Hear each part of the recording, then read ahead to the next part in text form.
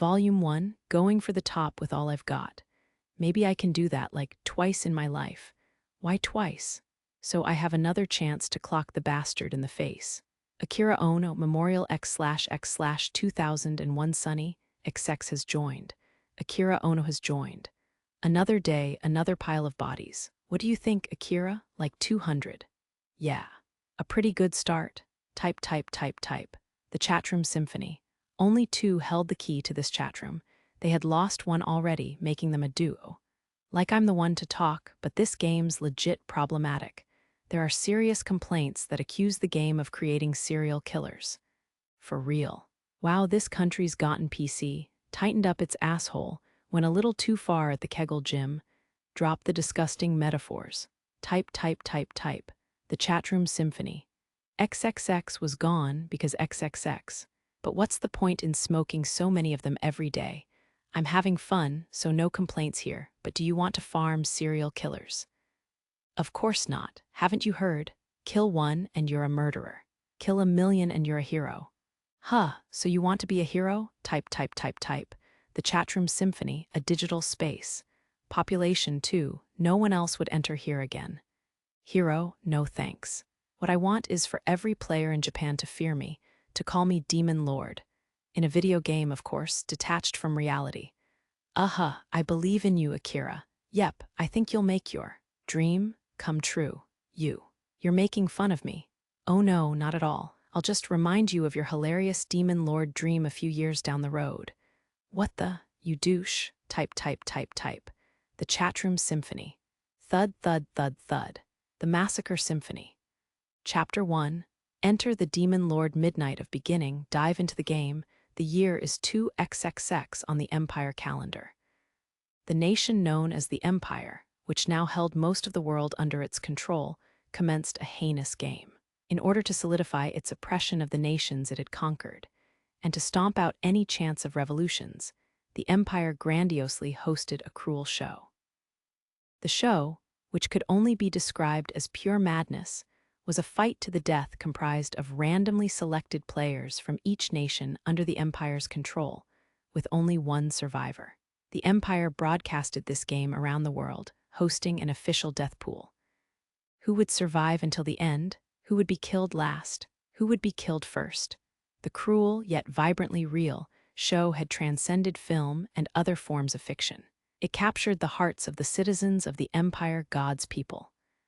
The game, broadcast throughout the world, depicted countless dramas and tragedies. The viewers witnessed humanity at its bare bones, participants killing strangers just to survive. The game was given many names: the human race, the game of life, fable of the onion. The exorbitant amount of wagers poured into the game by the world's bored 1% eventually turned into vital income for the Empire. The citizens of the world awaited the selection process in fear, and God's people were entertained in a stupor of madness. The Infinity Game. The lone survivor of each game was awarded with immeasurable wealth, and the privilege to join the ranks of God's people. All other contestants, however, were awarded with death, without exception. Japan, 2016 CE. I remember this event. Now, a man was participating in the same terrifying game, only without a trace of cowardice or fear on his face. His name was Akira Ono, a perfectly average working Joe. Akira knew this place like the back of his hand. He was the very man who ran the game. There was nothing to fear when he knew every inch of the arena. Moreover, it was all within a computer screen. None of it would affect reality. This hobby lasted longer than I thought, he said to himself in a faint whisper. This video game had started in 2001, around the dawn of the Internet Renaissance. The current year was 2016. The passage of 15 years had qualified this game as an antique, and today the curtains were about to close on it. Typing away at the keyboard or flourishing his mouse from time to time, Akira flipped through various screens. He didn't seem to have a particular purpose for doing this except to try and commit everything in sight to memory. It's almost midnight. Normally, that was when the game would commence, but Akira was the only one in the arena right now. At midnight, the servers would expire, obliterating the arena. He had chosen a solitary farewell, rather than a festive one. 15 years was way too long. A game that outlasted some children's K-12 education was outlandish. In fact, the kids who were in middle school at the game's launch were now proud members of the workforce. Some were now married. Some were now parents. Some have moved overseas. Each of them had lost free time as they gained responsibilities. In a sense, they had lived healthy lives. Akira was no exception, either. He used to lose himself in modifying the game as he pleased and would stay up through the night to run it. Through the years, Akira moved up the ladder until the majority of his life was taken up by his work. Where to go next? He logged in as the character that could be considered the final boss of the game and strolled through various maps until his time was nearly up. A residential area, a remote temple, a deep and dark pond, and more. Each and every location held a special meaning for him. 23:58 and 20 seconds. Thanks for everything, Kanai. Akira spoke to his character on the screen. If anyone was watching, they might have been a little creeped out. On his screen, there was a man with hair long enough to touch his shoulders. Although way into his 40s, the man was built and toned to the max. Sharp to no end. A high-ranking officer of the Empire, and the man behind the infamous game itself. According to his backstory, anyway. His name was Hakuto Kanai, the demon lord of the Empire, the man responsible for spilling the blood and reaping the tragedy of 4,143,792 participants of the game. Even at the brink of doomsday, his eyes gleamed of cruelty above his same old icy smile. Akira felt a slight shiver looking at Kanai. I never would have guessed. I'd be spending the last moments with you. Akira said, as if to deflect Kanai's piercing stare. Still, Kanai's expression remained unchanged, which was no surprise. He was merely an NPC who would never come to life unless someone was pulling his strings. Despite that fact, Akira continued in a fluster, as if he was trying to escape something. What, you're sulking? Just so you know, it doesn't matter one bit that you're the final boss or that you're the demon lord. Real life always wins. If you're not done playing, it's all on you. I'm going to bed. I've got an early morning. 23:59 and 50 seconds. See you, Kanai, and good night. XXXXXXXXX, 0 and 0 seconds. Hiroshi closed his eyes with 1,000 thoughts whirling behind them. When he opened them again, he saw the great forest in front of him. A world forsaken by God where angels despair. Don't be surprised, and listen. Listen carefully, and you should hear it. The midnight bell's toll always sings of new beginnings. The great forest, what the? Akira Ono fell speechless, gazing upon the expansive, overgrown forest in front of him. He couldn't help but chuckle at such a sight. Sure, his hobby of 15 years was coming to an end, and he had been drinking a little, but not enough to hallucinate being thrown into the great forest. More importantly, he had to go to work the next day. The great forest is really, well, green. Recently, he had been circling his office, home, and XX. The brilliant, verdant forest almost stung his eyes. He would have been grateful to be reminded of the majesty of nature in the midst of his day-to-day life, but he had tomorrow to worry about.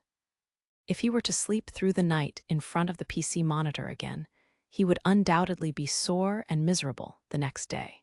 Such a vivid dream, though. It almost seems real. Closing his eyes, he could feel the rays of sunshine and hear the dragonflies and cicadas flying around him. Looking in the distance, he could even spot a glimmering lake. Akira cracked a grin, remembering that he had somewhere heard the phrase, "Dreams are reflections of desires." Perhaps his subconscious mind was craving a leisurely walk in the woods, away from all of the stress. As he took a step forward in the direction of the lake, a drop of cold sweat trickled down his back. What are on my feet?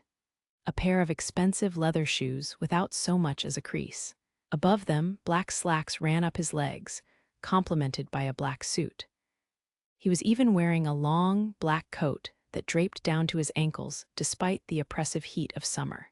If a bystander were to take a guess, they probably would have thought Akira was some kind of mafia don. It can't be.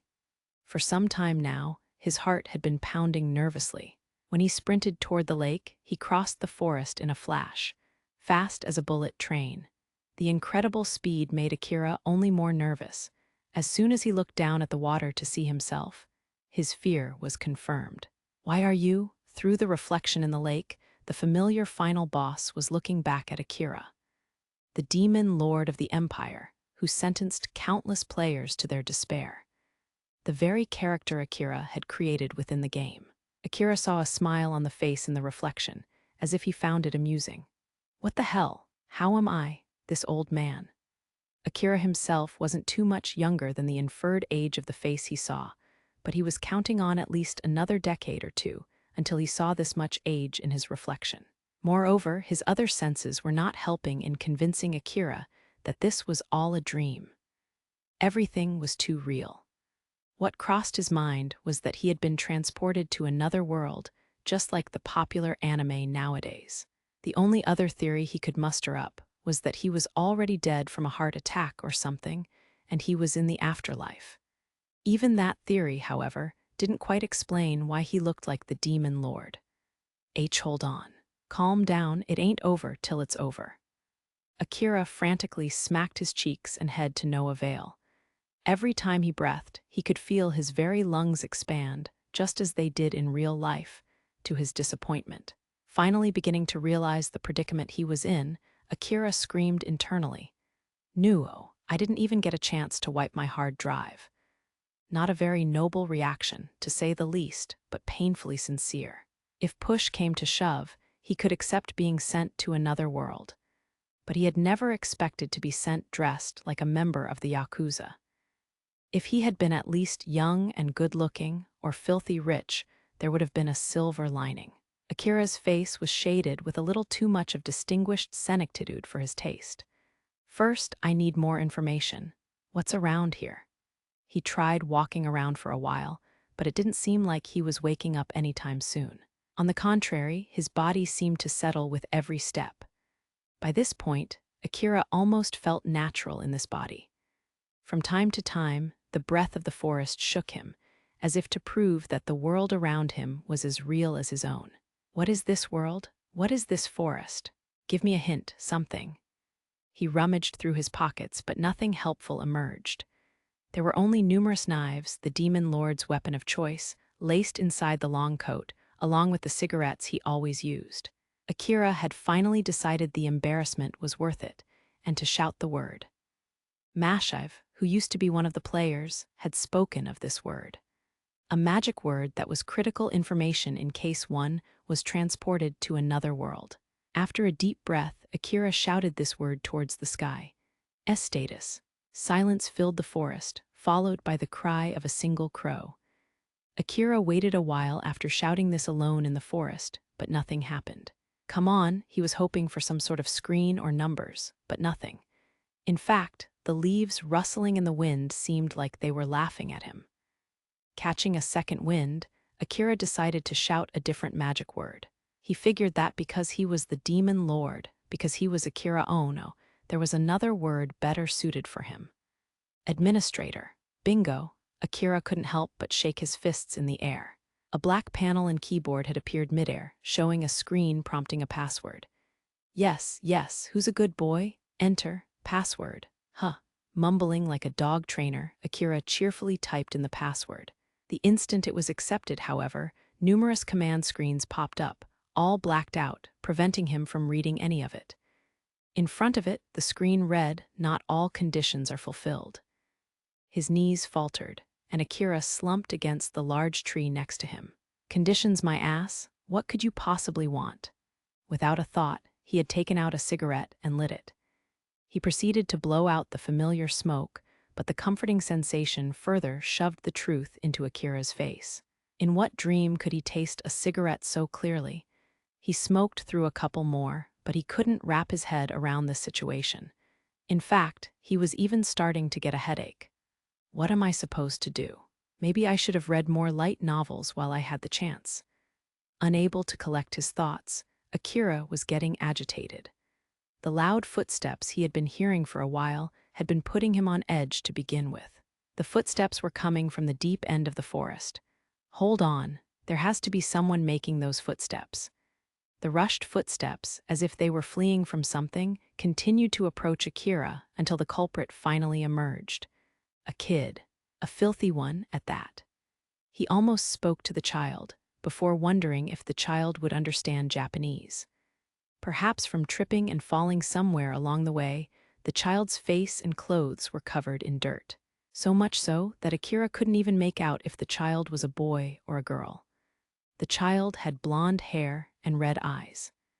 Akira doubted that they could converse in Japanese, but his best shot was to start asking this kid some questions. Right, Kunai was always all showboat-y and sarcastic. For the time being, as he didn't know what was going on, Akira figured it would be best to act like Kunai. Recalling Kunai's character from the depths of his memory, he tried speaking to the child. Well, let's see. Can you understand me? Run, huh. Behind the child, there was a monster with wings formed of bare bones. In a dingy gray, the creature resembled a typical gargoyle from fantasy worlds. The sinister silhouette dazed Akira, and he couldn't help but laugh again. Now, it was undeniable that he had found his way into an unreal world. Wait, maybe I'm just crazy. There was no way that a creature like this could exist anywhere in Japan, or on Earth, for that matter. You're not real, Akira wanted to shout. How to put this? Is that not so adorable monster your pet? You should really train it better, you know. Run, quick, it's a devil, Akira groaned internally. Devil. A devil, huh? He had no clue if he should laugh, run, or maybe beg for his life. What sick joke was he a part of? Puny human, offer your flesh to me. Yikes, Akira jumped, dropping his cigarette. The sight of this monster with bead-red eyes coming at him like how a predator would approach prey was a horror show, to say the least. Terrifying, actually. All Akira wanted to do was run away screaming. As he lunged to run for his life, the monster swung its large arm, slamming its talons into Akira's face with powerful force. A dull pain throbbed in Akira's forehead, and his eyesight flashed red and white. In the midst of confusion and pain, he could feel flaming rage roar out of his gut. What do you think you're doing? A low growl came out of his mouth in a completely different tone than his usual voice. The moment he spotted the confused monster, his right hand reached inside his coat with blinding speed. Automatic retaliation. Whoa, I can't control my body. In disregard of Akira's intentions, his body moved on its own. In a flawless motion, as fast as lightning, a knife was thrown, retaliation initiated. Revenge, success. Increased retaliation damage. One-shot kill, success. Critical rate increased by 30%. Critical hit. Lethal damage, Griol, King of Devils, was destroyed. Skill level over 5,000. Breakthrough, expert chain attacks, fail. The target is already defeated. Combat skills activated. Overlord, fail. The target is already defeated. Mind's Eye, fail. The target is already defeated. Survival skills activated. Meditate, success. Kunai regained some health. The combat results flooded Akira's brain, making him dizzy. This is just like the game.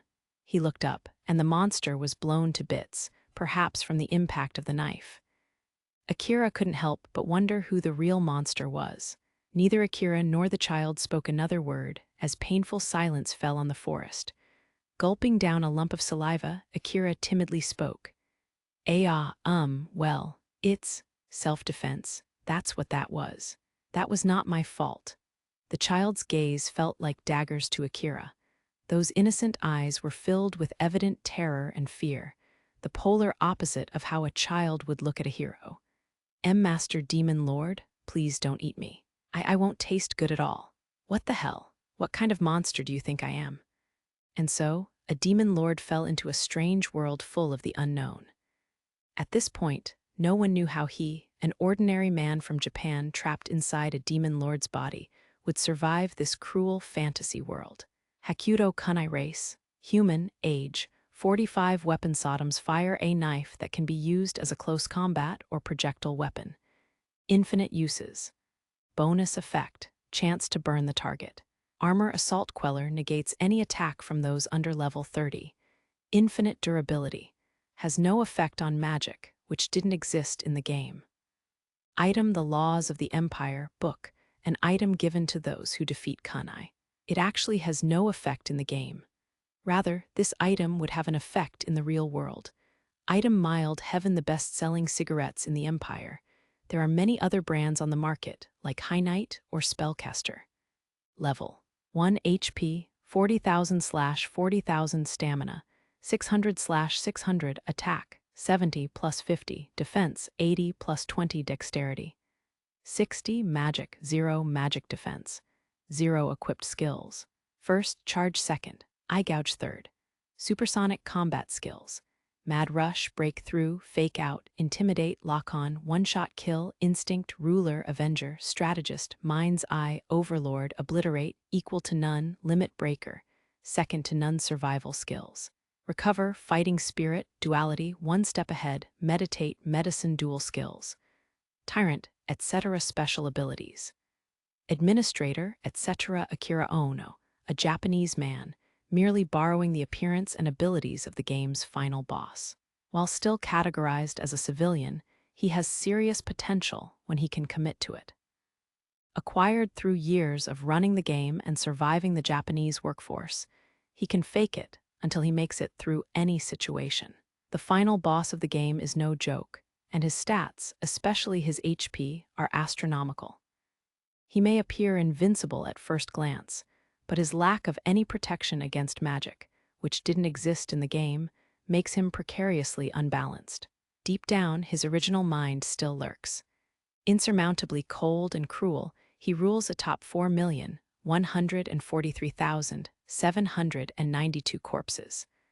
A bona fide demon lord. Griol, king of devil's race, top-tier devil level, 34 HP, 45/666 stamina, 200/200 attack, 66 defense, 66 dexterity, 66 magic, 66 magic defense, 66 spells, death winds, inferno, dark hyper beam, etc. skills, enslave high devils, control and boost, etc. a great devil sealed away by the wise angel long ago. It can even enslave high devils, truly making Griol the king among them.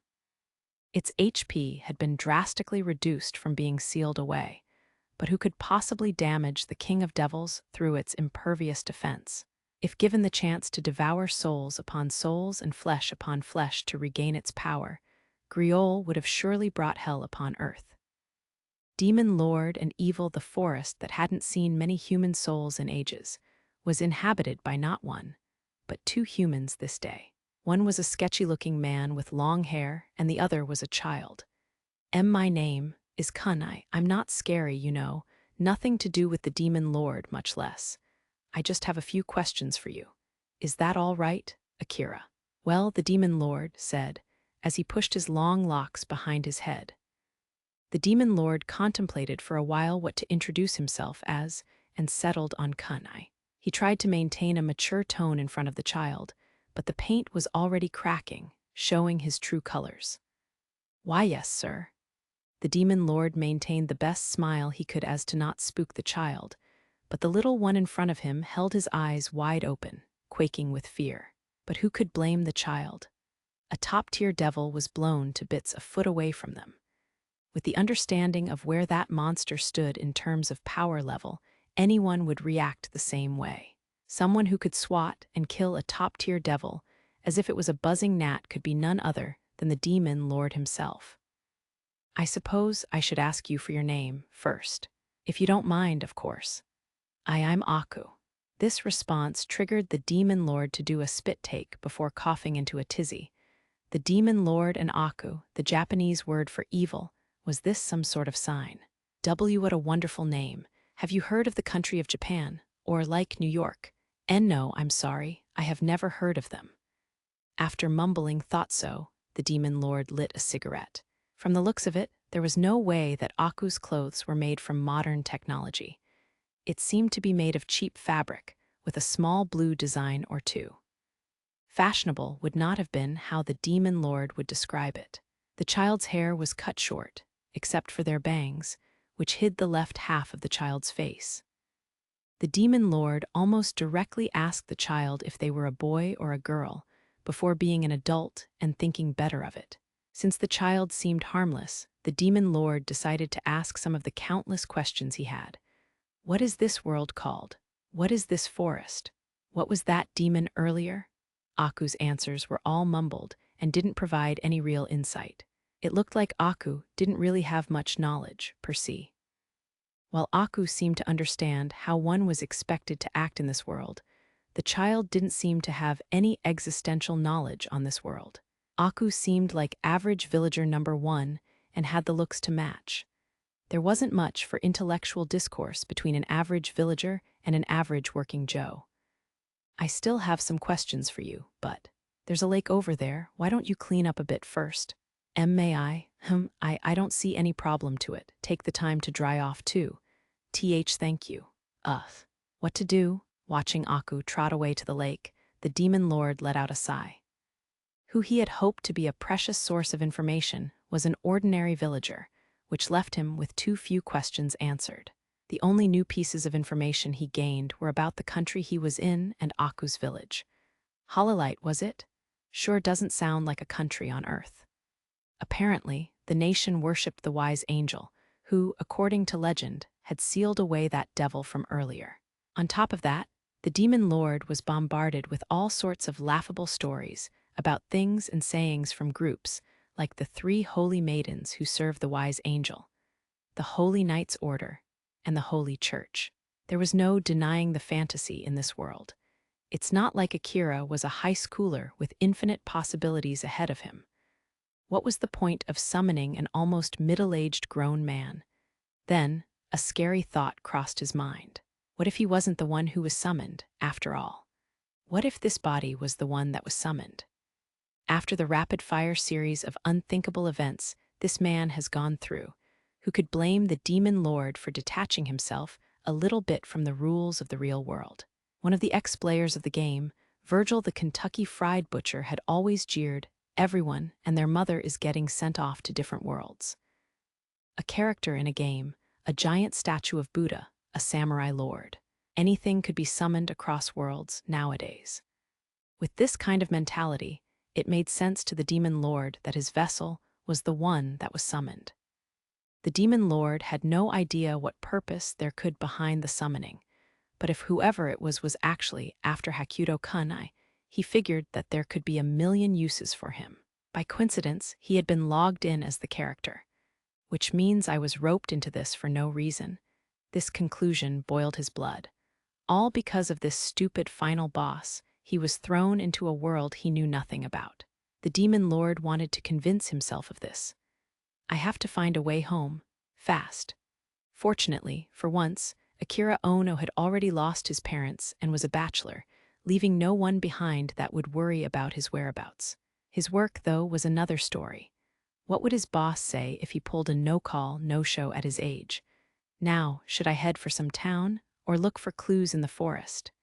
He took a good look around, but only eerie silence filled the forest. Under normal conditions, this was not the sort of place he would enjoy sticking around in. Geesh, Aku's taking a while. It's been a while, right? Thank goodness I'm alive. Aku could not be happier to be bathing in so much crystal-clear water, able to wash and launder as long as they liked. Not even the villager elder could afford this luxury. Water was a precious commodity around these parts, and Aku's village could barely provide enough drinking and cooking water for everyone. Any more water, of course, had a price tag on it, and only a select few could afford to rinse their bodies with it. The only time the villagers, including Aku, could bathe or launder was during the rain. It had to be a rainstorm, too, not just a sprinkle. Since this land had been ruled by a devil in the past, the soil had been dried out, and most of the old wells were poisoned. Obtaining even the bare minimum water supply was a difficult task on its own. Moreover, Aku was tainted. There was no way this child was going to pass up on such an opportunity. But really, who is that man? Aku pondered, bathing in the lake up to the neck, naked. He had blown that top-tier devil to bits with a single blow. Could he really be the demon lord, told of in legends in the Holy City?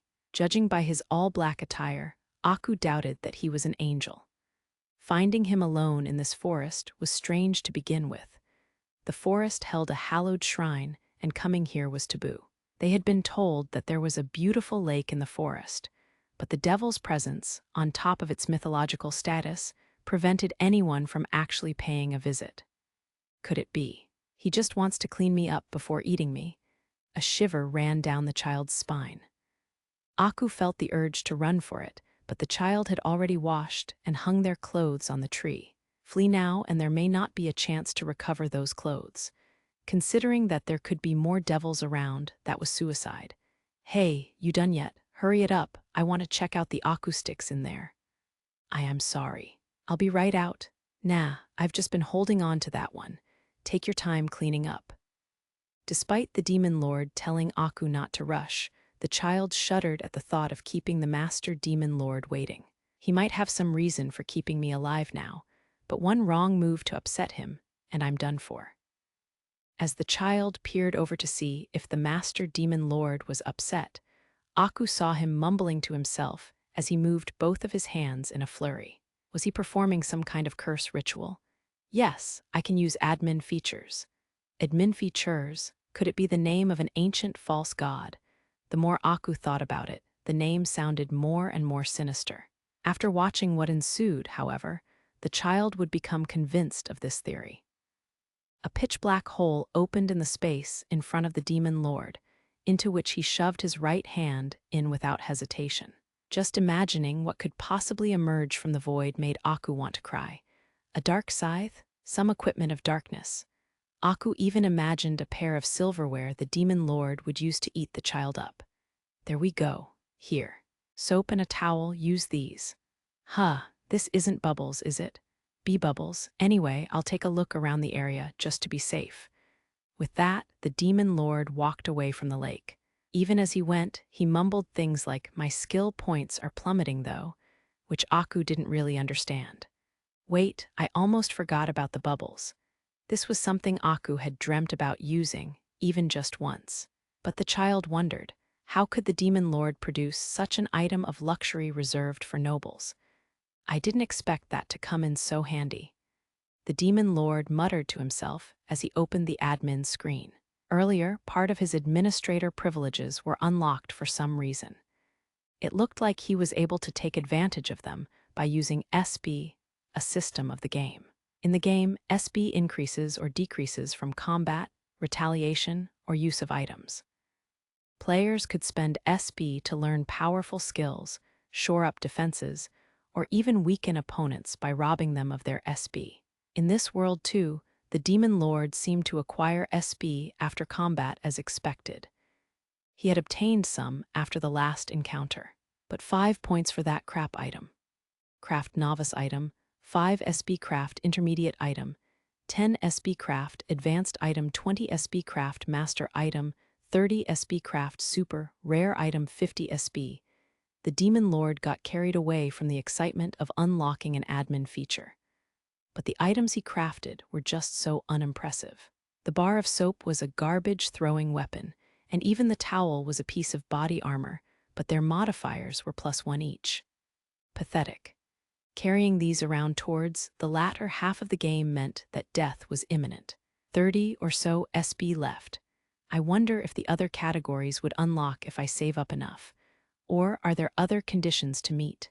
Closing his eyes, he contemplated this for a while. While the demon lord couldn't grasp how powerful his previous opponent was, the amount of SB he obtained indicated that the devil was a pretty high-level enemy. On the other hand, it was so weak. The amount of the reward didn't reflect how easy the creature was to take down. This was what the demon lord was bothered about. It doesn't look like everything's as it was in the game. In the game, the level difference between a player and their enemy would drastically affect the amount of SB the player could earn. In other words, defeating an enemy with a much higher level would earn the player loads of SB, while the inverse would leave the player with a meager amount of SB. Oh, I get it. That thing must have been one of those silver slime types. The demon lord imagined a particular monster from one of the most prolific JRPGs out there. Weak, but quick to escape, this monster offered an exorbitant EXP for defeating it. He considered that if there were more of those creatures around here, he'd better hunt them to extinction. At this time, Aku came to him from the lake. Master Demon Lord, thank you for waiting. I've told you I'm not the demon. Oh, whatever. Anyway, do a lot of those weaklings pop up around here? No way. If there was more of that monster out there, our nation would be doomed. Huh. That thing was really that dangerous. Aku nodded profusely in confirmation. The Demon Lord was becoming less sure of his assessment, but he knew that he wanted to prioritize earning SB above all else in order to unlock as many admin features as he could. If possible, he wanted to earn plenty of SB before leaving the forest. At this rate, who knows what would happen to them as soon as they left. Moreover, the Demon Lord thought there was a possibility that, if he unlocked all of the admin features with SB, he might discover a way home. Aku, do you know his lair or nest or something? I want to check it out. According to legend, the King of Devils was sealed away in the Shrine of Wishes in this forest. Wishes, huh? Would you mind showing me the way? I am sorry, I would love to, but my foot isn't exactly in tip-top shape. Looking down, the Demon Lord noticed a large scar on Aku's right ankle. A painful one to look at, as it seemed like a large cut or tear had healed over without much medical attention. Am I putting too much guesswork into this? It could be an illness unique to this world. Unfortunately, the Demon Lord was no doctor. One of the Demon Lord's advisors back in the game had the perhaps unfair power to heal any illness or injury, but alas, there was nothing he could do now. Fine, I'll carry you. Get on my back. I wouldn't dare bring my filth upon you. Sorry, but we're short on time. I won't ask you again, just do it. The Demon Lord crouched to the ground, turning his back to Aku, but the child remained motionless. What's worse, Aku's expression was filled with pain, tearing up. Geez, does this kid hate me that much? My skin isn't that thick. The young child's tears flustered the Demon Lord. I've always been unwanted in my village. I always tried to collect the trash or empty people's waste to help as much as I could. So waste management, right? That's an important job. Everyone always said I smelled bad, that I was dirty. So they finally decided that I would be the sacrifice for the devil. Aku chuckled, still tearful. The Demon Lord didn't know much about this village, but this wasn't right, as far as he could tell. This child was forced to do the dirty work of village, just to end up as a human sacrifice. Everyone in the village says that I taint whoever I touch, so... It seemed like little more than grade school bullying to the Demon Lord. He was truly speechless. Grabbing Aku by the neck without a word, he forced the child onto his back. W8, if you touch me, you think you can taint someone that easily. Doesn't matter how dirty you get, just take a bath. Good as new. But where is that shrine? The Demon Lord stopped short as the child's muffled crying began. Whoa, the kid's crying for real? Wait, don't I just look like a kidnapper now? If someone would have walked up to them now, they might infer that the Demon Lord was kidnapping a crying child. This would have surely led to an arrest if there were a police-like entity in this world. Although being arrested for kidnapping on the first day after being sent to a fantasy world would have made for a unique plot twist. Are you okay? Touching me? The Demon Lord contemplated how to answer this for a moment. From what he had heard so far, he assumed that everyone around Aku had always called the child filthy and tainted. In the modern day, this psychological abuse would have led the child straight to a life of depression, or, worst-case scenario, even suicide. Aku, you called me the Demon Lord, didn't you? Do you think the Demon Lord is so fragile as to be tainted by someone like you? He couldn't help but blush before his tongue could dry. That came out cornier than he had hoped. If anyone who knew him would have heard, he would not have lived it down for at least a decade. No, I don't think so. Aku relaxed and seemed to put more weight on the Demon Lord's back. Of course, the Demon Lord's ridiculous body could have carried a semi-truck with his pinky. A child's body to him was as light as a feather. Thank you, Master Demon Lord. Aku's soft body was held close to his back. The Demon Lord could smell the pleasant scent of soap from behind him. Aren't you holding on a little too tight there? I don't think so. Aku race, human age. 13 item soap. made in the empire. Even though bars of soap in this world are made with primitive methods and ingredients, nobles, aristocrats, and prostitutes pay big money for them, making them scarce in the open market. Soap created by the nation with supremely advanced technology, the empire, is sublimely crafted down to every bubble. There's really no comparison. Item bath towel, made in the empire was obsessed with implementing artisanal details to every product imaginable. Even a simple bath towel was embedded with all sorts of technological enhancements. This towel has a softness that begs the question, hey, did you get a new fabric softener? Along with unparalleled absorbance. Armor plain clothes its defense stat is non-existent. However, this was relatively well-made attire in the village, making Aku a little more presentable to the King of Devils. Some of the less fortunate members of the village could only afford hemp clothes. Level 1 HP, 10/10 Stamina, 20/20 Attack, 1 Defense, 1 Dexterity, 1 Magic Defense. 1 Aku's hair is only long in the front, enough to cover the entire left half of the face. This wasn't done out of fashion, but because Aku's left eye is green due to heterochromia, a trait that definitely exacerbated the bullying. Aku's parents both died of illness when Aku was young, solidifying the ostracization of the child in the village. The Shrine of Wishes, a long-haired man was carrying a young child on his back. That description could fit for an ordinary father and child, but this man was not ordinary in the slightest. His hair was black, which was a rare trait in this world, not to mention that it was as long as a woman's. To boot, he was clad entirely in black. Some would only think of a devil or death upon seeing him. The Shrine of Wishes, was it? So, what? Do you throw some money in there and pray or something? I don't know much about it either, but I've been told that the wise angel used the strength of the shrine to seal away the King of Devils. Hearing this, the demon lord mumbled, "That's some voodoo." He was expecting the shrine to be something similar to Shinto shrines, but that didn't seem to be the case. Phrases like the wise angel and devils didn't mean much to him either. Akira Ono, the man trapped in the demon lord's body, had no particular interest in religion, almost to the point of atheism. If Hakuto Kunai were asked what God meant to him, he would answer, "I am God."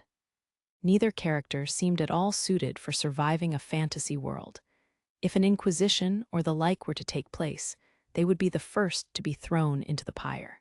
I'm starting to doubt there's anything there worth looking for. Oh, of course there is. Legend has it, the shrine grants the wishes of those who visit. Aku said, tightening their arms around the demon lord's neck. The demon lord was walking with incredible speed. He assumed the child was holding on tighter to keep from falling off, but there seemed to be another reason. I've never, been so close to someone, Aku said, burrowing into the demon lord's back. Upon hearing this, the demon lord raised a brow. I still have no clue if this kid is a boy or a girl. If you go to the shrine, Master Demon Lord, I think it will grant you powers to conquer the world or something. Nope. No, thank you.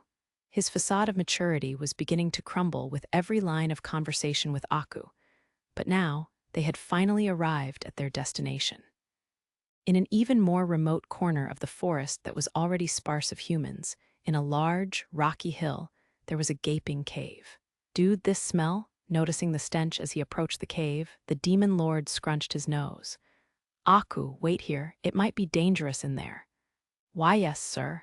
The source of the stench soon became apparent. A pile of human corpses were strewn about in the cave. Some looked torn apart with giant claws, some were torn to bits, and others were burnt to a crisp. Combined with copious amounts of blood drained from them and the feces spilling out of their guts, the stench was stinging.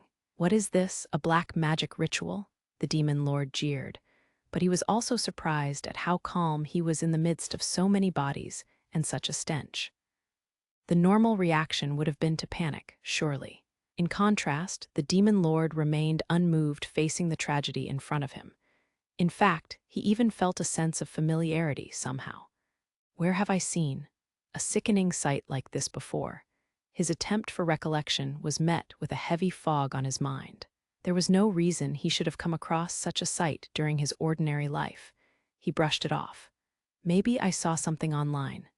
Nowadays, a quick search online can pull up endless imagery of dead bodies.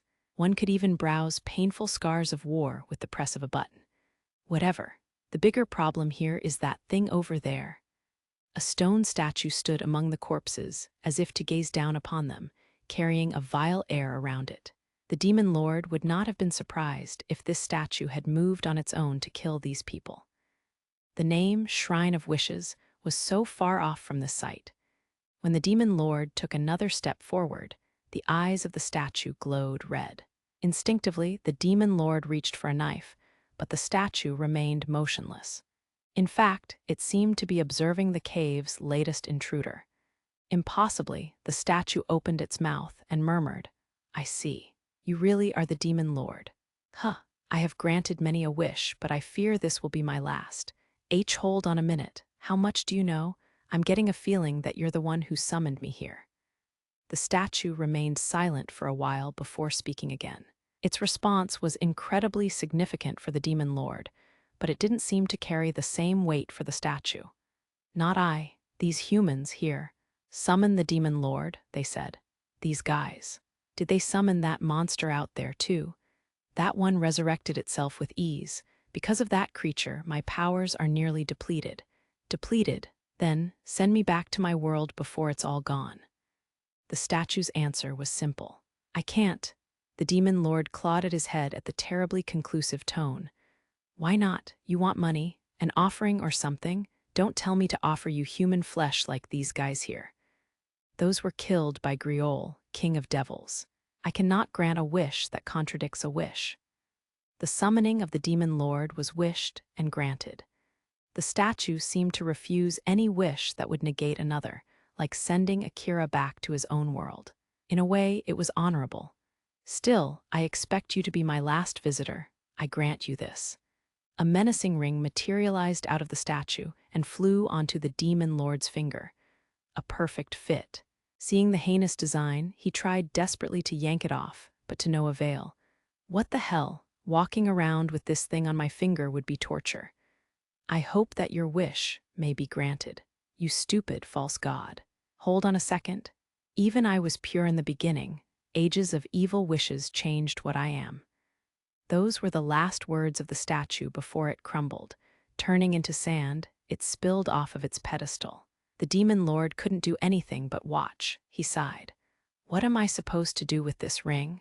Looking at the ring on his right middle finger, the demon lord sulked. It seemed impossible to take off, no matter how much his powers grew and no matter what tricks he tried. Everything about it seemed like a cursed item, right down to its design. Administrator. Analyze item. The analysis would make the demon lord sulk even further. If it was an item with a curse on it, he was planning to take it off with a curse breaker. How is this treated like a normal item? And it took SB to analyze, too. The woes of the demon lord continued. This was turning into the Shrine of Sighs.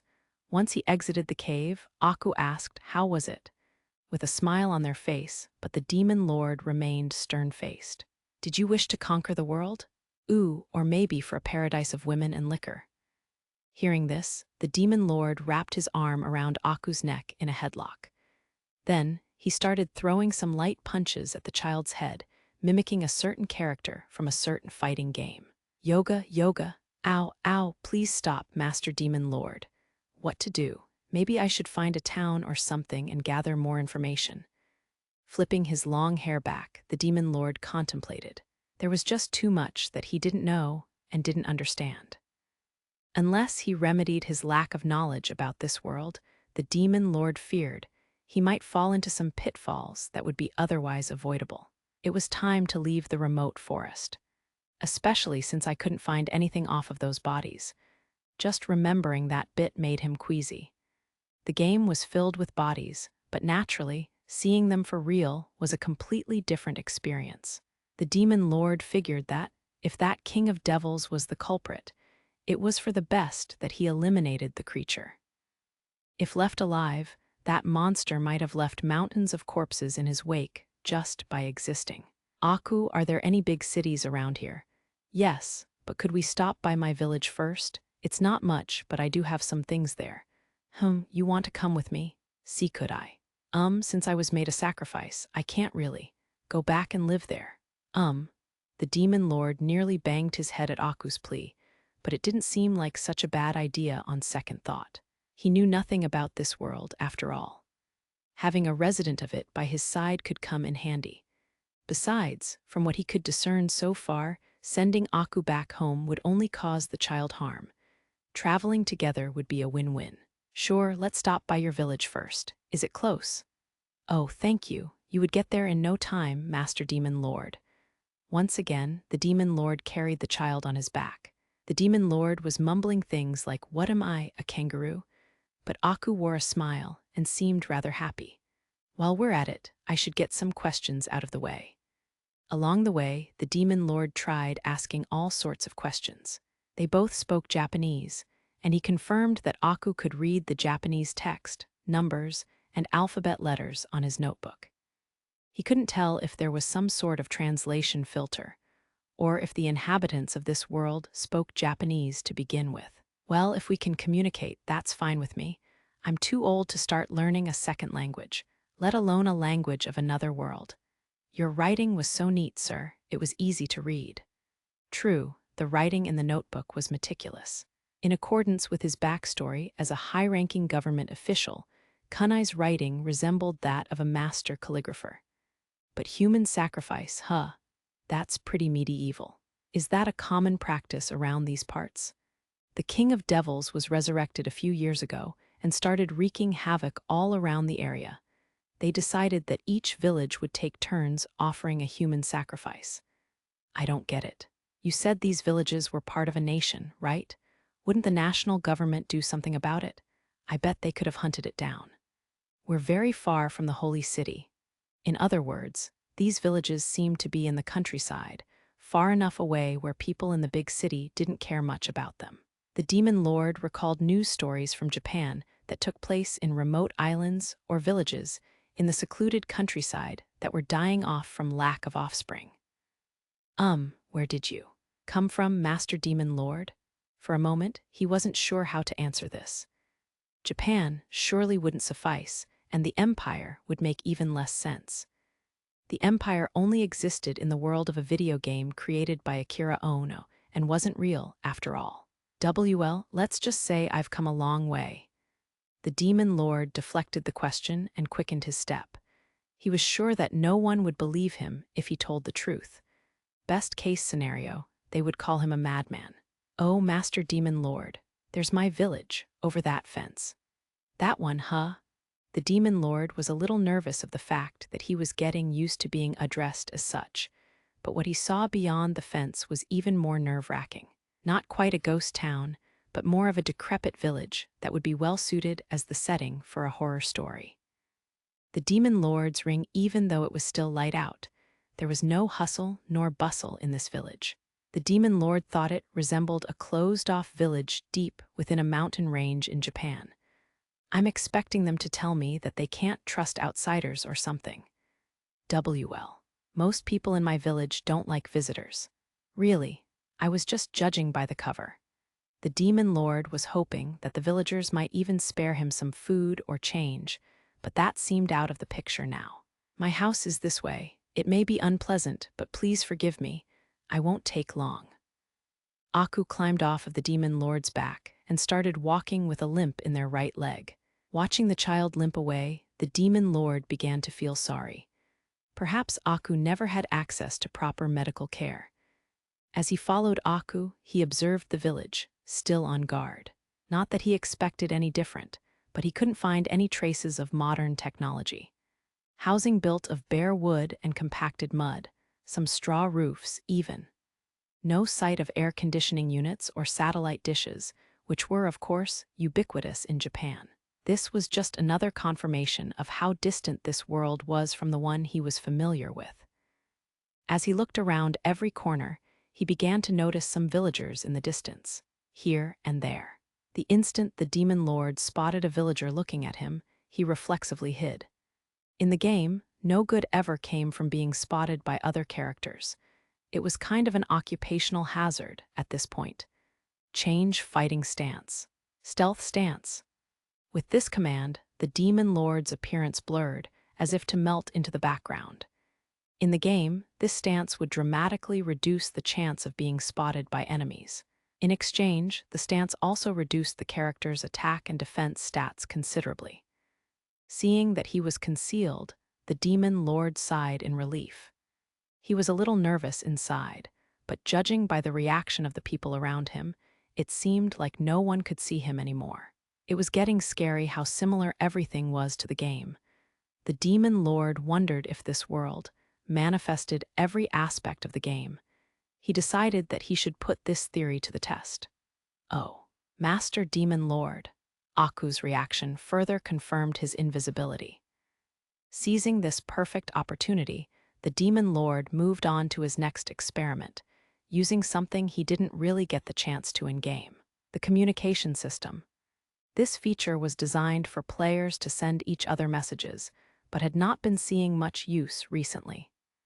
Naturally, smartphones had not been invented when the game was launched, and this mode of communication was much appreciated. In the past few years, however, it had completely become a relic of the past. Communication, Aku, ... Can you hear me? Wah, I can hear Master Demon Lord's horrifying voice in my head. That's a little harsh. Don't worry about me. I'm still following you closely. Why, yes, sir. After making sure that the communication system was working, the Demon Lord cracked a grin. He nodded in appreciation of the importance of exploration. If he had stayed in the forest alone, he would not have discovered any of this. My nerves are thicker than I thought, though. I would have guessed that I would be in a panic attack by now. A peculiar thought, that maybe even his mind was being taken over by Kunai, entered the Demon Lord's head. Don't. What kind of psycho-horror plotline is that? Although it was his own imagination who suggested it, the Demon Lord was chilled to the bone at this notion. What are you doing here, you piece of garbage? Turning to where the insult came from, the Demon Lord spotted a few villagers pointing and shouting at Aku. There was no doubt about it, those were Aku's bullies. On second thought, perhaps everyone in the village was. Don't tell me you ran away, you piece of garbage. What are you thinking? What if that devil attacks the village? You don't get the concept of sacrifice, do you? The Demon Lord couldn't help but facepalm at these accusations. Did they hear themselves shouting at a young child like this? That being said, there were some reservations for the Demon Lord, who knew nothing about the culture, or whatever of this world, to interject. As far as he knew, it might have been commonplace in this world to offer human sacrifices to devils. Even on modern-day Earth, plenty of customs and traditions of one country may seem outlandish to people outside of it. Still, it didn't feel right for him to watch grown adults bear down on a child like that. When he was considering the option of carrying Aku away while still in the stealth stance, a blood-chilling voice echoed inside of him. If you don't like them, purge them. His spine froze at the voice and the chilling air it brought with it. The Demon Lord immediately knew who was speaking to him. To make things worse, an unbearable pain emanated from his right middle finger. Clasping his hands, the Demon Lord curled onto the ground. The pain was too great for him to keep standing. Exterminate those who are unworthy. It is my right. The Demon Lord yelled back internally. Shut the hell up. That's only in the game. Purge or exterminate real-life people. That was unthinkable to the Demon Lord. How strange. That very right, that game, that system, that nation of madness, all of it, was created by you. The Demon Lord was speechless. You are the root of evil. If I am the monster who purged 4 million, then you, who will bring upon doom to all of this world. Squeezing the ring hard enough to break it, the Demon Lord hushed the voice out. It was just a hallucination, the Demon Lord concluded, and tightly shut his eyes while telling himself that he was just tired. That's all it was. So many things had happened, one after another. Aku, ignore those men. Just bring your things. The Demon Lord called out to Aku, but there was no response. He opened his eyes to see Aku on their back on the ground. Waving their hands to and fro, the villagers seemed to be throwing more disgusting insults at the child. The demon lord had seen enough and deactivated his stealth stance. At that moment, the villagers were sent into a frenzy. No one could really blame them since the demon lord suddenly appeared out of nowhere, but their panicked state was quite comical to watch. "Aku, go get your things, hurry." "Why, yes, sir." Watching Aku limp away, the demon lord leisurely lit his cigarette. All the while, more and more villagers were clamoring about him. Under different circumstances, he would have asked some questions, but the demon lord didn't feel like conversing with the likes of them. Are you a devil, a minion of the king? Please don't attack the village. We offered a sacrifice. It's not fair, even devils must abide by their contract. Exhaling smoke, the demon lord contemplated what the villagers had said. Contract? Interesting. He sincerely doubted that any devil planned to keep their word, though. His better guess was that the devil offered contracts to lock these people down. Thank you for waiting, Master Demon Lord. Demon Lord? Demon Lord. Great. Add fuel to the fire, kid. Hearing this, the village frenzy only grew. Of course, the demon lord had no intention of clearing his name to them. These were people that called a young child a piece of garbage, sent them off to be sacrificed, and bullied the poor child all the way. The demon lord contemplated if they were even worth the effort. The answer was a hard no. "I'll contact the lord," the man, who must have been the one that tripped Aku to the ground, ran away. On his face, he wore a disgusting grin. A thought seemed to cross his mind as he stopped by his house and emerged with some kind of bag. In preparation for an expected reward, it seemed like. The demon lord couldn't help but frown. As if in reaction to his emotions, the ring emanated a dangerous glow. This time, the demon lord didn't think he could stop it. His right hand reached inside his coat and threw a knife at the man's house without much care. The knife accurately struck the wall of the house and erupted black flames. The wooden house was immediately engulfed in fire, and then in black smoke. My house, not my house. Ha ha ha ha, watching fire burn never gets old. It soothes the soul. The demon lord was astounded by the words that came out of his mouth. Hurriedly, he threw Aku on his back and fled the scene. Allowing the ring to take control, he felt, might lead to a disaster. Now I just look like an arsonist. Dripping with cold sweat, the demon lord ran as fast as he could. He flew through various scenes as if he were fast-forwarding through them. Master Demon Lord. What have you done? J, just for the record, that was to keep them warm. An act of kindness, even, yes, that's what that was. His feet were moving too fast to stop now. And so was his mouth, spewing out perpetual nonsense.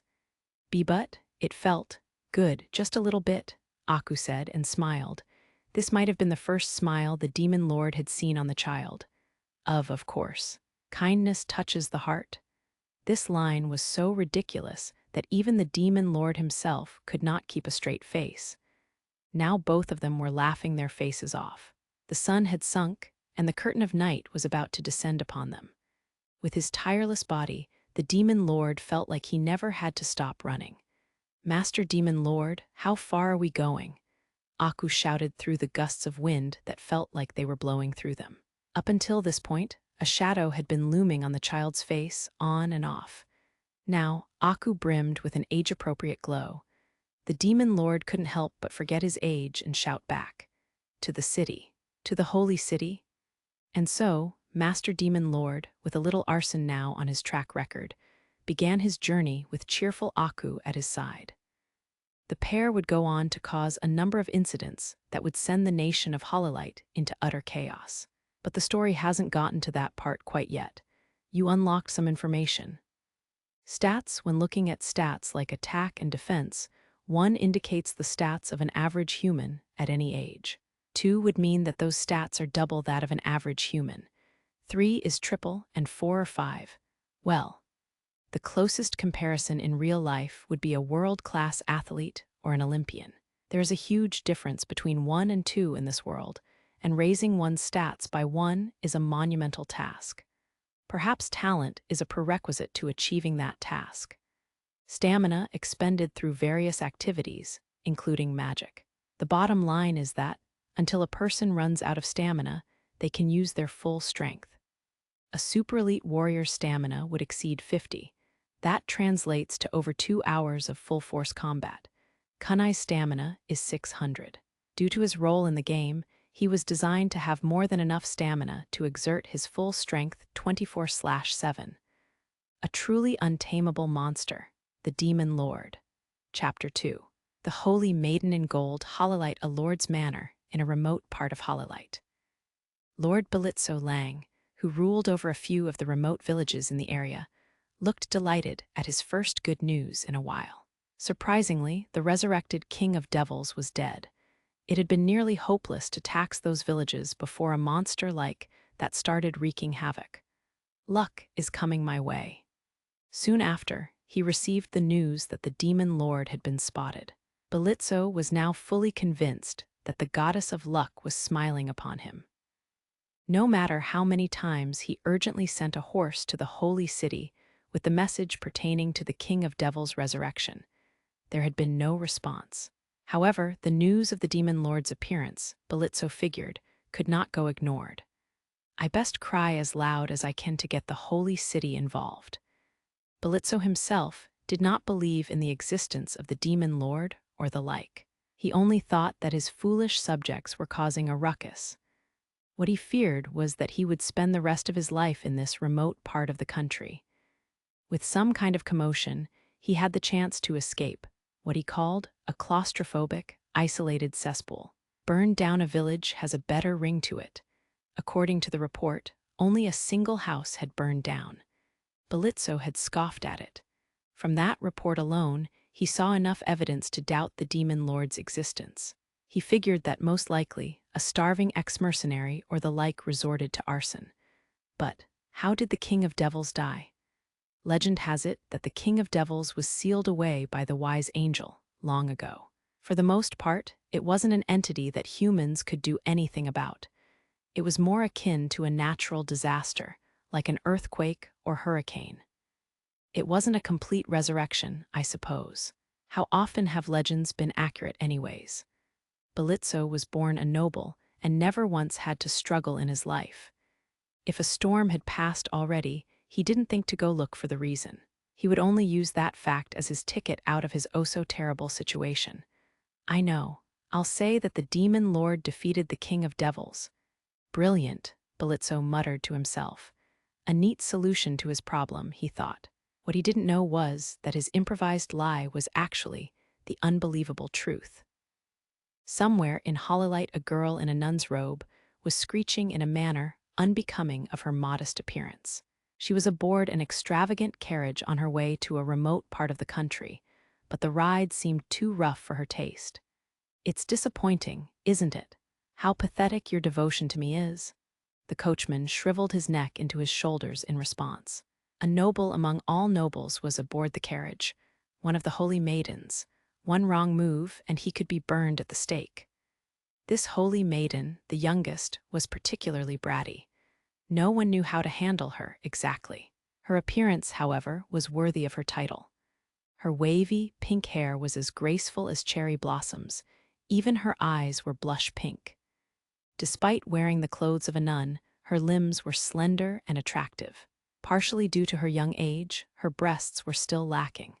I am about to defeat the legendary Demon Lord. What if my butt gets bruised before I even get there? I'm terribly sorry. The roads out here aren't paved, and are you criticizing the policies of the sanctimonium? And never, around these parts, there weren't roads per se. In the holy city, the roads were paved with stone and sometimes maintained with magic, but roads in the poorer regions were left untouched. Even a little bit of rain would become a flood. Are the other holy maidens not joining you today? What are you trying to say? You don't think I can handle it on my own? Oh, Lady Luna, there's no doubt in my mind that you won't need anybody else. PFF. Duh, I can't let my sisters steal my thunder forever. Luna Elegant, aged 16. Her name was just about the only elegant thing about her. 25 guards surrounded her carriage, but Luna was not counting on their help. She fully intended to finish the job on her own and claim all the glory for herself. True, she did have an impressive gift in magic that was sure to be a powerful weapon in her fight against the demon lord. Hololite, en route to the holy city sometime before that storm started brewing around them. The demon lord and the child were causing a commotion on a road without another soul or any lights to be seen. At first glance, they might look like a father and his child, but something was off. The demon lord's cheeks were rosy, and he was on the tipsy side. When a carriage had passed them on the path earlier, a generous passenger had gifted them a few bottles of liquor. Emerge a fragment of my brilliance. Survival pack. The demon lord shoved his hand into a pitch-black void and produced a large object, an item made by the Empire. As its name might suggest, it was packed with all sorts of camping tools. This was one of the essential items used in the game. Wow, Master Demon Lord, is there anything else in there? With cheeks as rosy as the demon lord's, the child shouted in excitement. The child wasn't drinking, but seemed buzzed by proxy. There were practically no age restrictions for drinking alcohol in this world, and it wasn't uncommon for children to drink, but he forbade it. This demon lord seemed rather pedestrian sometimes. It's worth noting that liquor came by cheaper than water in this part of the country. There is no end to my darkness. Defense pack. The demon lord didn't seem too hesitant about playing his part now. Striking a weird pose, he took out another item, also made by the Empire. This one was packed with various tools used to defend against other players. Another must-have for participants of the game. These items were useless on their own, but unleashed their true potential when they were combined. Combine items. Construct fortress. At the demon lord's command, 2 items merged together to create a base in the blink of an eye.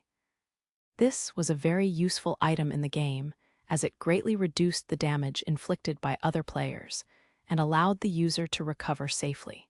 A player could also combine more items with the base to add all kinds of features to it. Is this magic? Master Demon Lord, I can't believe it. Aku sprung onto the demon lord in pure joy. Pleased by this reaction, the demon lord let out a hearty laugh. This isn't magic, no. Aku, let me tell you something important. The demon lord said, and took a deep breath. As if this was an all-important lesson in life, he pointed his finger at Aku. Remember this, with the powers of the Empire, nothing is impossible. Brushing his hair back, the demon lord thrusted his fist into the sky. He looked supremely lame, or just plain drunk. Aku had no idea what he was talking about, but responded with cheerful applause. It's so big and rock hard. Aku said some accidentally suggestive things, but the drunken demon lord didn't take notice. In fact, he continued to brag on in an even more elated tone. This thing can even withstand cannon fire from the likes of rocket launchers. If you didn't have one of these in the game, you slept with one eye open. Patch it up with reinforcement materials and fireproof walls to upgrade the base to a medium or a large, and that will boost its defense. Cannon fire? It all sounds complicated, Master Demon Lord. Well, it just means it's sturdy. Aku, we're sleeping in this base tonight. I'm too fragile to sleep out in the open. Yes, sir, you can leave the chores to me. The pair, in their own world, strolled into the base, humming along, oblivious to the foreboding air around them. SB down to 10. You unlock some information. Base created by combining a survival pack and a defense pack. Decreases damage inflicted by other players and even protects against cannon fire. Since some cannon fire can damage SB or an armor's durability, remaining unprotected against it is often catastrophic. A base, true to its name, is equipped with a cot, an oil drum bath, and a simple kitchen, allowing the player to survive inside it for a while. However, medium and large bases come with increasingly extravagant interior. Made with very durable material, it can even withstand attacks from RPG-7s or RPG-29s. In this world, taking down a base is no easy task. The game's design allows the player to fold the base up to easily carry around when it's not set up. Looming shadows on their way to the holy city of Hololite. So this is what a bath is. From the moment the demon lord and Aku had settled at their lodging for the night, Aku was greeted by one pleasant surprise after another. Aku's first impression of the place was that it was very sturdy, in complete contrast to the houses back at the village. Aku could easily imagine the building withstanding a charging bear or boar. In fact, the child felt confident that not even a powerful monster could breach this structure. The lodge even held cots and a kitchen. Aku couldn't help but feel like a respectable member of society, somehow. Back home, the child's bed was made by laying a cheap piece of fabric on a pile of straw. Compared to that, this was heavenly. But best of all, this bath. The demon lord had called it an oil drum bath. Imagine Aku's shock upon finding hot water in such a place. This was an unbelievable height of luxury for the child. Even as Aku bathed in it, the child's trembling didn't stop. I don't get why Master Demon Lord was apologizing, though. His exact words were sorry. This lodge is the best I can do right now. Aku didn't really understand what he was saying, to be honest. Of course this was the best he could do, Aku thought. The child could not begin to imagine any more luxury than this. I wonder where Master Demon Lord came from. I thought it was the Dark Realm or something, but Aku recalled him mentioning the Empire after a few drinks. As the child was pondering such things, the Demon Lord called from the other side of the door. Sorry it's so cramped in here, but just you watch. One day, I'll set up a hot springs resort. The Demon Lord walked away. Some of what the Demon Lord said was difficult for Aku to comprehend. The child wished for a smarter mind to understand him better, but soon realized that the wish might have been futile. What's a hot springs resort, anyway? Curious, Aku continued to enjoy the bath. It was a peaceful sight, indeed. Meanwhile, the Demon Lord was laying on his bed, looking up at the night sky through the window. There's a moon in this world, too. He could feel himself gradually sobering up.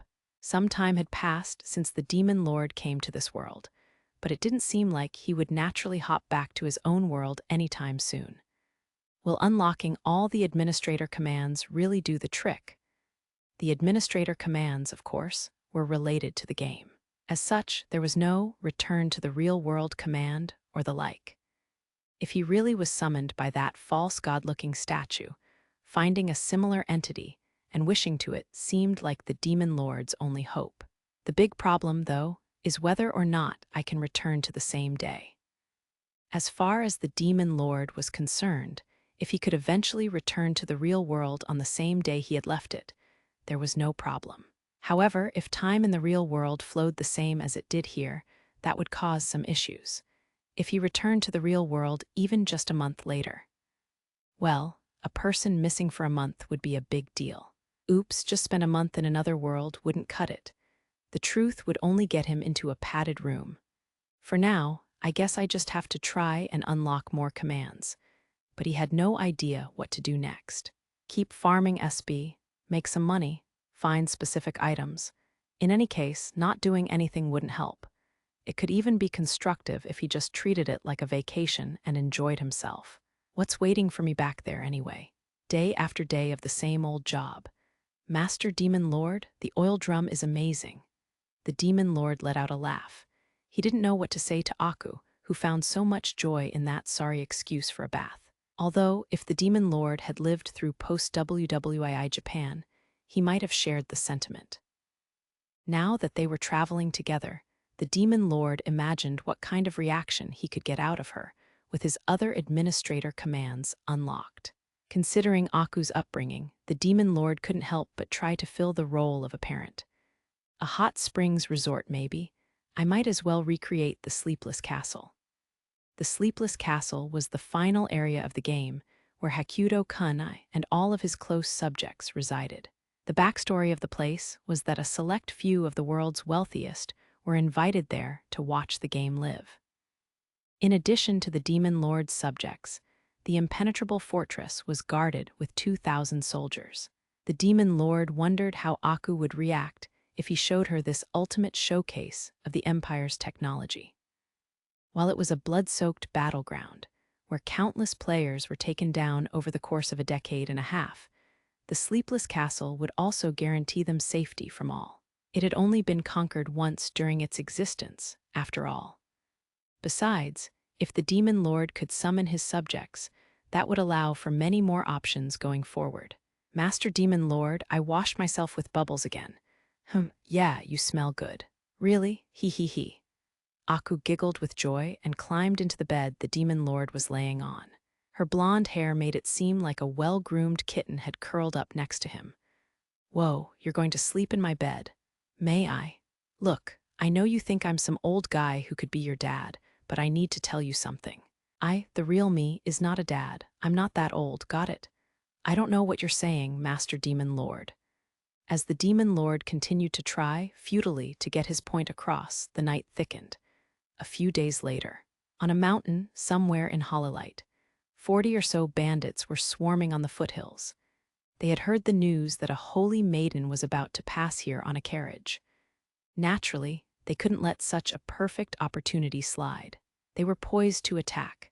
The bandits, known as the Mole, were infamous around these parts for not being picky about their targets. No matter how weak or strong, they would attack without discrimination. Naturally, that led to some painful defeats, but their numbers only grew. Perhaps that was an indication of how unstable this country was. The leader of the reckless bunch was calmly sitting on a stump, gazing towards the foot of the mountain. He had been in the highway robbery business since his teens, and now was a rather infamous leader of the gang. While he was now over 50 years in age, he was as built as ever. As he calmly tilted his bottle, a silhouette appeared at the foot of the mountain. The leader immediately determined that it wasn't their target. But another thought crossed his mind while watching two people walking through a land so remote that it could be classified as a wasteland. Could it be a trap? More than once, they had jumped on a small group of seemingly ideal prey only to be surrounded by the hidden, much larger team, and they were forced to flee in bitter defeat. Then it clicked. The leader caught on to the Holy Maiden's tactic. She was baiting them out in the open, where she could easily take them down, he thought. Heh, it's not going to be that easy, Miss Holy Maiden. Boss, what should we do with those two? Kill 'em. We'll retreat before the rest of them show up from behind us. Thanks to his experience, the leader always made decisions fast. In the middle of action, there was no time for indecision. Stasis led directly to death. The leader recalled his many comrades who died of indecision in a critical moment. One of his henchmen loaded his bow without a sound and loosed it in a single breath. There was no hesitation in snuffing out a life here. On the other hand, the demon lord noticed the attack and let out a yawn. What a joke! He nearly sighed watching the arrow whizzing towards him. The attacker didn't seem to make any effort to conceal their presence, and the arrow itself was nothing special. No effects on it at all. In the game, this would have been a rain of arrows, an equipped skill that loosens 24 insta-kill arrows. To the demon lord, this arrow seemed like it was loosed carelessly at some random pedestrian. Should I just take it? The demon lord braced himself to take the hit. He wanted to test how much damage it would do. Since he hadn't encountered any enemies since that one devil, he never had the opportunity to perform any experiments in combat. Just in case, he had already turned off the automatic retaliation and automatic countering features. It was difficult to trust them, since the demon lord couldn't gauge what the criteria were to activate those features. Worst case scenario, he could inadvertently retaliate to a harmless action with lethal force. Against a bizarre monster, that wouldn't be a problem, but against a human, that didn't sit right with the demon lord. Aku stepped back. What? The whizzing arrow seemed almost stationary to the demon lord, which wasn't a surprise. In the game, the demon lord dodged machine gun fire and even shotgun scatter shots. When the arrow finally arrived in front of the demon lord, a small ping was heard before the arrow could hit him. Countless black octagonal shields surrounded the demon lord. Intercepted by one of them, the arrow fell to the ground, having lost all of its momentum. Under level 30, what a noob. Only players who had reached level 30, the maximum in the game, could damage the final boss. Players below that level didn't even deserve a battle against the demon lord. Of course, even players with maxed out stats couldn't keep up against him. Just like the final boss of an RPG, it was nearly impossible to damage the demon lord without burning through all sorts of items. Worst of all, his HP was astronomical. "Why are you trying to get the kill from the nosebleeds up there?" the demon lord called out, and the bandits finally showed themselves. Each of them wore shock and dismay on their expression. "What the hell did you do? You gotta be a mage. You think you're invincible, huh? Once your stamina runs out, you're just a punching bag. Punching bag, huh? Good to know." A grin grew across the demon lord's face. Aku had mentioned magic to him, but she didn't know much about it, leaving him more curious about the subject than he preferred. "Any mages over there? Hit me with your best shot." The bandits stirred. This was beyond cocky. The demon lord was acting as if he were performing experiments on mere insects. With his patience run thin, the leader walked up, his beard swaying. "You talk pretty big game, old man." "Hooray, you calling an old man?" the demon lord couldn't help but shout. Stunned, the leader fell speechless as awkward silence filled the mountain. "I'm the leader of the mole, Wo Wungal. Your own goal? Wo Wungal, why are you saying it like that? So what do you want, safety man?" "Safety. You got mud in your ears." This petty argument between two middle-aged men was not pretty to watch. "Hey," I recognized his face, I think. The demon lord stared at the leader, who was puffing his chest, arms crossed. He tried in vain to recall where he had seen this man, but he didn't know anyone with such a wild beard. In fact, he imagined not many men in the entirety of Japan would look like such a stereotypical bandit. "You're pretty filthy, huh? You got a neckbeard going. You look like you haven't bathed in a year." "Huh, like I haven't bathed. I don't know what kind of money you've got, but you're pissing me off." Reacting to their leader's rage, the bandits ran down the mountain, surrounding the pair. Master Demon Lord, we're in trouble. Let's make a run for it." Aku yelled, her skin glowing from the past few nights spent taking an oil drum bath. A glow that really made her look out of place among the dusty, middle-aged men around her. "Demon Lord, you make this kid kiss your ass like that, huh, old man?" One of the bandits burst out laughing, causing a roar of laughter and knee-slapping among the rest. A vein popped up on the demon lord's forehead, but who could blame the bandits for laughing? They could only imagine a man well into his middle age playing pretend as the demon lord. The problem was, of course, that this man was the real deal. "All right, let's play a game then." With that, the demon lord flicked the forehead of the man who first laughed with his finger. He was blown away as if by a gust of wind and skipped across the ground a few times before rolling to a halt like a tumbleweed. By the time he had stopped, the bandit was twitching here and there, knocked out cold. "Now it's your turn. Oh, you can't get up. This one goes to me then." With a grimace, the demon lord looked at the bandits. They had all been speechless, but eventually went into a tizzy. Watching them, the demon lord cackled. "Own goal indeed. I suppose that's your goal over there where he went tumbling." "Shut up. What the hell did you do?" "He's got some sort of spell on his finger." "A spell, you say?" Suddenly, a voice was heard from the distance, drawing the bandits' attention. In an instant, screams and wails echoed through the mountain. A golden light sparked out of the source of the voice, reducing the bandits to shreds. "You unlocked some information. Equipped skills, these can be activated at will upon the first attack against an enemy. A hellish chain attack that combos from a player's first to second to third skills. With Kunai's attack stat, the thought of chaining this off until the third skill would terrify any enemy. In the game, while it was powerful, it used up most of the user's weapon stock, making it a double-edged sword. If the weapon was a gun, it would empty the magazine. In a heated battlefield, it wasn't uncommon to die while trying to reload. Kunai's weapon was unique, though, and had infinite stock. Holy Maiden, I didn't expect to find filthy bandits on my way to take down the Demon Lord. The Holy Maiden, Luna, was smiling. In spite of her very cute face, her actions were ruthless. The golden light she emitted had just torn 5 of the bandits to pieces. "Damn it, we're out of here, boys." Idiots. You don't really think you can get away from me, can you?" Luna raised her staff adorned with small wings and began her incantation. Immediately, golden light began to gather around it. She was controlling one of the elements of this world, and a very rare one to control at that. Rip with gold. Golden blade. The next moment, countless golden blades shot out of Luna's staff, tearing 6 of the bandits to shreds. Watching this, the demon lord felt a drop of cold sweat trickle down his forehead. You gotta be kidding me. True, the demon lord was taken by surprise at his first encounter with magic. It was also true that the power of the spell scared him. But what shocked him the most was that such a young girl just killed all of those people without a second thought. Can we make a run for it? He thought for a second, but immediately vetoed the idea. The girl hadn't come alone, but with an army. As soon as the demon lord saw them, his mind was made up. He whipped out the base and threw Aku into it.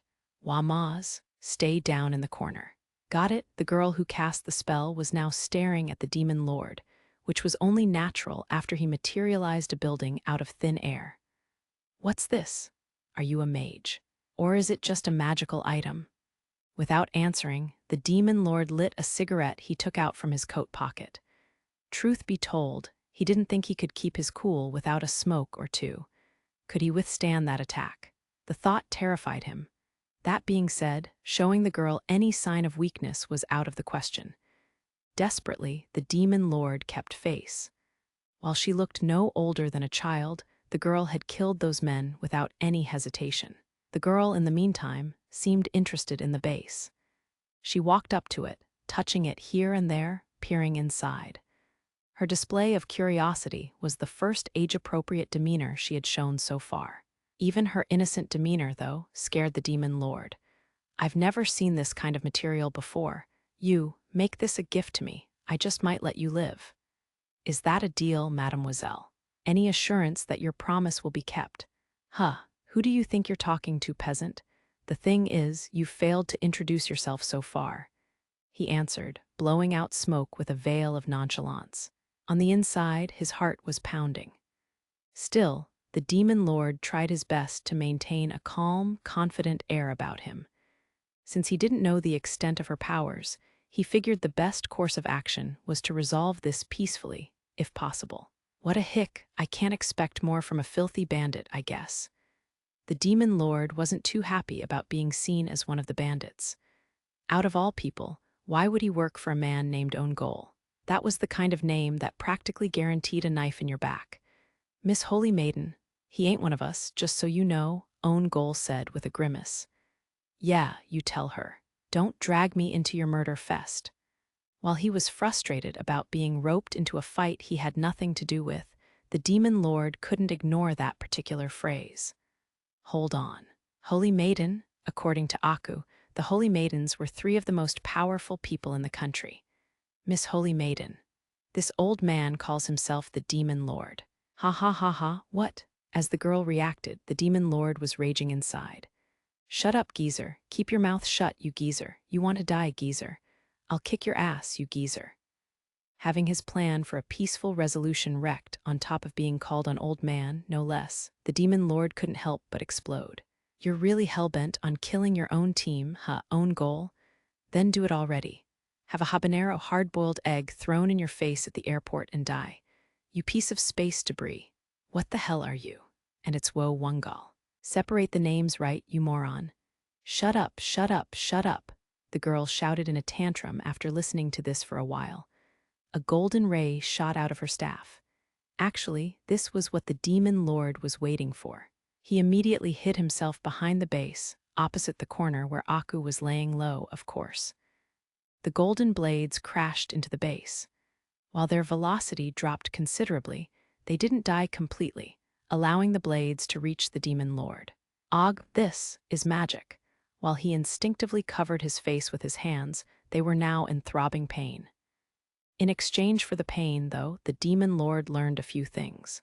The base did, in fact, lessen the damage of magic spells. On the other hand, his most prized armor, Assault Queller, didn't activate. I doubt this kid is over level 30. Maxed out players all had a certain aura about them. The Demon Lord didn't even catch a glimpse of it from the girl in front of him. Still, he couldn't deny the possibility of an even more powerful spell coming his way. I had a feeling magic was bad news. Beside him, Own Goal and a few of his henchmen were on the ground. As expected, the leader of the bandits seemed to take cover with a few of his own men. He was badly cut up, but still breathing. The rest of the bandits seemed to have scattered away, leaving the demon lord and Luna standing alone on the foothills. "You're still alive. Are you really the demon lord? I have a better question. What's your excuse for attacking me out of the blue?" "Excuse? Why should a holy maiden need one to vanquish evil?" Those aren't too shabby for your last words." Last words? Luna couldn't help but scoff at the man. Throughout their encounter, his attitude was utterly unacceptable to her. Where was his piety in the presence of a holy maiden? Unlike the bandits, this man was considerably well-dressed. While each article of clothing seemed foreign to Luna, she noticed that they were far too well-made for a man like this. Even his gestures and movements carried a refined sense of sophistication. At first, Luna even suspected that he might have been a fallen noble. However, this theory was proven false by his complete lack of knowledge about holy maidens. Luna concluded that he must have been a foreigner. Come to think of it, she hadn't introduced herself at all. "I am one of the holy maidens, Luna Elegant, the Golden." She still wasn't sure what kind of man he was. Although she didn't suspect the demon lord to have a human appearance, she was well aware of how dangerous he could be. How he withstood her magic, how he materialized a building out of nowhere. Everything about this man was a mystery to her. Despite her introduction, the man looked as if he had bit into a lemon. What's more, Luna could now sense a pulse of quiet rage from him. Perhaps he was a foreign terrorist, she thought. "A kid like you, who blasts spells at people out of the blue, has the gall to call yourself elegant. I couldn't care less about those filthy geezers, but you could have gotten Aku hurt." Why does a criminal like you act like he cares? Apparently sensing the man's change in energy, her guards surrounded her. Normally, she would have ordered them off to get out of her way, but she couldn't yet tell what the man in black was capable of. The best approach, she determined, was to surround him and finish him off with a spell. "Capture this fool."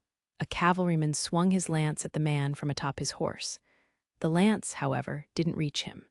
Suddenly, a pitch-black wall in a honeycomb-like pattern materialized all around him, blocking the lance. Everyone seemed dazed at the mysterious phenomenon. "That's too bad. It looks like you haven't earned the right to stand in my presence." The man in black gripped the lance and used it to lift the cavalryman off of his horse with ease. Luna blanked at the ludicrous reality in front of her. Then the man gave the lance a carefree swish, launching the cavalryman into the distance like a thrown pebble. The man proceeded to throw the cavalrymen off of their horses one after another, until the team of 25 guards was nowhere to be seen. What is happening? Meanwhile, Luna could only watch in shock. What could she have possibly done? Are you a giant or something? Luna had heard about a race of giants with monstrous statures who lived in the mountain ranges far east. Rumors had it that these giants could crumble steel with their bare hands. Just as Luna was convinced that this man had some giant's blood in him, she was hoisted up in the air. Hey, what do you think you're doing? Before she knew it, she was being carried under his arm. Could it be? He's going to kidnap me to do all sorts of unspeakable things. Let's see if I can break the record for distance. First, I better teach you some manners, though. Wait, no. What are you going to do? Man or woman, I don't have mercy against those who dare attack me. What happened next would become the most embarrassing experience of Luna's life. The demon lord's face became stern, as if he was commencing a holy ritual. Then he raised his hand up high. When it came down onto Luna's behind, a thunderous slap echoed into the clear sky. "Oh!" Luna's scream followed after it, but the demon lord didn't relent. His expression was still as solemn as that of an orchestra conductor. Slap, slap, slap, slap, slap, slap, slap, slap, slap, slap, slap, slap. A rhythmic melody graced the mountain. It was a splendid percussion of a palm hitting butt cheeks. "Oh, and not my tushy, please. One for the right hand, one for the left hand, one for both hands, back to one for the right hand. One for this is starting to get fun." The demon lord's powerful spanking continued until he was no longer amused by it. Hololite en route to the holy city. Phew, that was a good workout. Is the holy maiden's tushy okay? After executing that satisfying dose of punishment, the demon lord was leisurely walking along, carrying Aku on his shoulders. It's already cracked down the middle. How much worse could it get? That's not the one step further, and no, that was already a training video example of sexual harassment. After such blasphemy against the highest power in the nation, most would consider even burning him at the stake to be too light of a punishment. Even after putting himself in such a predicament, the demon lord looked cheery. From that combat, if you could call it that, he had earned some SB. Think of all the things I'll be able to do once all the admin features are unlocked. Heh heh heh. Master Demon Lord, you're scaring me a little. Now that we've got some change, let's stay somewhere in town tonight. The Demon Lord had robbed the Holy Maiden of all of her money as compensation for emotional damages. He had pulled this off with a straight face, pocketing the leather bag full of coins before Aku could get a word in edgewise. First, the incessant spanking, now robbery. He was starting to prove himself as the Demon Lord. Actually, more of a bandit than anything. I'm going to kill Lil Himmum. Just you wait, Luna was groaning curses at the Demon Lord from within her carriage. The coachman's head sunk back into his shoulders. At this rate, he worried, all of his hair might fall out by the time they would reach the capital. That man, no, the Demon Lord, I'm going to get Yawu. Hearing this, all color was drained from the faces of her guards around the carriage. They didn't seem to share her enthusiasm. How were they supposed to take on someone who withstood a holy maiden's spell and threw their comrades like they were pebbles? In fact, the guards could barely follow what was happening with their eyes, let alone react. Every single one of the guards just made up their minds to never volunteer for the mission. You stupid horse driver, go slower, it hurts my butt. I'm sorry. The commotion caused by that man would only escalate as he inadvertently continued to earn the Demon Lord moniker. His SB was now over 100. Luna elegant race, human age, 16 weapon, the staff of rammed a venerated staff, blessed by the wise angel. It reduces the amount of stamina expended by the user, which is an extremely rare trait for an item in this world. Conversely, it can increase the amount of stamina the user spends to give spells explosive power. Armor congregational robe of rammed a venerated garment, blessed by the wise angel. It drastically increases the wearer's magic defense. Luna won't suffer a scratch from most spells out there. Level 17 HP, stamina, attack, defense, dexterity, magic 30 plus 25, magic defense, 25 plus 25, the youngest sister of the 3 holy maidens. They aren't sisters by blood. Talented members of the Holy Church are selected to be holy maidens who are treated as sisters. Luna's talent for magic far exceeds that of her sisters. It's chilling to think how powerful her magic could become. Her problem lies in her lack of combat experience, leaving her helpless in any unexpected situation. Luna's extremely bratty nature was formed by her silver spoon-fed upbringing. While she plays nice in front of her sisters, she plans to overrule them all someday. The second oldest sister is Killer Queen, and the oldest is Angel White. A city in another world, the trading capital of Hololite Yahuo, the names of places in this country. Is there something funny about them? The streets were clamoring with crowds worthy of the city's epithet. There were no native specialties, but this town was located on the cross-sections of multiple trade routes, helping it garner goods from all around. The Demon Lord spotted some people with turbans on their heads, some warriors built like bodybuilders, and dancer girls showing most of their skin. On the other side of the street, there was an old woman performing sketchy fortune-telling, and even a merchant riding a giant lizard. How can people ride those things? That's a sand lizard. They're very docile creatures. Aku answered cheerfully. She seemed happy to be able to teach the Demon Lord something for a change. Still, Aku's knowledge of the city was almost non-existent. The last time she had left her village was back when her parents were still alive. Those times were in the distant past. Quite a few shops adorned the main street. The colorful awnings of the booths made it seem as if there was some sort of festival taking place. There were many poor towns and villages in the countryside of Hololite, but a select few locations seemed to be as prosperous as ever. I guess this is classism. The demon lord had the vague notion, but the class division in Hololite was atrocious, not only between towns, but between individuals, too. The ancestors of those who had fought the king of devils alongside the wise angel were now nobles, basking in their lavish lives. Hololite was glued together by their religion that worshipped the wise angel, but there were countless rifts within the nation. Some clamored for abolishing the system of nobles, and there was even a group that lost all faith in society and resulted to worshipping devils. However, all of those civil conflicts were only possible in these lands, far from Hellion territory. In lands ruled by the Hellions, civil unrest was a luxury they couldn't afford.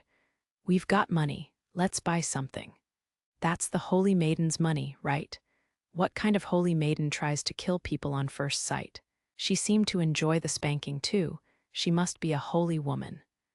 The demon lord approached one of the booths, peering in at the merchandise.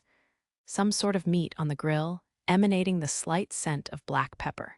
In an instant, his stomach growled. He had been surviving on the crackers stocked up in the base. Aku loved the stuff, but it was pure torture for the demon lord. How much are these? 3 skewers for 5 bronze coins. Aku, which one's the bronze coin? This one. Oh wow, there's even a bronze medallion in here. Wait, is that what a silver coin looks like? Leaving Aku to her astonishment, he grabbed the small but ornately designed coins and handed them over to the shopkeeper. It's my treat, Aku. Eat as much as you want. I know I've asked this already, but that's the holy maiden's money, isn't it? A byproduct of self-defense. In fact, I must say my treatment of the situation was that of overwhelming compassion. The demon lord had a point. Whatever the reason, Luna had tried to kill him. She was lucky enough that she wasn't killed in return. The only hiccup here was that she was a holy maiden. If this was a hentai game called, like, The Holy Maiden Ensnared, I Don't Want Your Baby, she would have been a sex slave, no doubt. It's tear-jerking how compassionate I was in comparison. What's hentai? Whoa, you're not from around here, are you? You're wearing weird clothes to start with. Slavery's illegal in this country. Don't even joke about it. The shopkeeper interjected. While the class division in Hololite was devastating, any and all forms of slavery was illegal.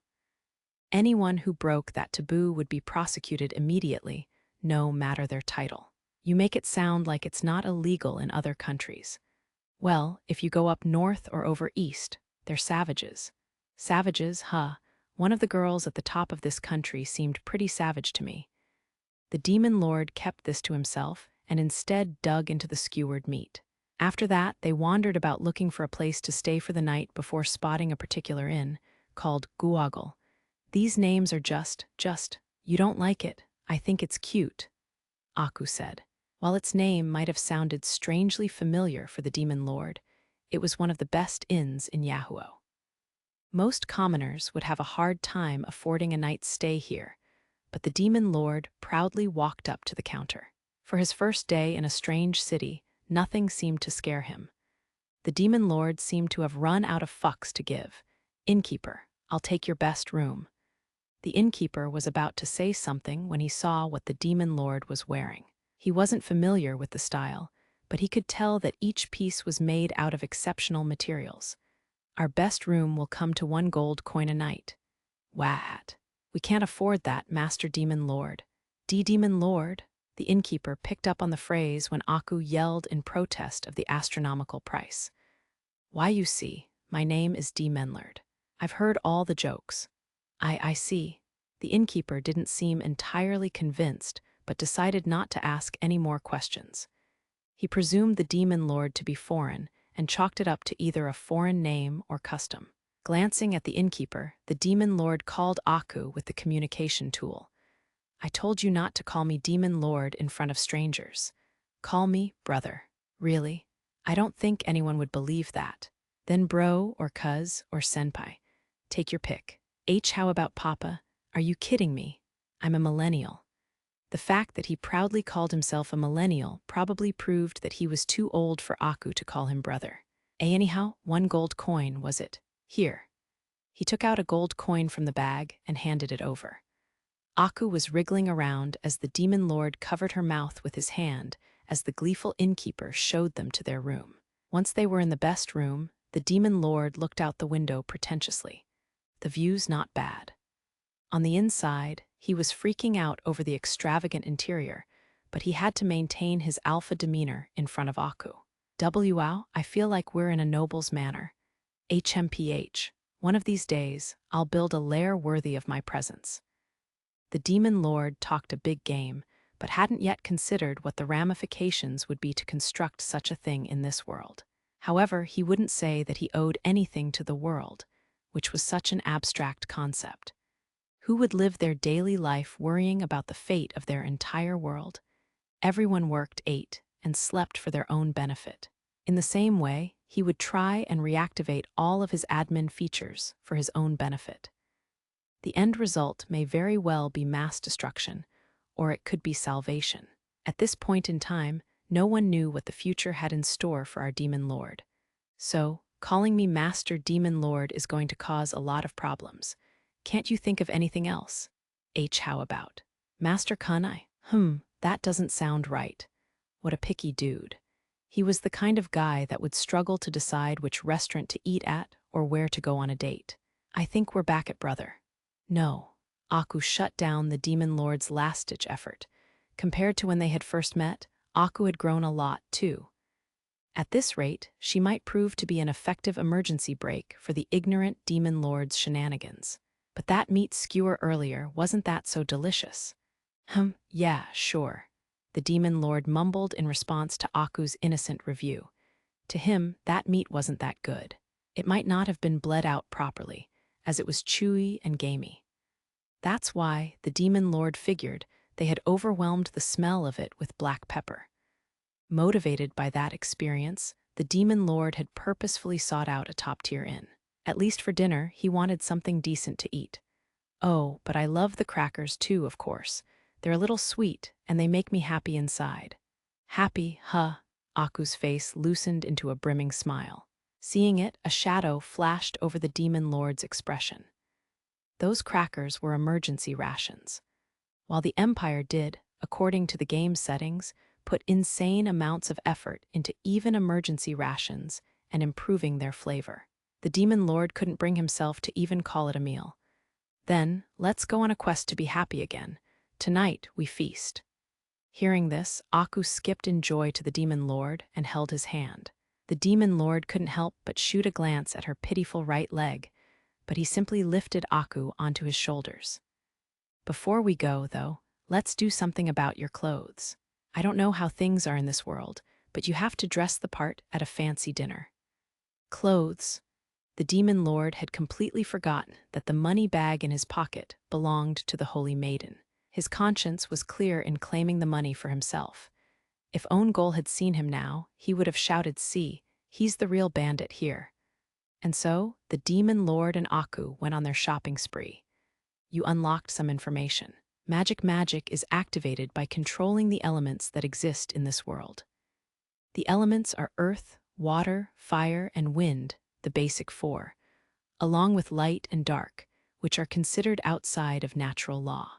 Some elements have an elevated form, but only those who break through a certain limit can wield those elevated elements. Some talented mages combine elements as well. The length of the spell's name indicates its class, ranging from 1 to 10. Even the King of Devils, with his ridiculous power for magic, the best he could wield was a Class 6 spell. As to what Luna was wielding, the elevation of light is the holy element, but Luna's gold element is a one-of-a-kind that has branched off of light. Mr. Ongol, who survived such an attack, must be holding a special skill. Princess Evil, Fashion Police, a popular boutique. Bingo, the shopkeeper, gave the two new customers a quick and sharp top-to-bottom glance. The leading one had black hair and strange clothes. A foreigner, no doubt. This city was kind to foreigners, though. It was only natural since it strived to be a trading hub. Even the people in this city seemed to be happy-go-lucky most of the time. However, the shopkeeper was concerned with the child following the man. Her clothes were almost as poorly made as a street beggar's. The contrast in fashion between the two made the shopkeeper uneasy. Is she a slave? Foreigner or otherwise, a slave would spell trouble. Normally, slave owners would at least have them wait outside the city or have them stay somewhere instead of parading them around. Could this extremely well-dressed man be so oblivious to that unwritten rule? Hello, there. Are we looking for anything in particular today? With a brimming customer service face, the shopkeeper approached the man. He had decided to try and insinuate the slave issue through innocuous conversation. The last thing he wanted was to take heat for something like this. If you don't mind, could you pick out some things for this kid? For the SL? For this lovely child, you say? Huh, yeah, this one here, buying clothes for a slave. The shopkeeper wondered if it was a fetish thing. Perhaps he was going to dress her in extravagant clothes only to tear them off, and the shopkeeper halted his imagination. Business was business. No need to go asking questions when a customer is ready to pay. He just had to make sure that this girl wasn't a slave. I'm not good at picking out clothes for other people. I'll leave it to the pros. With that, the man took out a leather pouch from his coat pocket. From the looks of it, the shopkeeper could see how heavy it was. He salivated. He might even get a gold coin out of this man. This one's the biggest. I'll take whatever I can buy with this. The man haphazardly took it out, sending the shopkeeper into shock. Outside of the pouch, it seemed to shine bright enough to light up the store. A gold medallion. A gold meta? S, sir. That would be your price range. Today. Huh, you want more. I wouldn't dare. Allow us to pick everything out immediately. Right now. The shopkeeper called all employees to tend to the gracious lady who had been looking around the store curiously. Just in case, he had even sent for the rest of the employees who weren't in for the day, all the while having an employee prepare a beverage. The shopkeeper's mind was churning faster than it ever had before. And I'd love to have a smoke.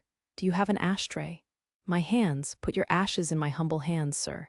Geesh, dude, no, just a normal ashtray and a chair to sit on.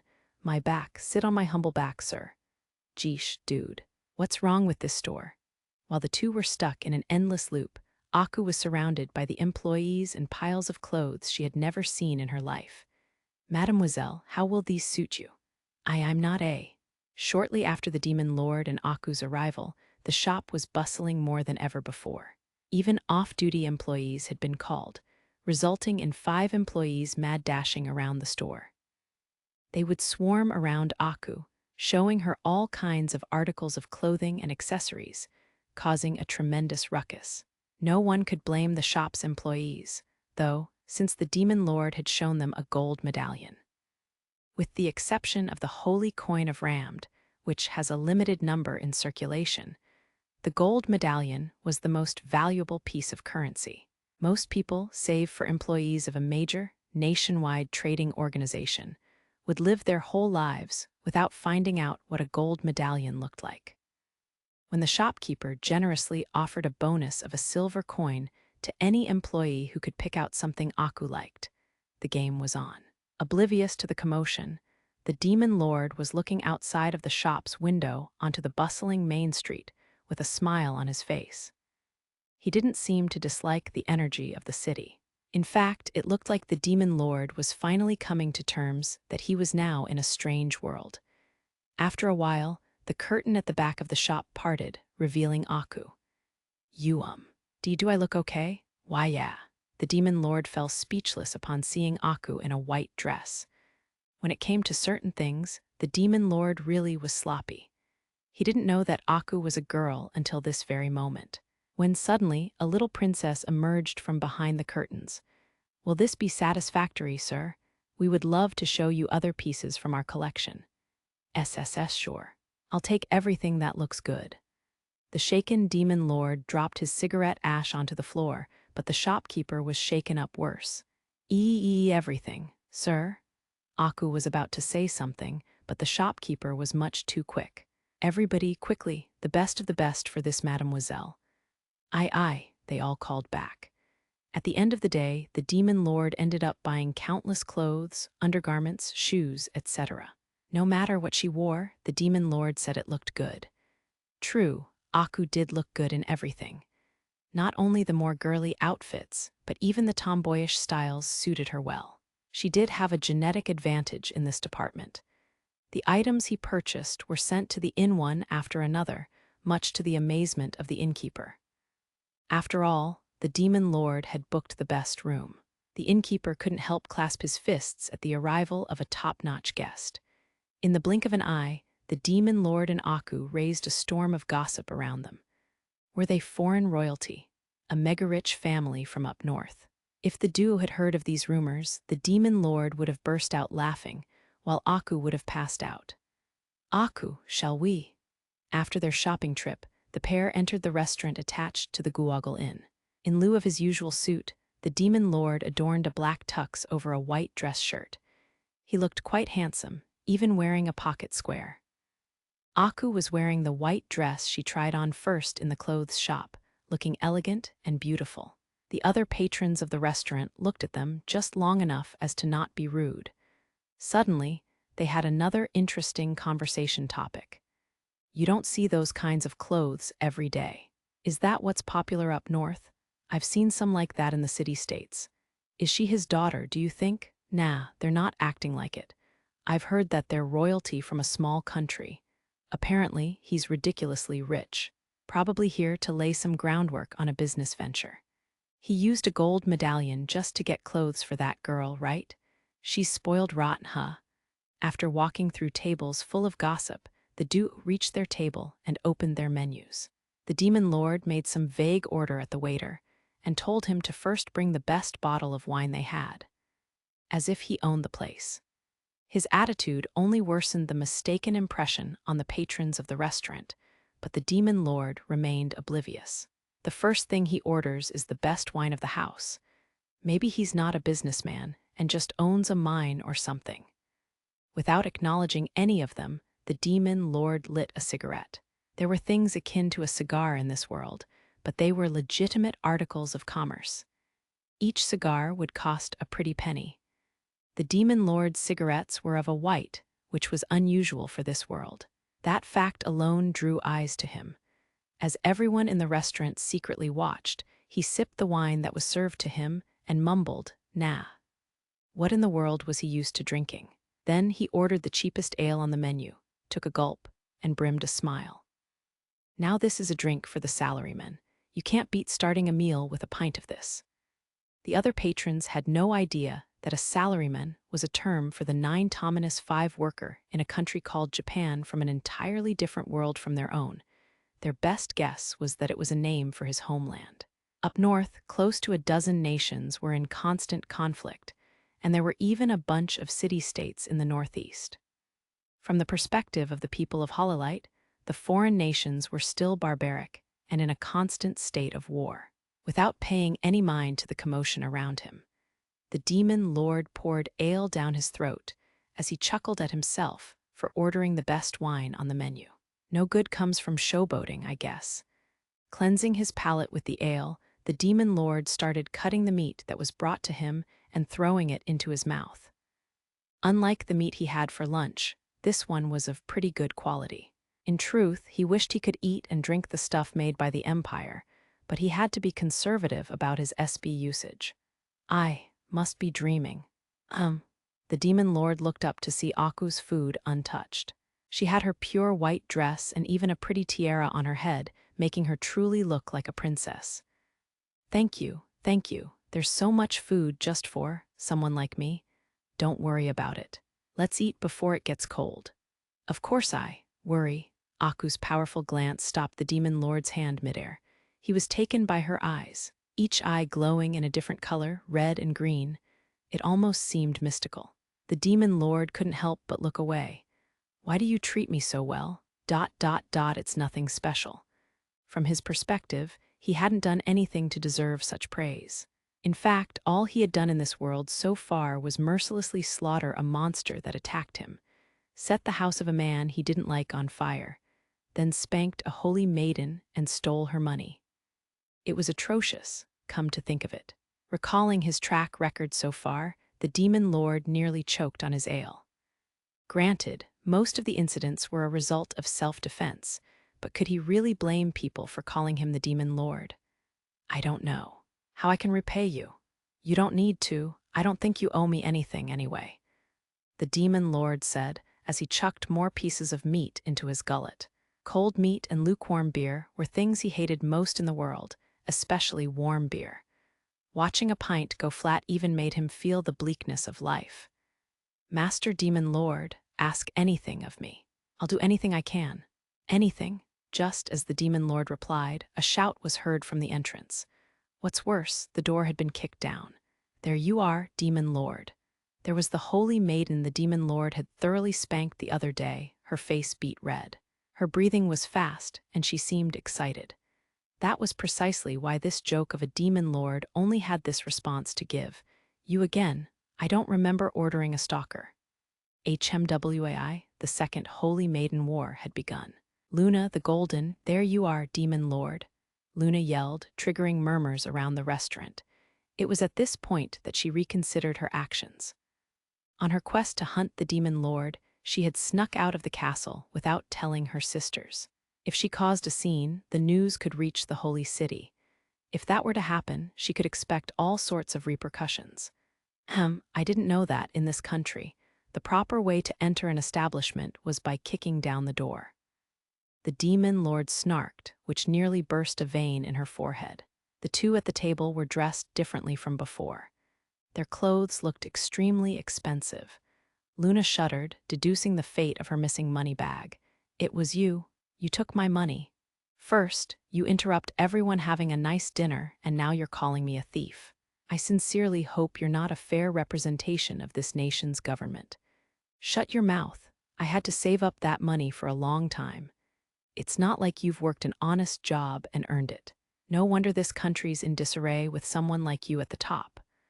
Why don't you stop and listen to what the people have to say, for once?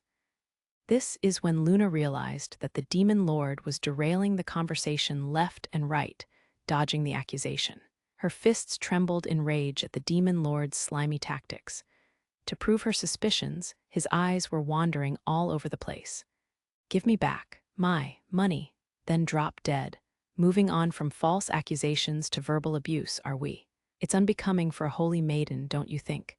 Shut up, shut up, shut up, idiot, pervert, thief, die. Why don't you stop yelling and take a seat?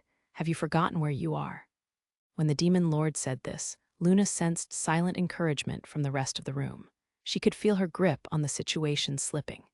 How was this happening? He was going to weaponize the crowd against her. Why do you think I'll listen to? Do you need another lesson on your manners? The demon lord's sharp glare engulfed Luna. When he slowly lifted his right hand, a shocking sensation ran through her rear end, while a mysterious urge pounded in her chest. No, what's happening? Luna was sure that her face was bright red. Her breathing had gotten more rapid. Finally, she couldn't stand anymore and slumped down onto the ground. I'm glad we could come to an understanding. I'm sorry for the commotion, everyone. Please accept my humble token of apology. The demon lord announced and ordered the waiter to provide a bottle of wine to each table on him. Cheerful reactions rang throughout the restaurant. Any wine here wasn't cheap. With a gentle smile, the demon lord waved to the crowd in response before carrying Luna to their table. Why? What happened? How did I end up here? Before she knew it, the demon lord had ordered food for her and had it served. She was now joining them for dinner. It's on me, don't hold back. You idiot, it's on me if anything. Well, I guess you have a point. The demon lord cackled. Luna, to her dismay, felt her heart skip a beat when he made a boyish grin. You perverted demon lord, did you put a weird spell on me? Miss Holy Maiden, I'm sorry. Master Demon Lord isn't a bad person. What are you, stupid? In what world is there a good demon lord? Luna shouted as she shoved the meat and salad down her throat. She must have been starving. Watching her eat, the demon lord pondered. Who are the holy maidens anyway? And the wise angel? How could he access skills, items, and even admin features from the game in this world? There was so much that he didn't know. Was it simply because he was Hakuto Kanai? Was it because he was an admin of the game? Considering what to ask the holy maiden, the demon lord began by crafting an item under the table. Reaching into the pitch-black space, he extracted the small machine he created. This was called a privacy veil. It camouflaged any conversation that the user wanted to keep private, using sound masking. In the game, this item was originally used to block any communication attempts. But as the communication system died down with the evolution of the internet, this item had lost its place in the game. For where we're at, restaurant noises should do. As he set up the machine, any voices at their table blended into their surroundings, creating a veil of sound around them. The demon lord couldn't help but grimace, seeing the item in action. Luna, was it? There's a few questions I want to ask you while you're here. What? Luna looked at him with some intention to intimidate him, but the demon lord wasn't about to miss the perfect opportunity to ask all sorts of questions about where he was. From one of the top people in the country, no less. Ignoring Luna's attitude, he jumped into his questions. Luna, have you ever heard of a country called Japan or America? Huh, what's that? Also, don't say my name. Luna glared at him with her pink eyes, but her small stature made her seem like a well-groomed chihuahua to the demon lord. Then, how about the Empire? Or the Internet? What in the world are you talking about? Are you a moron? Just die already. She sure has a foul mouth. The onslaught of insults from the holy maiden was wearing him down. Aku, on the other hand, seemed to have calmed down. She was working on her food, bite by bite, gleaming happily in between bites. Seeing her like this eased the demon lord's nerves a bit. Aku seemed so pure that he doubted if her and the chihuahua were really members of the same species. All right, pink slut. What's the wise angel? Who are calling a slut? Who do you think I am? Just tell me, you chihuahua, my time's precious unlike yours. My time's precious too. What's a chihuahua anyway? Taming Luna little by little, the demon lord asked his questions. He didn't hear much more about the wise angel than he did from Aku. Other than the fact that there were two angels other than the wise angel who vanished after sealing away the king of devils. Apparently there was also the still angel and the ember angel, who hadn't been seen in a long time. 3 angels, huh? I don't get it.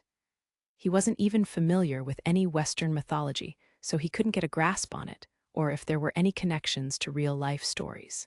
He decided to ask about the other thing that was bugging him. The statue. Do you know about the statue placed in the Shrine of Wishes? Luna's face twisted a little. She seemed to know something. Some heathens say that's the still angel. I'm sure they'll meet divine judgment someday. That was the still angel. Recalling what the statue had said, the demon lord entertained the idea. It had said that it used to be white. In short, maybe it was a fallen angel, the demon lord thought. He now had a different impression about the statue. If this was a hentai game, it could be called The Still Angel Ravished, Tainted by Flesh, or something like that. Putting aside his runaway thought that would make Luna pass out, he continued. What are the teachings of the wise angel that you believe in? Oh, does the demon lord want to follow the ways of the wise angel? Luna showed a little smile and began explaining proudly. Still, what she described was more of a self-help program than a religion. Working hard, self-improvement, overcoming obstacles. The angel would smile upon those who work hard, gifting them with great power and protection. That was the gist of it. The dogma itself seemed pretty reasonable. So it's only natural that some people and towns are better off than others. Hard work changes everything, huh? A simple teaching, to the point. The demon lord contemplated it. If the world fell in place according to that dogma, those who worked hard would be rich, and those who didn't would stay poor. Looking at Aku, though, he doubted even this world was that simple. Better off from the fruits of their labor. I have always worked hard to get where I am. I have heard that. You were picked out of the orphanage for your talents, weren't you? That was a long time ago. If what Aku had heard was true, the demon lord could accept that Luna did make it to where she was on her own merit. Maybe that was why she worshipped this dogma so much. More accurately, maybe she was fortunate enough to have her beliefs confirmed. I see. No wonder you're full of ambition. What's that supposed to mean? The demon lord had confidence in his assessment. Luna had tried to solo hunt the demon lord, not with either of the other two holy maidens, but with only 24 or so guards. That seemed like the kind of ambition native to those who climbed up from the bottom. My guess is, the other two are in your way. What makes you say that? Don't bother denying it, I can tell. The demon lord said with confidence, but he didn't mean anything by it. While he was sitting at a nice dinner, he just thought he'd say something suave while he could. Luckily, Luna ended up spilling the beans herself. Judging by how easily she broke down, the demon lord figured that she didn't really have experience interacting with people. Considering her holier-than-thou attitude and potty mouth, he doubted Luna even had a single friend. To confirm his theory, the demon lord solemnly said, "Loner, what do you mean?" "Nah, nothing. Just saying that Aku and I should be going." "SS sure, I've got things to do anyway." Luna's eyes wandered about as she hurriedly got out of her seat. The demon lord couldn't help but chuckle at how obvious she was being. "I'm staying at an inn called Guagal. Come see me if you need anything." "I don't need anything from you, idiot." Luna stormed out of the restaurant, restoring peace and quiet to the establishment. Watching her leave, the demon lord stood up to make their way back to the inn. After paying the check, he exited the restaurant to realize that night had completely fallen. Their elegant dinner had been interrupted, but the demon lord had gained a lot from the surprise guest. "Most of the time you're kind, but sometimes you like to tease people, Master Demon Lord." "I am always a gentleman, to those who deserve respect." "The holy maiden is very kind. Master Demon Lord, you're—" Whoa. Without a word, the demon lord carried Aku, princess style, back to the inn. He couldn't piggyback her or put her on a shoulder when she was wearing such a fancy dress. The looks people gave him were like pins and needles to him, but he decided that what happens in Yahuo stays in Yahuo. "Why, you are kind, I take it back."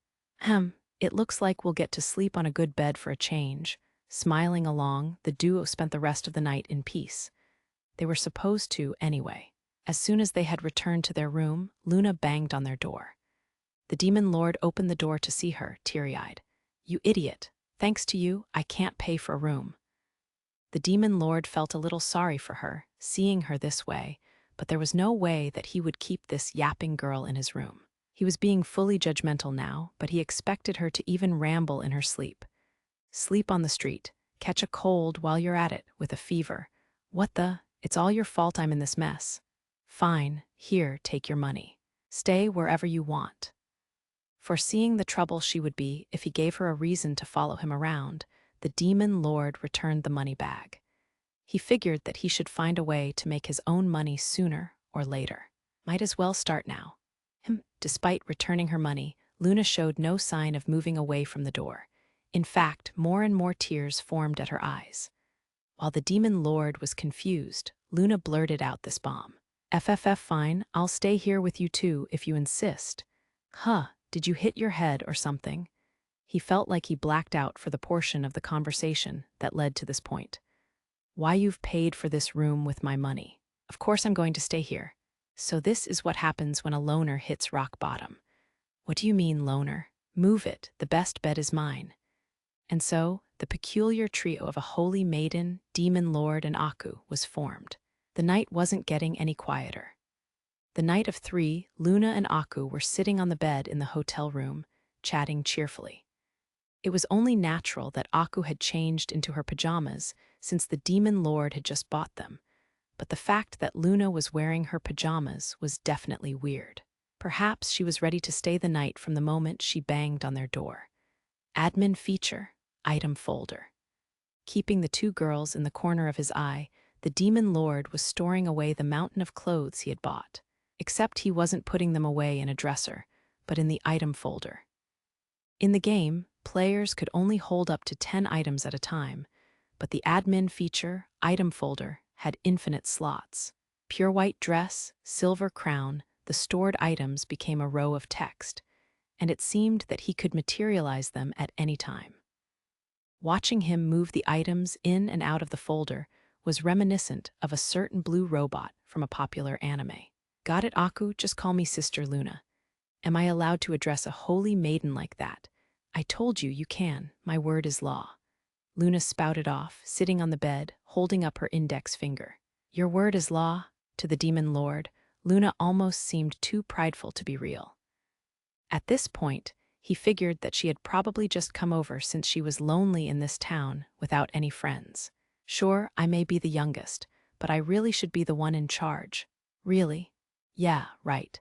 This country would have been burned to the ground ages ago if you were in charge. He assumed the youngest of the holy maidens was only in that teenage phase of wanting to act mature. Letting her prattle on could have led to Aku believing her nonsense, so the demon lord interjected with a disinterested tone. So, the girl with the flaming pants, are you going to the holy city too? The girl who, what's that mean? It sounds kind of cool. Luna turned to him with glee, but of course, it wasn't a compliment. It means you're a liar. I think it's a perfect moniker. You're the one to talk, you perverted demon lord. Get a haircut, idiot. While he didn't know what his hair had to do with anything, the demon lord could only imagine that she was selected to be a holy maiden on the sole criteria of her ability to throw insults. Clearly, that was the only explanation. Besides, you asked me like I was going on vacation or something. I live in the holy castle inside the holy city. Aku and I will change our course then. I'm getting a headache just thinking about traveling with you. That'll be unadulterated torture. That's a little harsh, Luna said, acting defeated all of a sudden. The quick change in her demeanor startled the demon lord. Why is she upset now? Her mood changes at the drop of a hat. It's like riding a roller coaster. That being said, he reconsidered the possibility that most girls her age would have acted the same way. Meanwhile, Aku was speaking to Luna, trying to comfort her. As far as the demon lord could tell, Aku seemed infinitely more saintly than this holy maiden. Master Demon Lord, you've hurt her feelings. Let's travel together. Oh, you're so good, Aku, unlike this pervert here. Luna joyfully wrapped herself around Aku and nuzzled their cheeks together. Watching this ordeal, the Demon Lord was assured that Luna had lived her whole life without so much as a single friend. That might have invoked in him some pity for her. Miss Holy Maiden, Master Demon Lord is very kind too. How? His hair is so long and he keeps staring at my butt. I bet he's eyeing my peach plump butt right now. I take it back. She doesn't deserve pity. The Demon Lord only saw Luna as a child, inside and out. Nothing about her rear end was attractive to him. While on the subject, her chest was as flat as an airport runway. So flat that planes could land on it during a storm. But the holy city, huh? He imagined this, and that about the big city he had yet to see.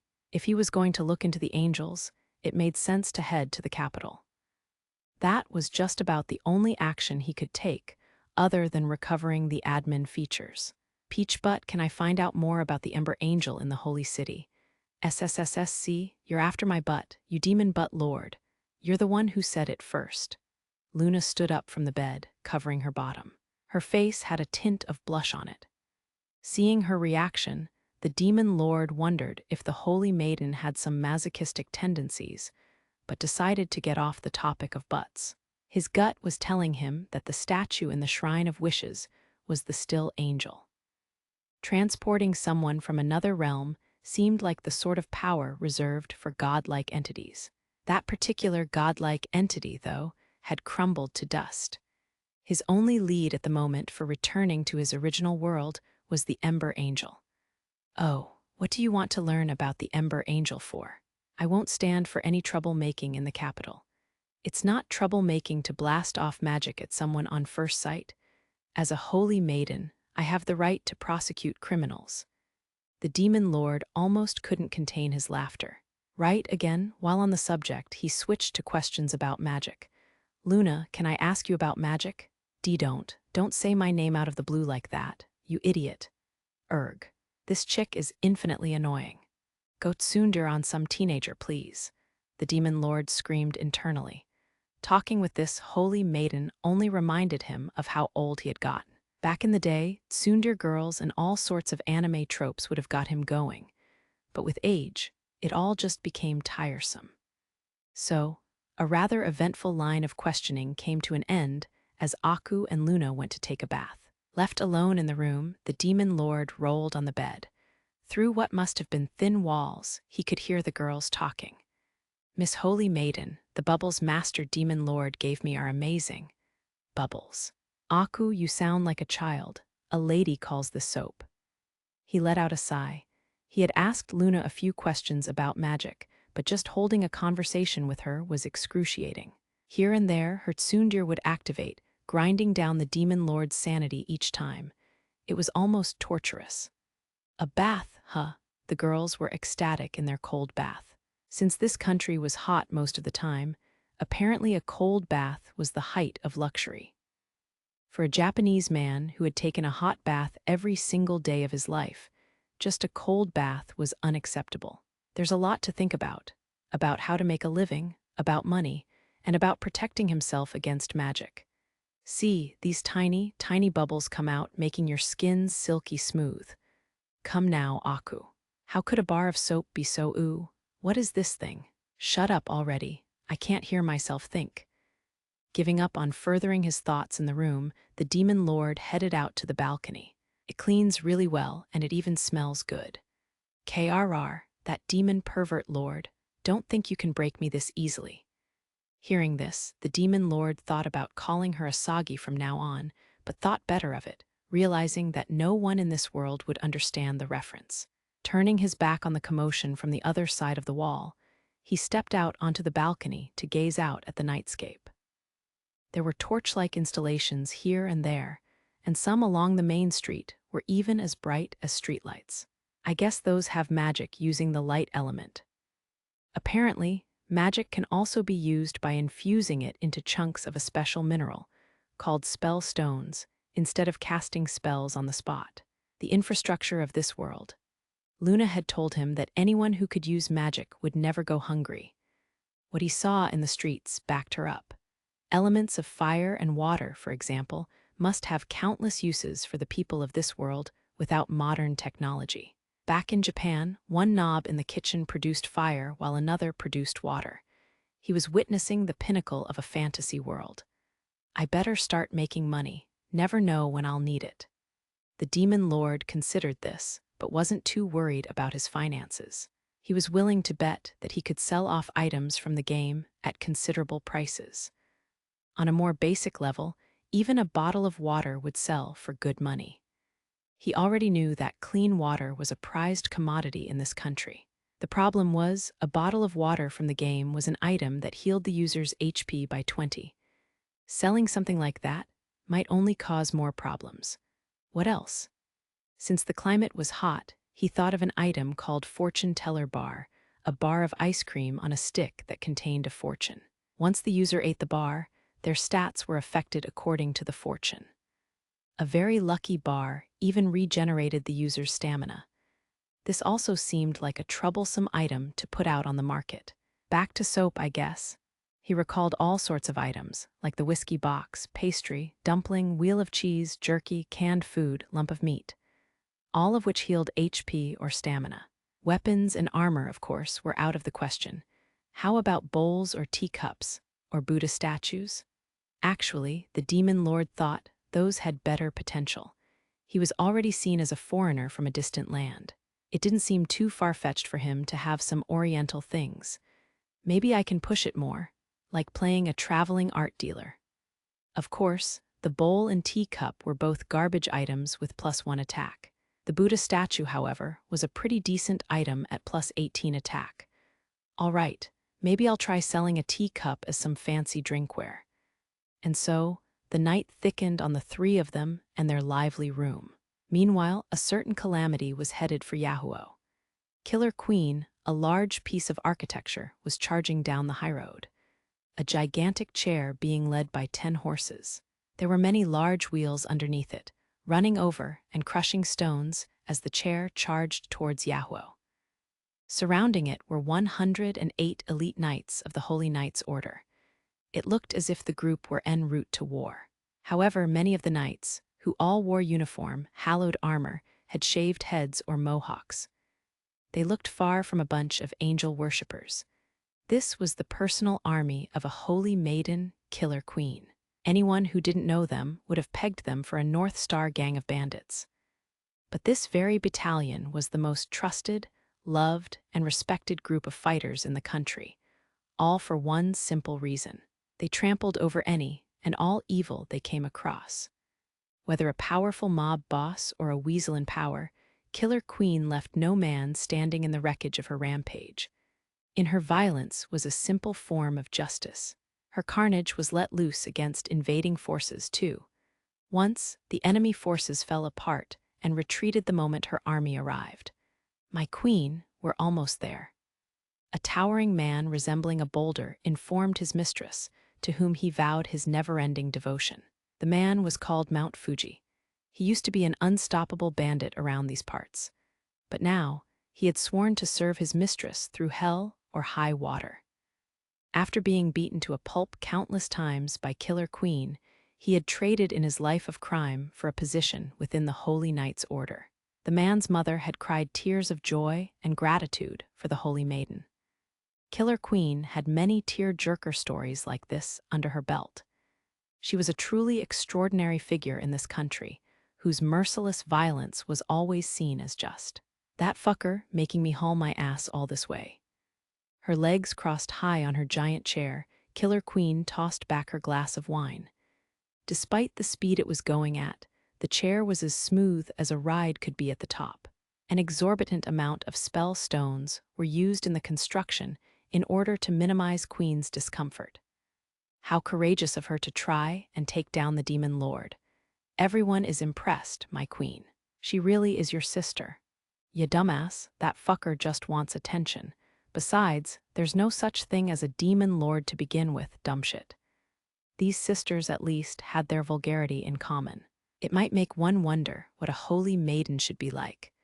But all of the knights around her were overflowing with passionate devotion, all directed towards Killer Queen and Killer Queen alone. Despite her vulgar vocabulary, she was beautiful in a different way than her younger sister. She had long, straight, blonde hair and a slender body, well toned by battle. Her leg peering through the slit in her nun's robe was terribly alluring. Her eyes were golden like her hair, but they seemed to see through so much more than her younger siblings. Rumor had it, no matter how tough the criminal, a glare from her eyes would have them begging for their life. Even the hood of her robe was pushed back. She almost looked like a heretic, but her beauty justified it all. No matter the world, beautiful people seemed to get away with anything. I have heard, my queen, that the king of devils was killed. Queen gritted her teeth. The big news regarding the king of devils' resurrection was not one that reached her ear. It was kept from her through some politicking behind closed doors. What were you thinking, big sis? With a tusk, the queen pictured the one responsible for keeping that information from her. She had a good guess as to her sister's intentions. You thought I was going to lose. Motherfucker, in truth, Queen would not have stood a chance against the king of devils. No matter how deteriorated it was, there were hopelessly few candidates in this entire world who could have damaged that monster. Demon Lord, huh? Queen vaguely imagined whatever a demon lord would look like. Before now, the demon lord's existence was exclusive to legends and fairy tales. Through the entirety of recorded history, there were no witnesses to such a being. By any rationale, its existence was imaginary. Fuji, you believe in something like that? The demon lord? Fuji's eyes widened at Queen's question. She usually addressed people as fucker, or dumbass, or dumbshit, or slugbag, or she rarely addressed them by their names. The fact that she did now was an indication of her sincerity. I have no opinion, my queen. What you believe, I believe. Are you literally meat-brained, dumbass? You maggot. Despite the insults raining down on him, Fuji was smiling with glee. The knights around him grumbled in envy. To them, an insult from Queen was a reward second to none. Calling this group a mistress and her slaves may paint a more accurate picture than calling them a commander and her soldiers. Meanwhile, the demon lord himself. A piece from beyond the sea past the city-states, you say? Yes, a historical drinkware. Back in my country, drinkware like this can be a reward more prized than land or precious metals. had become a full-blown scam artist, preying on a merchant. The merchant's name was Gonald MacDonald. He held a long-standing, large-scale art dealership in the city. This cup is a reward prized more than land or gold. Refined gentlemen prefer artisan drinkware over a plot of land. What good is gold to a growling gut, but to sip from a cup worth a large chunk of land? How gallant! With grandiose gestures, the demon lord performed his speech. He seemed more of a natural-born scammer than a demon lord. The thing is, his story wasn't completely fabricated. There were times in feudal Japan when drinkware were more sought after than land or gold. The trickle of truth blended into the lies helped him remain confident in his pitch. I see. In reality, the demon lord's confidence, dress, and his reputation as a rich traveler had given his claim some serious weight. To boot, he was extremely close to a holy maiden. With his hand stacked in his favor, no one would have dared to think that anything the demon lord brought in was worthless. It's our first business transaction. Just this time. I can let go of it for 1 gold medallion. Gold medallion? Confident as ever, the demon lord demanded a gold medallion for it. The truth was that the demon lord didn't comprehend how much any of this country's currencies were worth, let alone what a gold medallion was worth. He simply asked for the biggest piece of currency he could find in Luna's money bag. His lack of knowledge, combined with his shameless brazenness, was miraculously allowing him to pull this off. A work of art shines brighter with a worthy price, as you well know, I'm sure. Yes, I can't deny that. MacDonald wholeheartedly agreed. He owned a shop with plenty of art pieces in a city bustling with trading merchants. This statement seemed to resonate with him. In fact, MacDonald had never seen nor heard about anything like this drinkware. A piece brought in from across the sea by a close friend of a holy maiden. Such a product wouldn't stay on his shelf for long. However, when selling this to a customer, I want you to price it no less than 5 gold medallions. That is my condition for this sale. F5 gold medallions. Overwhelming confidence and guarantee for the piece was shown in the subtext of this condition. He wasn't going to allow a sale at all for less than that price. The demon lord's confidence prevailed in the end, readying MacDonald to bite the bullet. I understand. I agree to your conditions, sir. Excellent. Please have this on me. The demon lord put another item from the game, a jar of honey, on the table. This was an incredible item that healed 60 HP and 60 stamina. He had spent 30 SB just to materialize a single jar. In the game, this was just a one-shot item, but in this world, the drastic healing to both HP and stamina would have an unbelievable effect. This jar of honey was akin to the elixir, rumored to be the tears of God, a work of miracles coveted by royalty, nobles, and adventurers around the world. Is this honey? Honey from the Emp. My country has special properties. Please give some to anyone with an illness. How kind. My wife has been ill for a long time now. I'm sorry to hear that. Please give some to your wife. With a handshake, the demon lord concluded his business with MacDonald. The demon lord came out rich from this transaction. But MacDonald also made out like a bandit when a rich collector in the city scooped the drinkware off his shelf in no time. MacDonald had made a ridiculous profit of 4 gold medallions just for being the middleman. On top of that, his ill-stricken wife regained her former strength the instant she took some of the honey. Even her skin seemed younger somehow. From this point on, MacDonald would wholeheartedly trust anything the demon lord brought in. The demon lord, once he had made his way to an unpopulated alley, cackled up at the sky. Ha ha ha, I knew I could pull it off if I tried. After having to maintain his brazen confidence to mask his terror inside, the demon lord felt an immense relief. Now that I've made some money, what to do next? With a grin, he gazed up at the sky. Clouds in various shapes were leisurely floating by, making for a relaxing sight. It really doesn't rain here, does it? He hated the rain. It almost always reminded him of something unbearable. In that sense, the climate of this place suited him just fine. I guess there's a lot of stuff to worry about if you live here, though. He could easily imagine that from what Aku and Luna had told him. Sometimes the ever-glaring sun can dry up even the human heart. As the demon lord was contemplating such things, "Get out here, Luna." A shout pierced through the lazy afternoon. It rarely rained in this country, but on this day, a monsoon of blood would soon fall upon the city. Satanists' Hololight, despite its classism and internal conflicts, had remained intact through the worship of the historical wise angel. That being said, there was a group far off from the national ideology. Not hedonistic bandits or robbers, but worshippers of beings opposite to angels. They were Satanists, worshippers of devils. At first, the Satanists had only the modest demand for wealth redistribution. Over time, though, they had turned to call for the abolishment of nobles, and even accusing the wise angel for creating the nation's classism in the first place. The truth was, the wise angel had nothing to do with nobles or classism. The wise angel itself had vanished after fighting the king of devils. Many of those who fought alongside the wise angel at the time had obtained positions of power, later becoming nobles. The Satanists, though, didn't care at all about the historical facts or their accuracies. The now and their end was all they lived for. At some point, someone called Utopia had appeared before them. Ever since, the Satanists grew more and more aggressive. Finally, they had started worshipping devils in opposition of the angels, and performing random terror attacks throughout the country, before finally attempting to summon the demon lord. "Get out here, Luna," Queen's roar reverberated through the alleyways.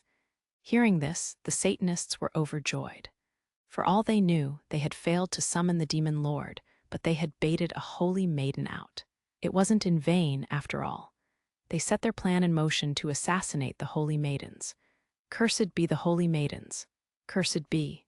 Warlkin, the leader of the assassins, called out, and eerie voices replied from the shadowy alleys. It was incredibly fortunate for them that two of the holy maidens were in town, when they would have considered themselves lucky to even take down one. "With our secret weapon, our plan is foolproof." Warlkin couldn't help but grimace in anticipation. If he had known that the demon lord they had waited so long for was just around the corner, he just might have fainted. Yikes, this chick. Was she born under the North Star? Picking up on the commotion from the alley, the demon lord had concealed himself in the crowd on the main street. He was staring at a woman atop a ludicrously large chair, surrounded by a band of skinheads and mohawks. At first, he pinned them to be bandits or a circus troupe, but he kept hearing murmuring from the crowd mentioning the words, "Holy Maiden." "That's one of Luna's sisters. For real?" She looked to him as if she was about to shout, "I've no need for love," evoking even more strange feelings in the demon lord about the holy maidens. "Oh yeah, if there's a demon lord around here, show your face." In reaction, the mohawks around her started screaming the same demand, flailing their clubs around. How could they possibly be a holy maiden's army? "Bring out all the food and water you've got," seemed more like a demand they were about to make. "I guess the demon lord's a pussy. Too scared to face me, huh? Shut up, you freak. Go back to your post-apocalypse." The demon lord shouted internally with all of his might. Who in their right mind would step in front of a bunch like them just to be like, "Yep, that's me. Demon lord here." The mohawks would beat him to pulp in 2 seconds flat. Sister, why are you here?" Luna coming out to the main street only made the commotion louder, much to the dismay of the demon lord. Things were most certainly about to get more complicated. "You little fucker. Who do you think you are, playing with fire behind my back? And no, I just heard that the demon lord had appeared, so..." "You dumb piece of shit. You're a useless sack on your own, so go cry in your room, miserable little fucker." From atop her chair, Queen thrusted her middle finger up in the air towards Luna. A flawless display of disdain. It was at this moment that all rules seemed to have gone out the window. "Why, you don't have to be so mean, and I've been meaning to ask you, what's with the stupid big chair? Huh, you got a problem with my portable throne?" Listening to the argument, the demon lord lit a cigarette without saying a word. He needed something to help him get through it. In fact, he doubted if the creature atop the giant chair was really a woman. Was it possible that it was a monster by the name of Thuzur, or something. I'm the one who's going to take down the demon lord. You go home, sis. Take down something that doesn't exist? Good luck with that. He exists too. He's always after my butt. Huh, what's this about your ass? Damn it. I thought I was ready, but I wasn't ready for this. The demon lord writhed in embarrassment, barely keeping himself from curling up on the ground. Before he knew it, he was now the pervert lusting after Luna's butt. Wait a minute. I can take Aku and ditch the city while they're duking it out. He gripped his fists at his brilliance. Luna on her own was too much to handle, let alone her crazy sister. When the demon lord turned towards the inn in order to avoid that nightmare, a scream pierced through the street, followed by a spray of blood. Death to the false angel, firebird, woes unto the holy maidens. Ice hammer, lights, red and blue.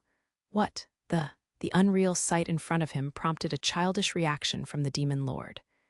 In the next moment, waves of heat and cold rushed him in tandem, nearly blowing him away. The rapid-fire spells tore through chunks of the crowd, causing a downpour of blood in this city block. Damn it, magic again. Amidst the screams and cries, he could even hear cheering. Out of nowhere, a group clad in black had appeared, attacking the post-apocalyptic Holy Maiden and her gang. I recognized that outfit. A quick recollection led the demon lord to the answer. They were dressed the same as the group of corpses in the Shrine of Wishes. He didn't have a clue who they were, but they seemed to be against the holy maidens. What's up, Satanists? As a cloud of dust rose, she whipped out a ridiculously large metal club and slammed it onto the figure in the black robe in front of her. That apparently smashed his skull to bits, as the body fell onto its back, spewing a spray of blood. She swung around the hunk of metal as big as herself, massacring another figure in black, then another. Then she let out a maniacal laugh and charged into the group of them. Holy Maiden, my ass, that's a bloodthirsty beast. A hit from that hunk of metal would send even a lion or a bear running with their tail between their legs. The crazy Holy Maiden kept swinging the hunk of metal side to side, blowing heads off of her enemies. Not even a smidgen of guilt could be seen on her face, as she went on as if she was playing a friendly game of sport. Drop dead, you idiots, Gold Geyser. With a swing of her staff, Luna shot out numerous golden spears. In the blink of an eye, 10 or so of the figures in black were bloodied. Their blood flowed all through the main street into the alleys. Immediately, the Mohawks screamed, "Cleanse the Satanists, blood for the Queen. If we make it out of this alive, I'm going to have the Queen insult me." Screaming this and that all at once, the Mohawks and skinheads collided with the figures in black. There was no telling which side was the aggressor anymore. The two crazy holy maidens were on top of their game, too. Ha ha ha ha, red is the new black, Satanists. You should feel honored to perish by my spells. You demons, you're the real demon here. The demon lord's resolve to escape the city with Aku had solidified. Who could blame him for trying to avoid the holy maidens, though, when every time one appeared, people had been killed? Just when the demon lord was about to turn around, a man who seemed to be in a leadership position, wearing a different garb than the rest, produced a large box and opened it. A pitch-black liquid emerged and making peculiar sounds, it spread through the main street. The man grimaced as if he had already won the battle. Our precious darkness. But it should be forgiven if used to take two holy maidens. In an instant, a strange energy permeated the area. The black liquid had spread wide on the ground, and the Mohawks had fallen to their knees one after another as it reached them. After seeing this bizarre sight, the woman with the hunk of metal shouted with agitation, "Luna, back off, it's Tartarus." Wah, huh. By the time she got the words out, the liquid had reached their feet. They fell to their knees, powerless. "Now, get them," the leader shouted. The black liquid was creeping into the alleys. People in the crowd fell one after another as it approached the demon lord. Poison? If it was, he had a neutralizer from the game. As he got ready to face it, the liquid kept spreading while avoiding the demon lord. He sensed wariness from it, as if it was just staring back at him, observing. Maybe it was some sort of creature. "Everyone, the blessing of the angel is gone. Take down the holy maidens." With that call, the figures in black attacked at once. The woman with the hunk of metal had lost her punch, panting with one knee on the ground. The man the size of a boulder put himself between her and the attackers, but even he looked pale, without an ounce of strength in his stance. This doesn't look good. While panicking at what was happening, the demon lord knew that there would be more trouble ahead if he jumped into action right now. The woman with the metal hunk, remembering his face, especially, could spell the end for him. He could go into battle in stealth stance, but that would take away 70% or so his combat powers. Since he didn't know what these figures in black were capable of, he wasn't willing to risk it. Maybe I should just craft a grenade or something and chuck it into the fray. As the demon lord was considering brute force solutions like that, the ring on his finger emanated a mystifying light, sending him into excruciating pain and dizziness. That's right, blow them all and that woman to pieces. Problem solved. Not you again. Kill that woman, and I become the most wanted man in the country. Despite his rebellion against Kunai's whispers in his head, they didn't stop. But she and this entire country is trying to kill the demon lord. It'll be self-defense again. Your favorite. Isn't it comforting? With the justification of protecting yourself, you can go on relishing in the murd with every second his headache worsened, until he couldn't stand anymore. It even seemed like the pitch-black liquid around him was resonating with Hakuto Kunai's calling. Ripples appeared on its surface, taking peculiar forms here and there. The demon lord expected it to swallow him whole if he let his guard down. Isn't there anything that can get me out of this? With his quivering hand, he opened the admin features. Much to his surprise, he was greeted with a brand new command. Change character, non-controllable. Killer queen race. Human age. 17 weapon bloody conclusion, a ridiculous hunk of metal as large as the wielder herself. In exchange for being ridiculously heavy, its destructive capabilities are outstanding. Queen loves using it for its sheer durability. Weapon the Hammer of Sigma, a venerated hammer, blessed by the still angel. In addition to its high attack, it is imbued with the power of the 4 basic elements. By spending some stamina, the user can cast some simple spells with it. Armor Congregational Robe of Sigma, what used to be a venerated garment, blessed by the still angel. Queen's crazy modifications has left it with almost no resemblance of its former glory. There is even a large slit up the skirt. Level 18 HP. Stamina, attack 28 plus 12 or plus 20, defense. 26 plus 15, dexterity. 25 magic. 15 magic defense. 5 plus 15, the middle sister of the 3 holy maidens. As her stats indicate, she is more of a frontline warrior. Because of her expert skills and intuition in close combat, she is one of the best fighters in this world. Her demeanor is absolutely becoming of her name, and what comes out of her mouth are almost exclusively vulgarities. The lack of any male stronger than her has left her uninterested in romance, but she still holds onto the hope that her Prince Charming will come someday. Dragonborn, as the saying goes, a drowning man would clutch at straws. A straw's a straw, though. It would break as soon as he clutched it. Still, there was a time for the man to clutch it, nonetheless. With a quivering hand, the demon lord selected the command from his admin features. The voice echoing in his head disappeared immediately. At the same time, he was enveloped in a white light. It was bright enough to even stop the fighting on the main street as they squinted into the light to see what was behind it. When the light faded, there was a man standing there, clad in white from head to toe. With that description, one might imagine a warrior of light or something, but his clothes were adorned with grotesquely bizarre text that read the following in Japanese: "Best in the world, bring it on, leave you in the dust, etc." All phrases that one might expect from the stereotype. On the back of the man's jacket, amidst the cacophony of embroidered text, was a long, silver dragon. Even the man's hair was dyed silver. He was a Bosazoku, a Japanese biker of a variety that had definitely gone extinct in modern-day Japan. His name was Zero Kirasame, a character Akira Ono had created so he could play in his own game. Aligning with his backstory as a Bosazoku, he had a fierce glare. His eyes seemed to have been created with the sole purpose of giving his enemies the look.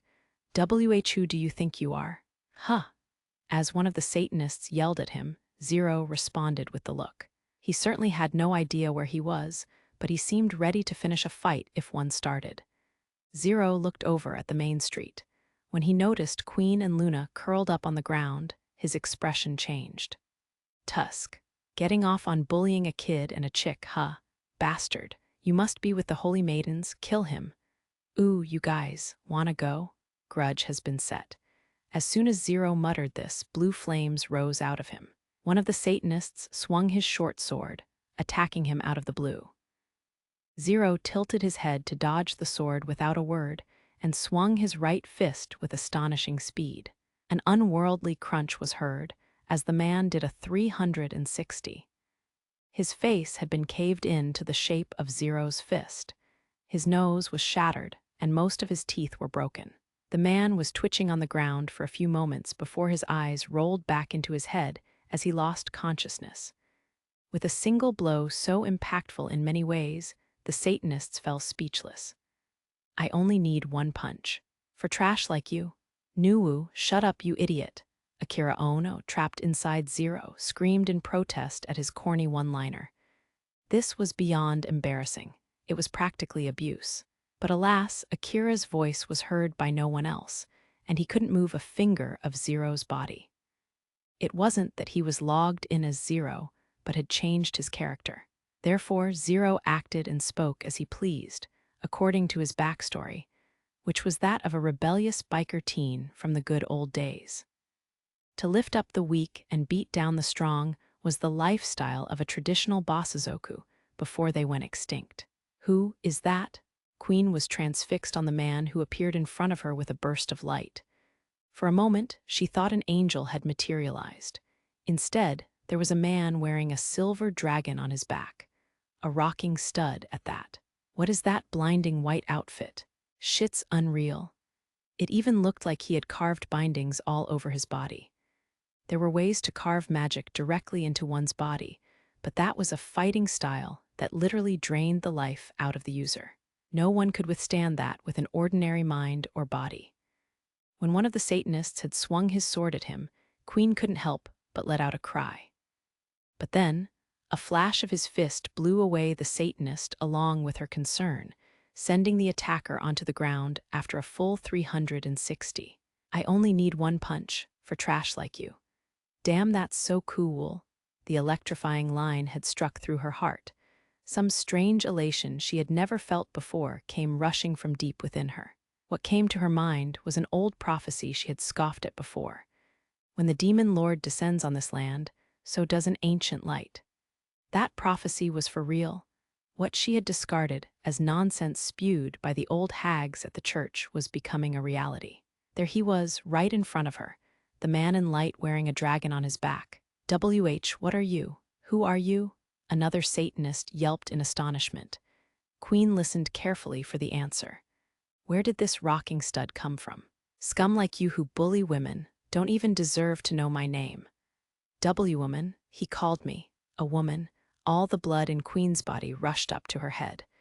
To her embarrassment, even her hands were shaking. She was already stepping in Tartarus and having her powers drained, so this wasn't good. But this kind of shyness, Queen thought, may not be too bad. He must be another one of the holy knights. Stay vigilant, kill, before he could finish the sentence. The Satanist went flying. It must have been a kick, Queen thought.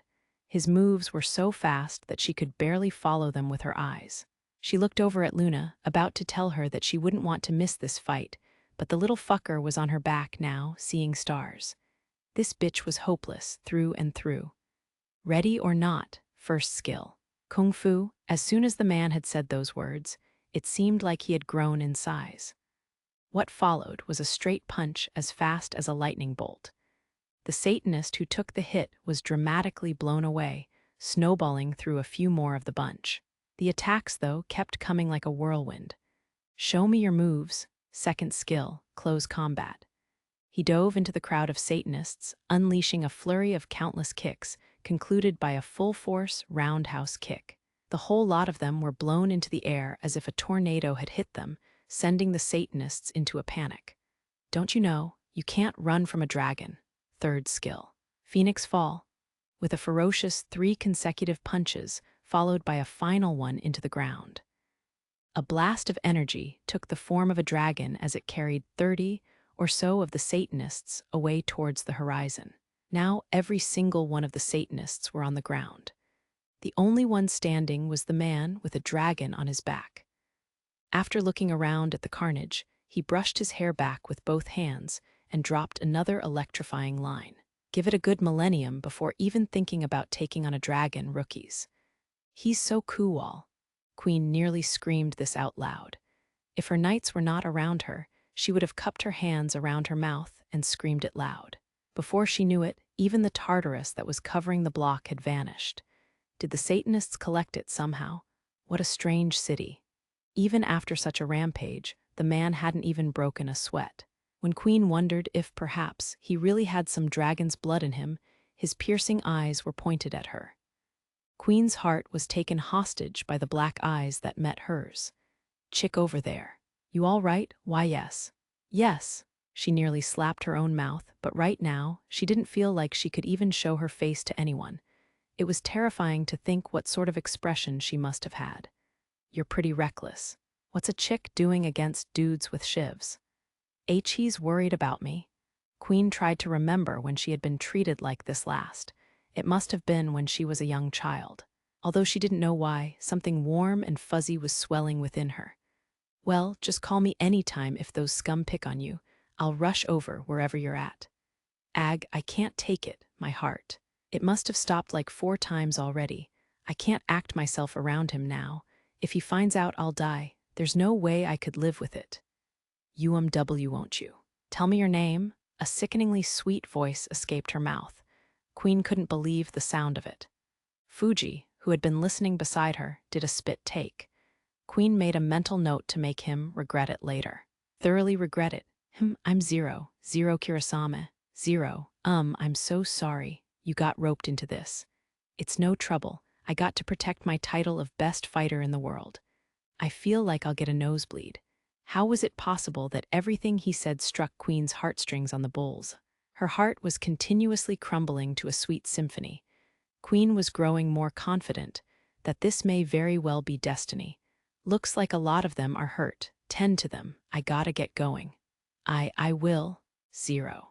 Kirasame, the silver dragon on his back, was almost painfully bright. Until the dragon faded into the crowd, Queen didn't dare look away for a moment. I really found him. My destiny. A Basazoku in the wrong decade and the most vulgar woman in the world. It really was destiny. Meanwhile, Warlkin, who had been bulldozed by the dragon, was running through the outskirts of the city, his face red with frustration. That freak, at least I was able to collect Tartarus. He was sprinting through somewhere far from the major roads, carrying a large box. He alone had successfully escaped amidst the chaos. A good leader knows when to retreat. So that's the rumored Dragonborn. I never expected there to be 2 of them. Even as he ran, Warlkin's brain was turning full throttle. The accursed monster with dragon's blood in it. A being that rejected devils and scorched the earth with a raging roar when the time was right. Those anima bastards were keeping this secret. The leader of Animania, the nation of animas in the east, was undoubtedly a dragonborn. However, that leader was a woman. Throughout the entire continent, there was only a record of 1 dragonborn. Even she was born overcoming miraculous odds. Those little. They're going to jump into the fray in this country. In addition to Queen, now the Satanists would grossly misunderstand Zero. What was he doing now? Close to where he had slipped away into the crowd, there was a man curled up on the ground with both hands on his head. Damn it, kill me. Somebody just kill me. His appearance seemed to have returned to the usual demon lords, but his mental scars would be difficult to heal. Beyond the point of mere embarrassment, the demon lord's mentality had been thoroughly beaten to the point where even suicide flashed in his mind. Best fighter in the world? You moron. The demon lord's curses continued. Although he had to accept it all in the end. Even Zero was a character he had created of his own volition. Sometimes, being an adult meant wiping one's own ass. And so, the appearance of the silver dragonborn who hated evil began to accompany the rumor of the demon lord's arrival. Without anyone else knowing that they were the same person, this misunderstanding would lead to cause major chaos in Hololight. 0 Kurasame race, human, age, weapon the knuckles of righteous brawl his fists. Infinite durability. Armor silver dragon biker, jacket a traditional Bosazoku jacket, adorned with a silver dragon on the back. In the game, this was a rare armor with a special ability, leaving its defense non-existent. This piece of attire embroidered with various text just looked otherworldly in this fantasy world. Infinite durability. Item 750 RS, ZII Zero's motorcycle. It's much faster than a carriage and can carry him a long distance in a flash. In the game, it expended the user's stamina, but had the effect of minimizing the amount of stamina spent this way. Level 1 HP, 165 stamina, 300 attack, 7 plus 85 defense, 7 plus 73 dexterity, 8 plus 80 magic, 0 magic defense, 0 plus 55 equipped skills. First, Kung Fu second, close combat third, Phoenix Fall combat skills, grudge, go easy, etc. survival skills, sewing, etc. dual skills, special ability. Mad Flurry, his stats increase explosively against a team with a grudge set on them. His stat increases are negated against anyone else. He can only switch grudges up to 3 times a day. Special ability. The journey begins on the main street. The injured were being carried away as people hurriedly restored the city. Queen, who would have been leading the endeavor and barking directions at everybody under any other circumstance, was sitting on her chair, staring off into space. She didn't seem like she could muster the enthusiasm to take charge of the restoration today. While she may have looked rather spineless now, Fuji wore a gentle smile looking at her. No man in this country was able to meet her standards before. Fuji had been concerned that his queen would end up an old maid. What a brazen man he was, Fuji thought. The man showed no hesitation in taking on the Satanists, and it seemed like even Tartarus was avoiding him. Tartarus wasn't the name of the liquid itself, but of a giant hole located in the center of the continent. For a long time, the countries up north had been at constant war. The hole earned its name when people from those countries started dumping the corpses from battles into the hole. Burial took time, land, and money. Those countries had cut corners and decided to throw everything down the hole, rumored to be the gateway to hell. Dead men tell no tales, indeed. Rumor had it, a weird liquid emerged from the hole now and again and attacked people. The black liquid, which was rumored to crawl out of the hole about once every century, was the nemesis of angel worshippers, as it drained everyone of their holy powers. At the very least, that man does not serve our angel. Fuji concluded, and he wasn't wrong. Tartarus would have drained him of his powers if he had been using any holy powers or powers aligned with the angels. The truth was that he was just a Bosazoku, the polar opposite of an angel in a way. He was supposed to be on the side of uprooting law and order. In any case, we must officially invite that man to our country. Fuji continued his thought, but he never dreamt that this man and the demon lord were 2 sides of the same coin. Inside a carriage en route to the holy city, Hololight, and then that dragonborn punched the ground and people went flying. Like Bewoosh? Wow, that's incredible. After leaving the battle-scarred city of Yahuo, Luna was proudly describing the battle to Aku, as if she had watched it herself. Luna was unconscious for the duration of the battle, but poor Aku didn't doubt the holy maiden's words. Of course, the demon lord was wincing at every turn of the story. Dragonborn. He's just a Bosazoku punk. The demon lord contemplated jumping out of the carriage from sheer embarrassment. While his body was uncontrollable during the character switch, he was conscious the whole time, much to his devastation. Demon lord, maybe that dragonborn will kick your butt too. That'll be the day. He replied with apathy. It was impossible for both of them to exist at the same time, after all. Anyway, where are the knights you had with you, Luna? I sent them home. I don't need them anymore.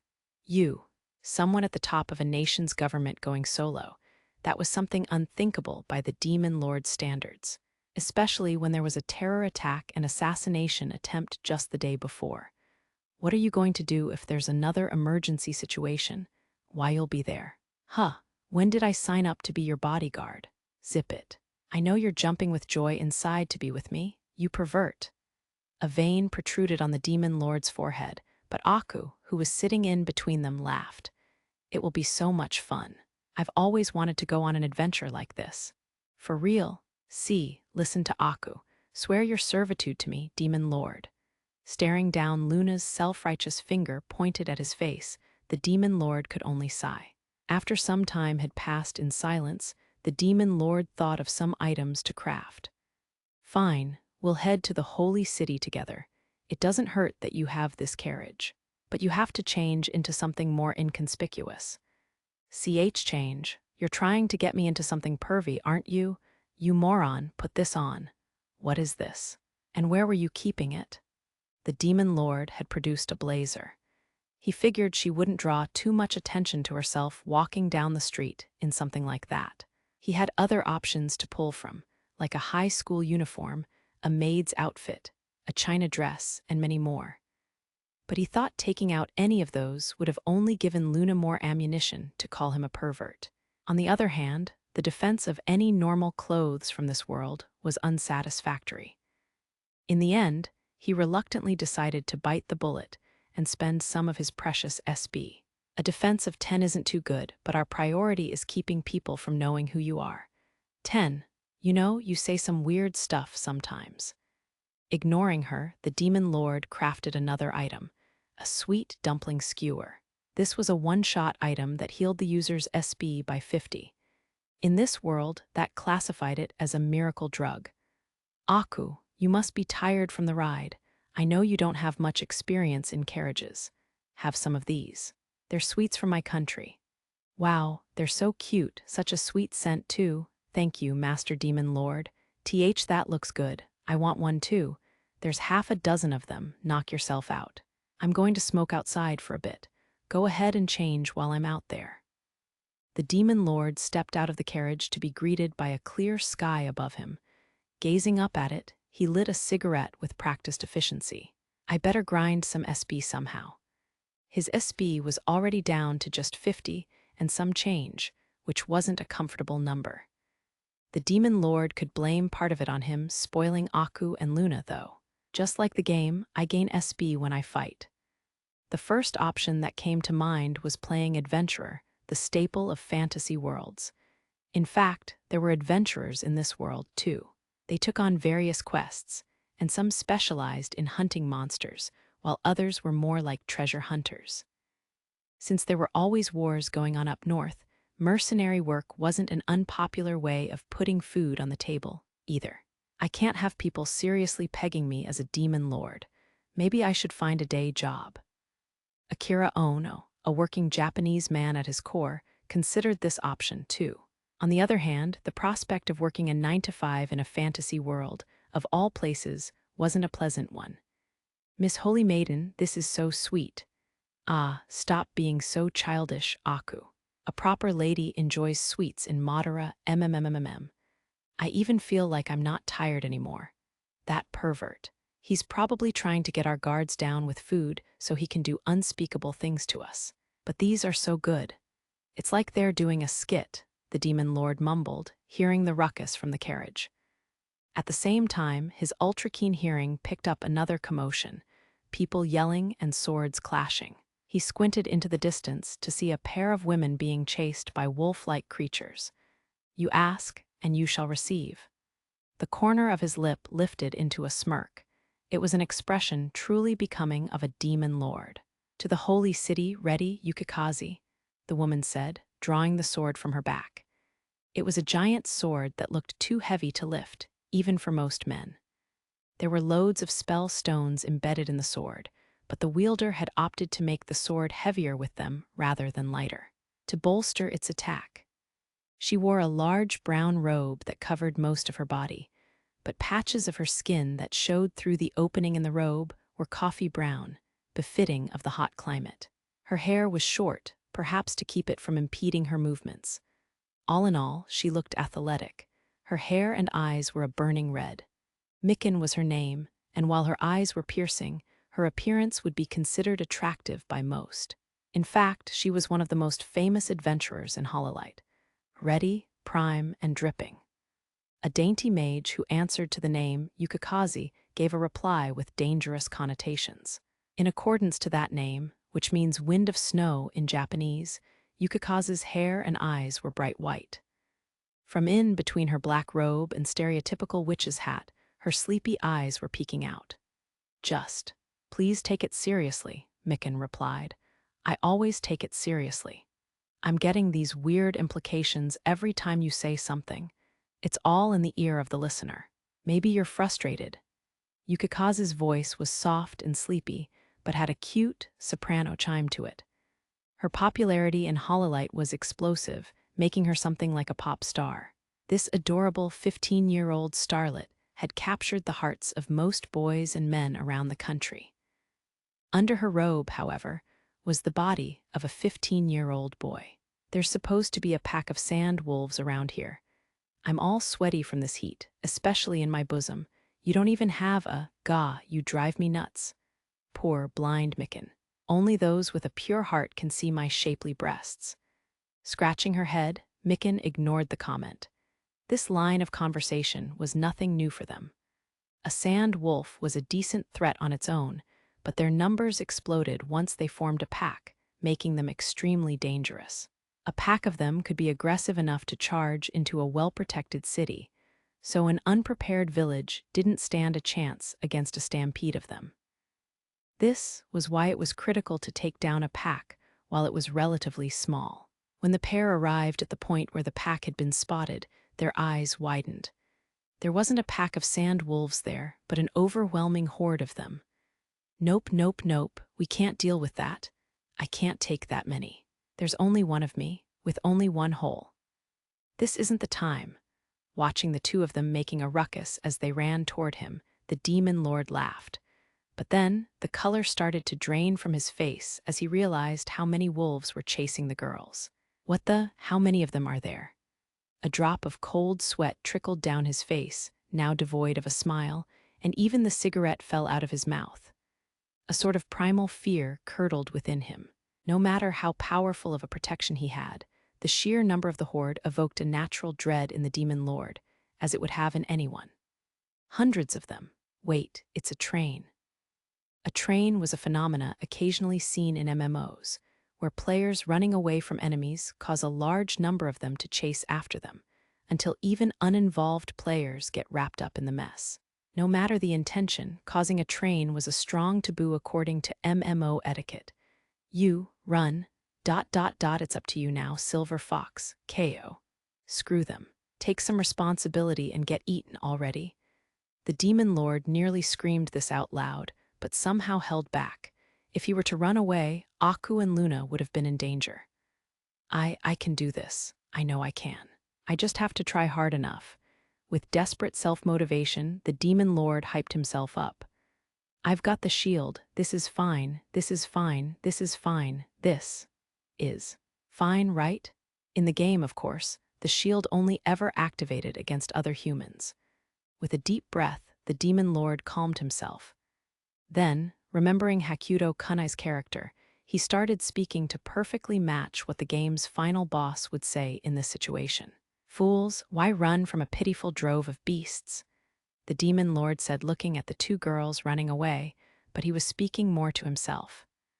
Once he said it out loud, even the smoke he blew gave him courage. Oh, the wonders of the human brain. Aku, Luna, stay in the carriage. Standing in the path of the horde, the demon lord braced for impact. When the wolf at the front of the horde lunged at him, the demon lord clenched his eyes and teeth. But before the fangs of the wolf could reach him, the familiar ping was heard, and the wolf bounced right off of the barrier. A sense of relief slowly spread through the demon lord. I win. The first part is over. He nearly clenched his fists in victory, but keeping all of that excitement internalized, he only lit a cigarette with a dauntless attitude. Remembering that the girls could have been watching from the carriage, the demon lord wanted to look as cool as he could. Alas, the tragic nature of men. Once you bare your fangs at me, beast or man, I won't hold back, the demon lord said calmly. He decided to start practicing his skills in combat against these animals. It was the perfect opportunity he was looking for, since he hadn't really experienced real combat in this world yet. Take your last breath in my arms. First skill, charge.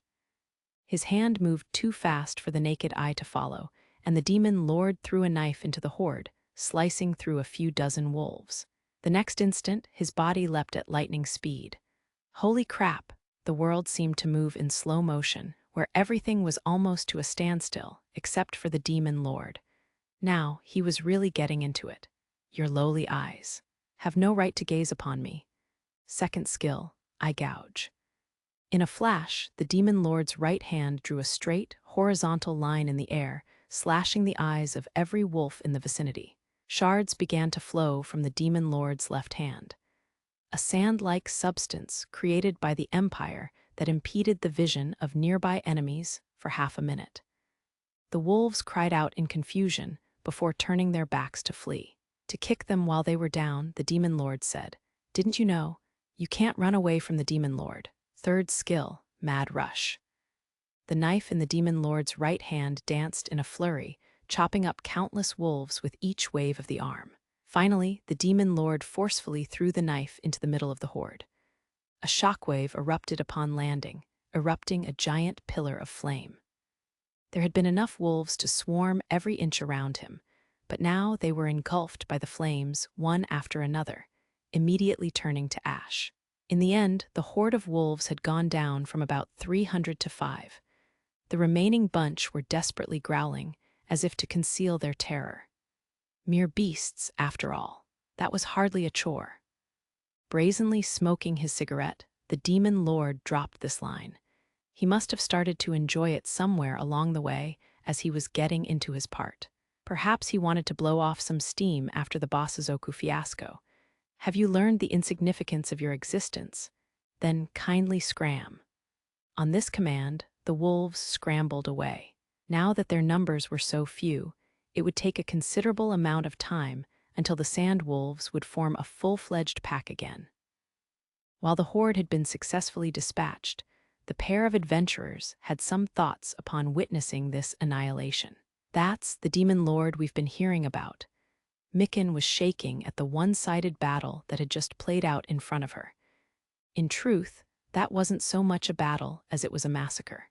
She didn't understand what happened, but she witnessed the sand wolves run into a strange wall before they could even reach this man.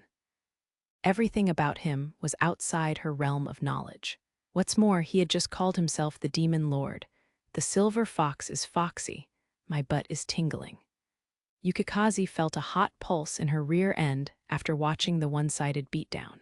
While the sand wolves never reached that silver fox due to a mysterious barrier, she was determined to conquer any obstacle for him, even the obstacle under her robe. That thing's dangerous, very dangerous. My chastity is in danger. We better get to the holy city and make a report. I better get to the holy city and clean myself up.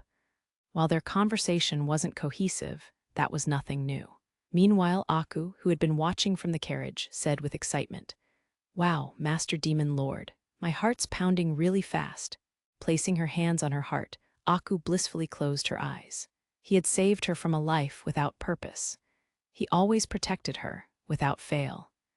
Even if the Demon Lord turned out to be a truly evil person after all, Aku knew that she couldn't leave him. If it came down to it, she was ready to take on the rest of the world by his side. "Did you two behave? Talking to you, Luna." The Demon Lord returned to the carriage, leisurely taking a seat.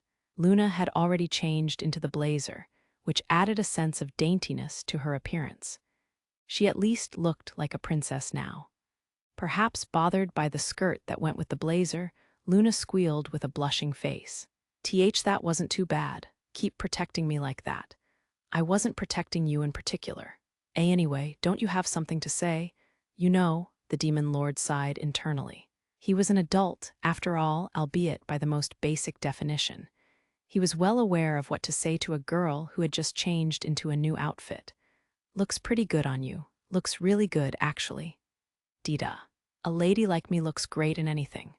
Luna declared this with glee, puffing her non-existent chest. However, the demon lord's hearing didn't miss her quietly whispering hee-hee. "I knew it," under her breath. His extremely keen hearing couldn't have missed a pin drop a mile away. It wasn't his fate to become the kind of protagonist seen in rom-com animes who remained oblivious to the adorations of girls around him. "Ah, all the doggos I collected are gone," a girl said softly as she watched the carriage leave. She had feline ears on her head and was even wearing gloves that resembled tiger paws. She was an anima, something like a beast-human hybrid, a very high-level one at that. Good thing I found something much better than the doggos. Her face was even painted up with tiger stripes. In contrast to her dainty face, her physical strength was off the charts.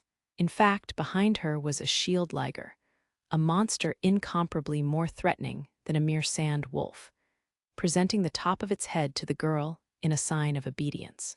An attack by just one shield liger would force Hololite to deploy their knight's order. Even then, there would be countless casualties in the process of taking the creature down. Is he really the demon lord? That's the king of the Hellions, right? Why is he with humans? Why is he with a holy maiden? In accordance with her younger appearance, she spoke her thoughts out loud. The animas neighbored Hellion territory and were engaged in a long-lasting war with them. In any case, it's not going to be fun if he makes it to Hellion territory. The girl's thoughts jumped all over the place. Like her appearance would suggest, thinking didn't seem to be her forte. But he just might be able to beat them, the girl said, and jumped on the back of the monster behind her. Without any commands, the creature took off, shrinking into the horizon in an instant. While the journey seemed long yet short at the same time, the demon lord's party was approaching the holy city. There was sure to be new encounters and troubles waiting ahead. The demon lord, the evil princess, the holy maiden, the silver dragonborn, rumors of whom were rapidly spreading, and the Satanists were now in the picture with them.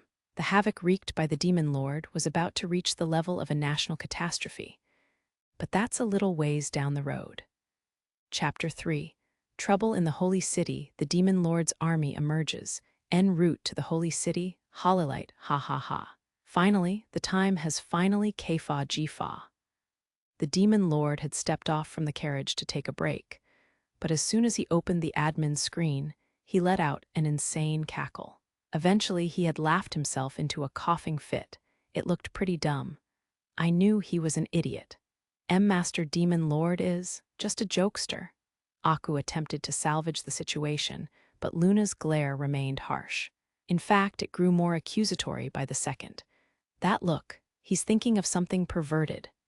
But, blushing, Aku covered her rear. Luna was proving herself to be a bad influence on Aku during the past few days of traveling together. Without paying any mind to them, the demon lord rambled off. I have some contemplation to do. Get in the base, just to be safe. After saying this with a strangely showboating attitude, he produced the base he created the previous day, and in a split second at that, materializing a well-constructed building in less than a second.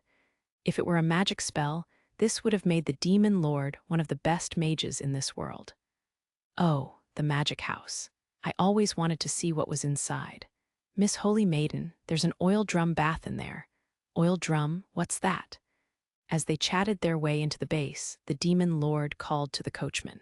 He was strangely attentive from time to time, or perhaps it was just his Japanese nature. Please, feel free to join them. I wouldn't dare, sir. I'll be feeding the horses right here. Please don't mind me. The coachman shrunk his head into his shoulders. Reflexively, the demon lord answered with a polite nod. He was a typical Japanese man, after all. Then have one of these, please. It'll be refreshing. The demon lord made the coachman hold a mild heaven to his mouth and lit the cigarette for him. With all the color drained from his face, the coachman was on the verge of tears, but braced himself and inhaled. He must have thought that he would have been torn to shreds if he had refused. From his perspective, The demon lord was an existence that defeated a holy maiden and her knights single-handedly, as well as nonchalantly exterminated a sea of sand wolves. The coachman saw before him none other than a bona fide demon lord. My shoulders feel lighter. A coachman's job involves prolonged use of his hands and shoulders. This coachman had worked for the Holy Church for years, building up exhaustion in his shoulders. Now, all of that melted away with a revitalizing sensation. This was because the Demon Lord's cigarettes each had the effect to heal 40 stamina. Considering that the stamina of a top-tier warrior in this world was around 50, to a normal person, healing 40 stamina was like getting a brand new body. Thank you, sir. It's important to rest when you can while on the job. The coachman could only fake a twitching smile in response. Despite all of his tiredness being swept away, his face only lost more color by the minute. He seemed to be terrified by what the thing in his mouth could possibly be. Was the demon lord going to ask for his soul in return? Was there a curse on it that would spell his demise in a few days? The coachman cowered in completely misplaced fears. All right, that was pretty mature and approachable of me. The demon lord was putting in some wasted effort yet again. He didn't seem to understand how other people perceived him just yet. Even his smile was intimidating, making it difficult for most anyone to feel comfortable in his presence. While Aku and Luna had gotten used to it, it took them some time. Now, I really have to make up my mind. He finally started thinking about the big question. When he had opened up the admin screen, an astonishing message had appeared. Congratulations. Your SB is over 1,000, unlocked. Summon advisor unlocked. Final judgment, finally, it's time. Lighting his own cigarette, the demon lord squinted into the air. That last battle must have netted me all this SB. For the first time in a while, all of the demon lord's mental cogs were turning. He had ended up with 1,200 or so SB after taking down the horde of sand wolves. It felt like he had just won the lottery. Summon advisor for 1,000 SB, huh? The command was incredibly expensive, but he was sure that it would be worth it. The advisors were under Hakuto Kunai's command, and they had been created to protect the sleepless castle.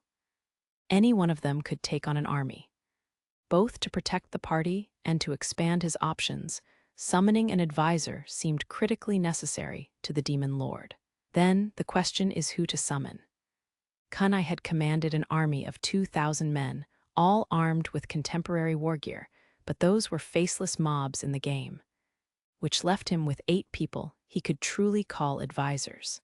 4 women and 4 men. 4 of them were younger, while the other 4 were older. Think, who do I need most? The demon lord contemplated with layers upon layers of forethought. He may not have access to this much SB ever again. It was a once-in-a-lifetime decision. He recalled every last detail he could about the backstories of the advisors he had created. The first advisor that came to mind was Ren Miyagi.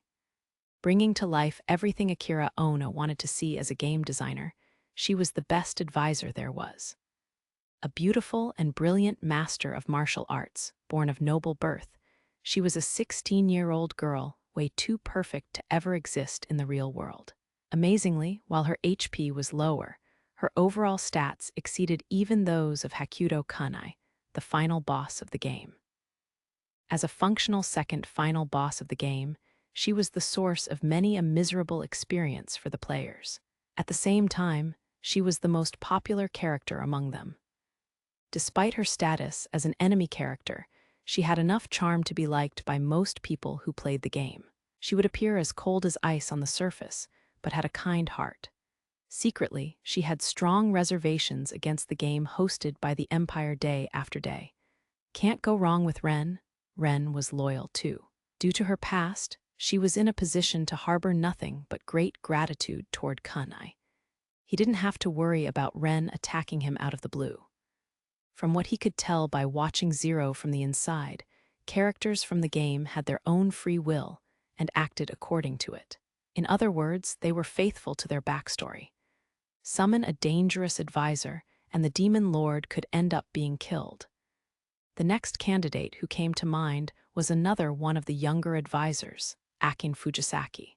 She was the same age as Ren, but Akin was the son to Ren's calm and collected moon. A less polite way to describe her would be as a thoughtless idiot. She enjoyed anime, comics, and video games, and was an extroverted geek. She would appreciate being summoned to a fantasy world more than anyone else. In combat, she specialized in close-range brawl.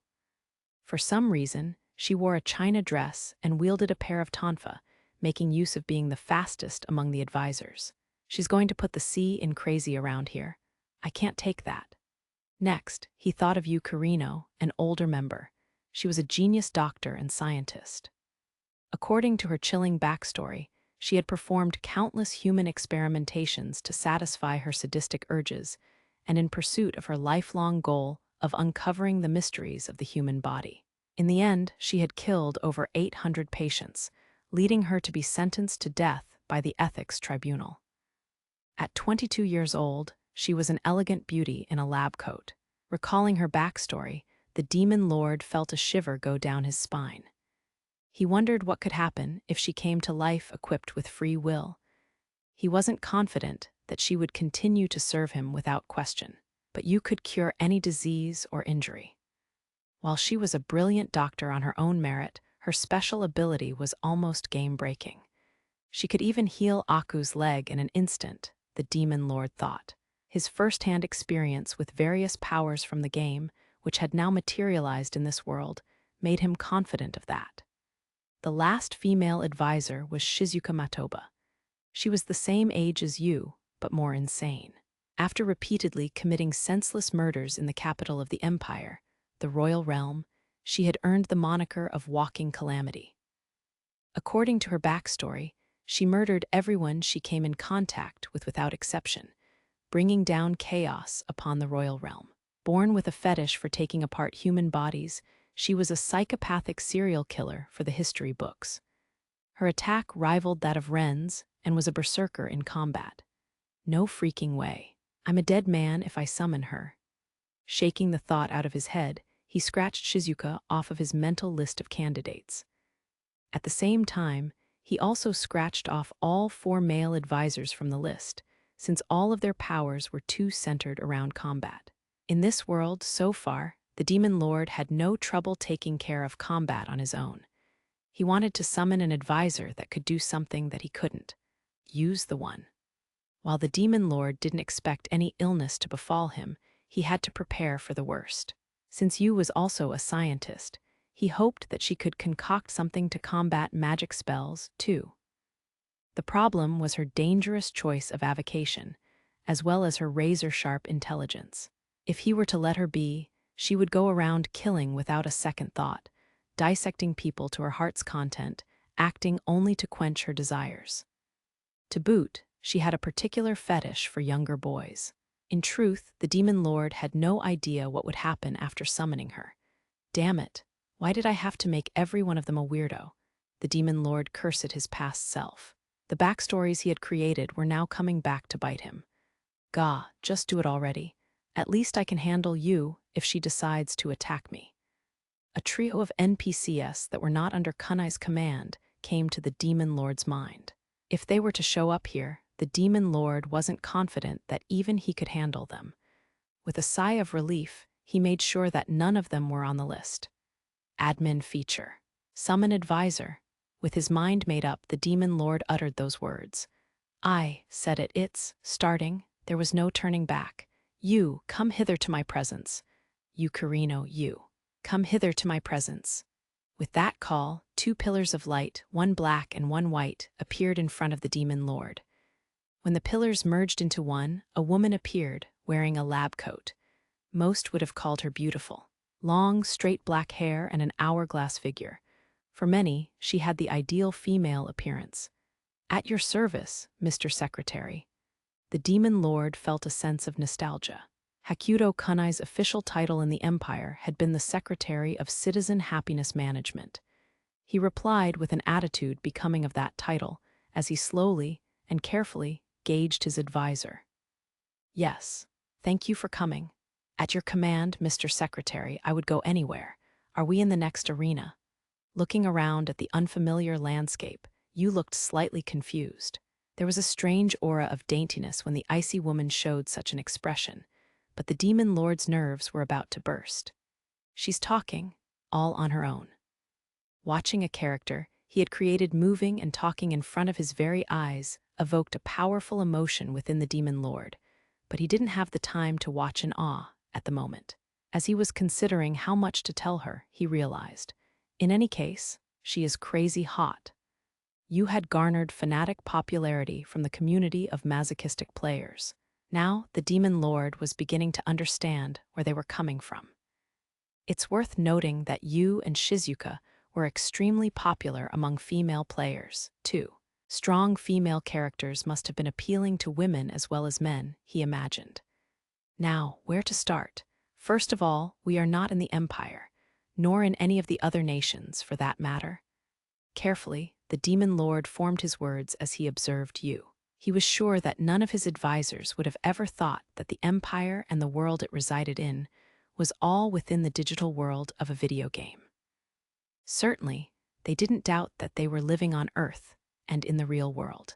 Obviously, they wouldn't have believed the demon lord if he had told them that their world was created by someone. Him. Still carefully choosing his words, the demon lord explained what had happened to him so far. Appearing in the great forest all of the sudden, being attacked by a devil-like creature. The fact that a fallen angel seemed to be related to the cause of it all, that they were headed to the holy city now. No matter how eloquently he chose the words to describe them, these events hardly seemed plausible. But you kept a serious expression as she hung on the demon lord's every word, going into deep thought here and there. It sounds like some sort of forced transportation attack, but yes, the scenery around us does seem different from that of our world. Glad you're catching on quickly. As for our objectives moving forward, he explained his intentions to look into the Ember Angel, and that his powers will be unlocked as he collects more SB. After hearing all of this, Yu contemplated for a moment with her hand on her chin, but soon gave her assessment. No matter how we ended up here, Mr. Secretary, I believe that the sleepless castle will be a necessity. He gave a vague answer, but in truth, the demon lord didn't think it was necessary all that much. They could easily live in the base already, or stay at inns when in towns. Building a giant, contemporary fortress in this fantasy world would undoubtedly lead to people calling it the Demon Lord's Castle. He was thinking about building it earlier, but had thought better of it since. That's just setting up for some hero to come and kill me. Of course, he had no intention of letting said hero kill him, even in such a case. He had already taken care of a holy maiden with a fierce spanking session, after all. Even if someone like the hero of so and so, or so and so of the light had challenged him, he could only imagine that the end result would be the same as when Luna had attacked him. How fateful that we ended up here, Mr. Secretary. Yes, I think it was very fateful too. I'm glad you agree, sir. As you showed him a bewitching smile, the demon lord's heart skipped a beat. This chick is a silver fox hunter. Considering that she was also popular among other women, femme fatale might have been more accurate. Now it's clear what we must do in this strange land, sir. We have a long road ahead of us. Let's take it one step at a time. The demon lord responded to her with the same gravitas, only because he had no idea what she was talking about. He had implied that he wanted her to take the first step of explaining what she meant to him, but Yu's smile only grew wider. Mr. Secretary, you haven't changed. You find the joy in every situation. Life is too short not to, don't you think? If the demon lord were to consider this a vacation, it couldn't get any better. All the details he spent 15 years creating in the game were coming to life in front of his very eyes. This was a dream come true, in a way. Then, Mr. Secretary, what shall be our first course of action? First, I plan to grow the base and build a field hospital. You always find a way to make my dreams come true, sir. But of course, the dreams of my dear subjects are my dreams, too. At this point, the demon lord was self-aware of how much smoke he was blowing. Still, now that he had summoned you, the natural course of action was to build a hospital. While he was at it, He was scheming to overturn the terrible rumors going around that he was the demon lord. If we offer medical treatment for dirt cheap, those rumors will be gone in no time. Medical technology was mostly undeveloped in this world, and only a limited few could wield healing magic. If he ran it well, the hospital could even earn him a fortune. It goes without saying, but no killing. First, we have to learn. He didn't forget to make that clear to you. There was so much he had to learn. About the last of the three angels, the Ember Angel, how this society worked, about magic, adventurers, monsters, and devils. If rumors were to arise that his hospital was of the murdering variety, the whole plan would be ruined. Yes, it all begins with learning. Learning is what's most important. Seeing Yu's wholehearted agreement, the demon lord was relieved. At the very least, he didn't sense any insubordinate intentions from her, and it seemed like she would obey his orders. If he could expect this from all of his advisors, the demon lord would have tried to summon them all as swiftly as he could. More advisors meant more options in this world, which would allow him to gather more information.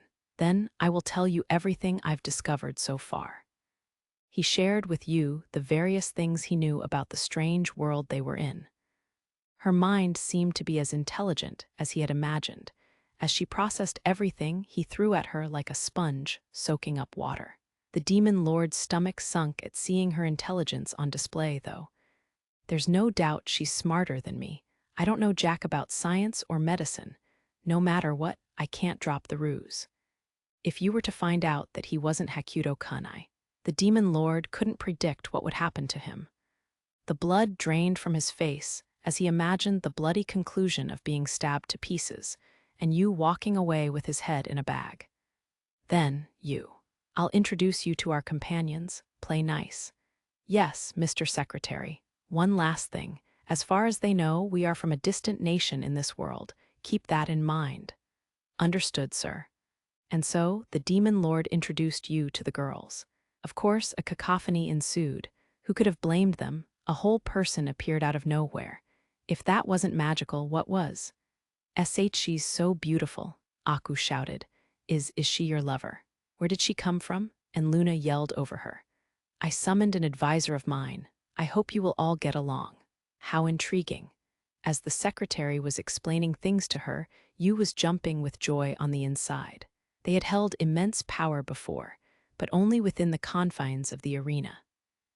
Once outside of the arena, the rule of the empire was caught up in a storm of political strife. In fact, they had been standing on extremely thin ice in that regard. Here, there is no one above us, to stop us from controlling things as we please. Back in her world, a single mistake could have cost them the lives of everyone on the team.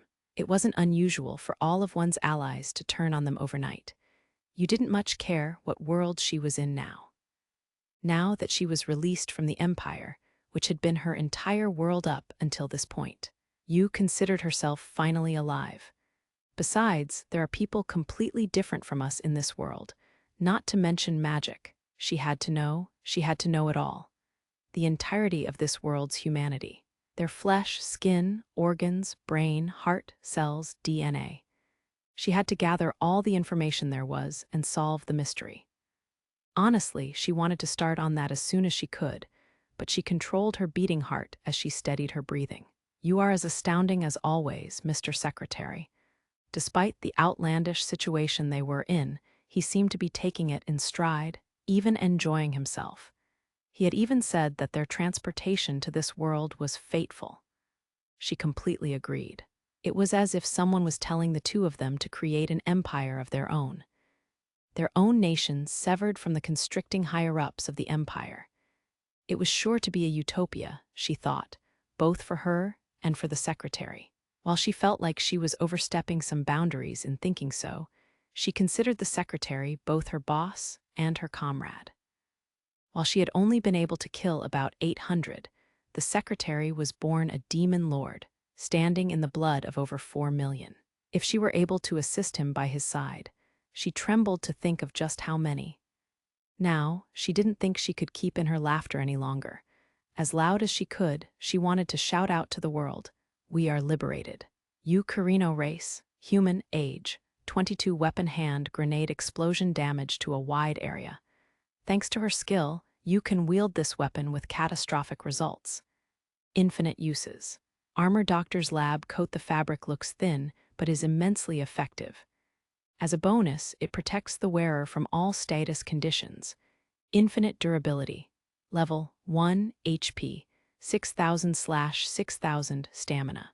600/600 attack, 40 plus 50, defense, 40 plus 25, dexterity, 40 magic, 0 magic defense, 0 plus 20 equipped skills.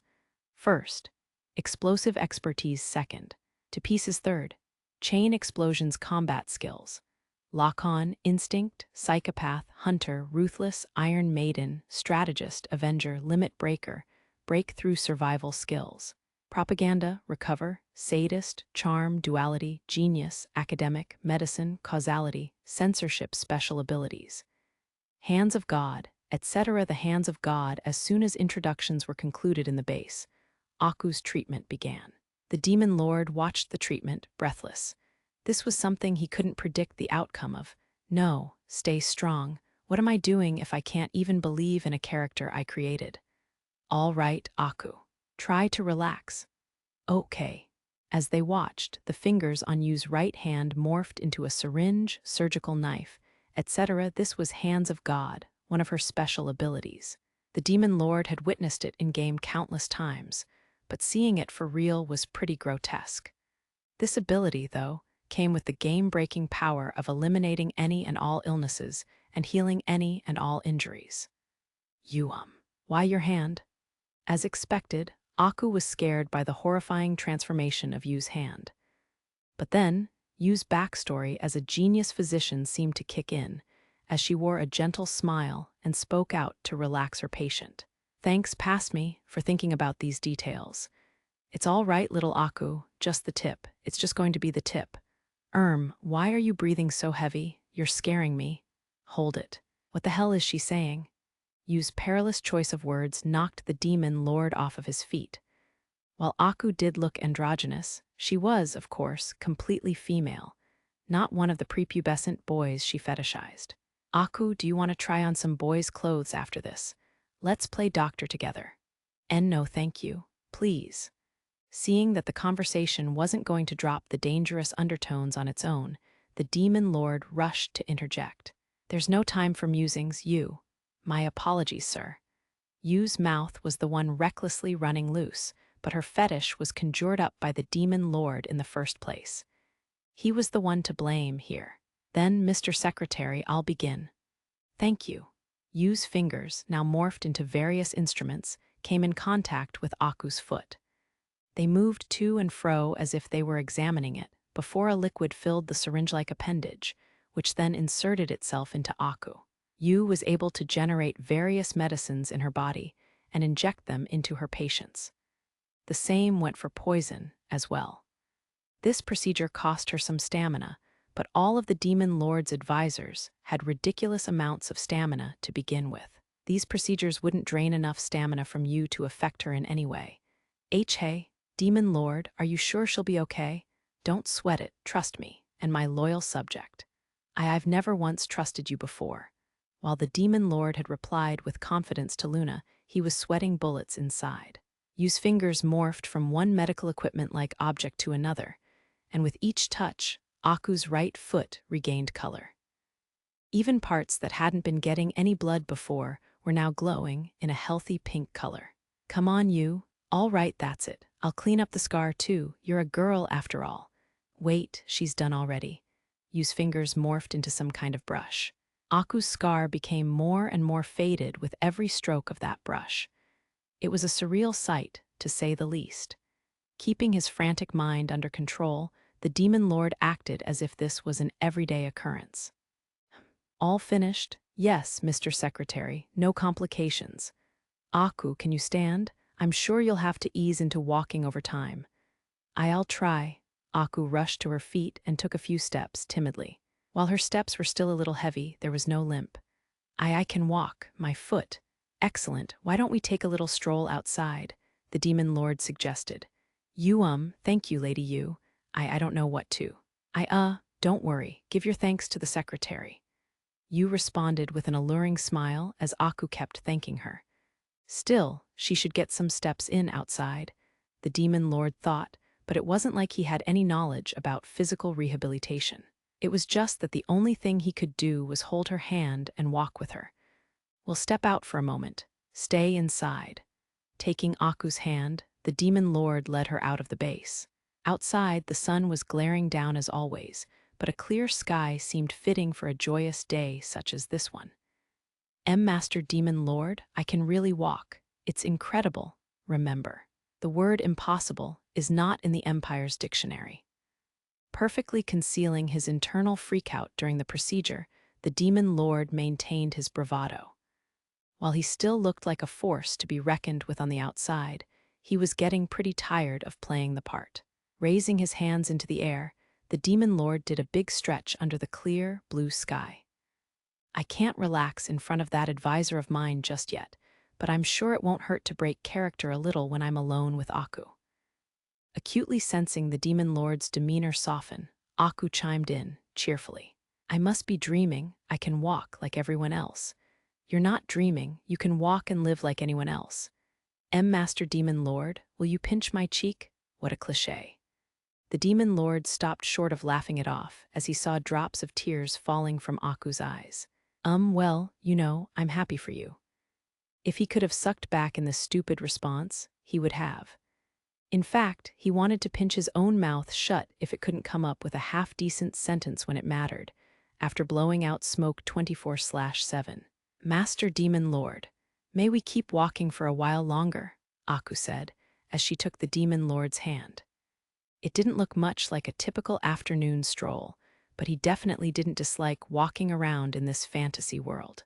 The dried-up earth was cracked every so often, and the sun was scorching down on them.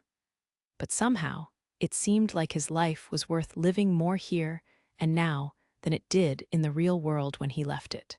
Maybe it's because she's here. At first, the Demon Lord had lamented how he ended up in this world. But now, he was beginning to consider the trip worth it, even if it was just to treat Aku's foot. I guess you won't have to carry me on your back anymore, Master Demon Lord. I'll still carry you if you get tired. Seeing Aku's strangely matured expression, the Demon Lord lit a cigarette as if to flee the scene. Generally speaking, no matter the country or world, girls grew up faster than boys. Often, while boys are playing in the mud, girls are thinking about things years ahead of their male classmates. Unfortunately, as the Demon Lord was a bachelor, he wasn't adept at picking up on these pre-teenage intricacies. As he exhaled smoke without saying a word, the grip on his hand tightened. Master Demon Lord, please never leave me. Save that kind of line for when you grow up and fall in love. To never leave. Making that promise meant that he would live out the rest of his days in this world, leaving behind the real world with everything in it. The Demon Lord couldn't promise that right now. He didn't want to make any false promises when he was about to head to the holy city to research the Ember Angel in search of a way back home. But I already know, Aku insisted. Come on, the Demon Lord laughed. Aku was a 13-year-old child, after all. Back in his school days, there were a few kids that wanted to act mature and were infatuated with their teacher. He pegged that this might have been something like that. Now, let's start heading back. In the end, their hands remained held until they returned to the base. The secretary sure cares a lot about that girl. Yu found herself speaking her thoughts out loud. The secretary had, when an individual had met a certain condition, showered them with generosity unthinkable from his usual demeanor. That happened when an individual was crowned victor of the game. You also had that sense of respect for the victor naturally. But that girl did not survive a game. Perhaps she has some special powers. The secretary had exceptional skills for discovering talent. All 8 of the advisors who protected the sleepless castle were scouted out by him, even though some of them were still young enough to be considered children. I want to know all about the people of this world. Truth be told, she wanted to explore the girl further and further, but she controlled herself from disrespecting the companions of the secretary. Besides, once a hospital was built. She would have all the subjects she could want for. I can't believe you healed her foot. I guess the demon lord's whole fleet has ridiculous powers. The girl who was introduced to you, as Luna mumbled this next to her. To you, magic seemed like a power much more ridiculous than hers. The grass was always greener on the other side, she supposed. But you have my thanks, too. Not him, never. But I'll give you my gratitude. You let out a smile hearing this. Luna's innocence and fearless attitude reminded her of Akin a little. I see why the secretary has taken a liking to you. Huh? That's just annoying. Just so annoying. How she stubbornly denied her feelings was just like Akin too. Then you took notice of Luna's face. Pretty cute, she thought. She imagined Luna in boy's clothes. Cutting her hair and putting her in shorts could do the trick. We're back. How is your foot, Aku? The demon pervert lord didn't try anything, did he? You never change, do you? I'm impressed somehow, the secretary said and approached you. Then his hand touched her shoulder, with a pat. That treatment was amazing. I'm glad I summoned you. His words electrified her palms and sent a strange tremor and elation from the top of her head to the tips of her toes. What is this? She felt so much joy that it almost brought her to tears. Her body, her soul, down to every last one of the cells in her body, and every last strand of hair on her head were quaking in jubilation. She didn't understand why, but an overwhelming sense of euphoria enveloped her, as if an omnipotent creator had just validated her existence. Yes, sir, I am glad that I could be of use to you. Her breathing was heavier. You no longer understood her own body. This wasn't the first time the secretary had complimented her on her work, but never before had she felt this sensation. What was different now? I'll need your assistance moving forward. I'm counting on you. Why, yes, sir. MRR, I can barely talk. Now, you even noticed her heart pounding louder in her chest. This was definitely weird. Why did receiving his compliments and trust make her so happy? To her dismay, tears formed at her eyes and blurred the world in front of her. If this was what happiness truly felt like, any sense of joy she had felt in her life so far were utterly meaningless in comparison. Something's different. He's not the secretary I know, somehow. Now that Aku's foot has been treated, let's say we have a feast once we reach the holy city, the demon lord proposed. Yeah, but this time you're buying demon lord. I'll be happy with the crackers. No, Aku, Luna, take us to the best restaurant in the city when we get there. Sure, but you do have money, right?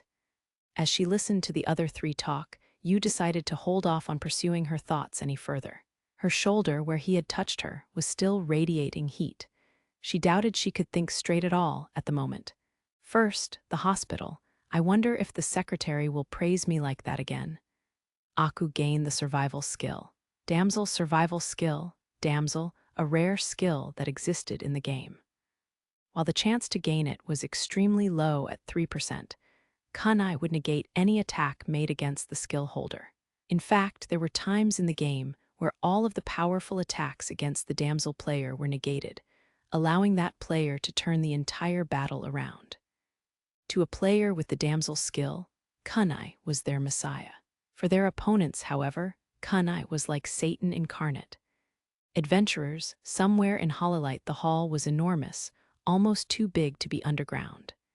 This was in the headquarters of the Satanists, where the higher-ups of the organization gathered. Now they were discussing their attack that took place a few days ago. Warlkin, how is it that you failed so miserably even after deploying Tartarus? You may be a half-decent commander, but a coward will always be a coward. Most of the discussion involved insults against Warlkin. However, he didn't refute any of it and remained silent. He was sure that if any one of them in this hall were in his place, they would have been defeated just as easily. That Dragonborn had incredible powers. There's nothing more to it. He spat out, causing the commotion to grow around him. But when the figure sitting in the chair at the far end of the room raised their hand, the room fell silent. Utopia, leader of the Satanists, finally spoke. I care less about the Dragonborn and more about the rumor that the demon lord has appeared. No one could provide any answers. They had prayed for the summoning of the demon lord, but not a single one of them had returned from the Shrine of Wishes.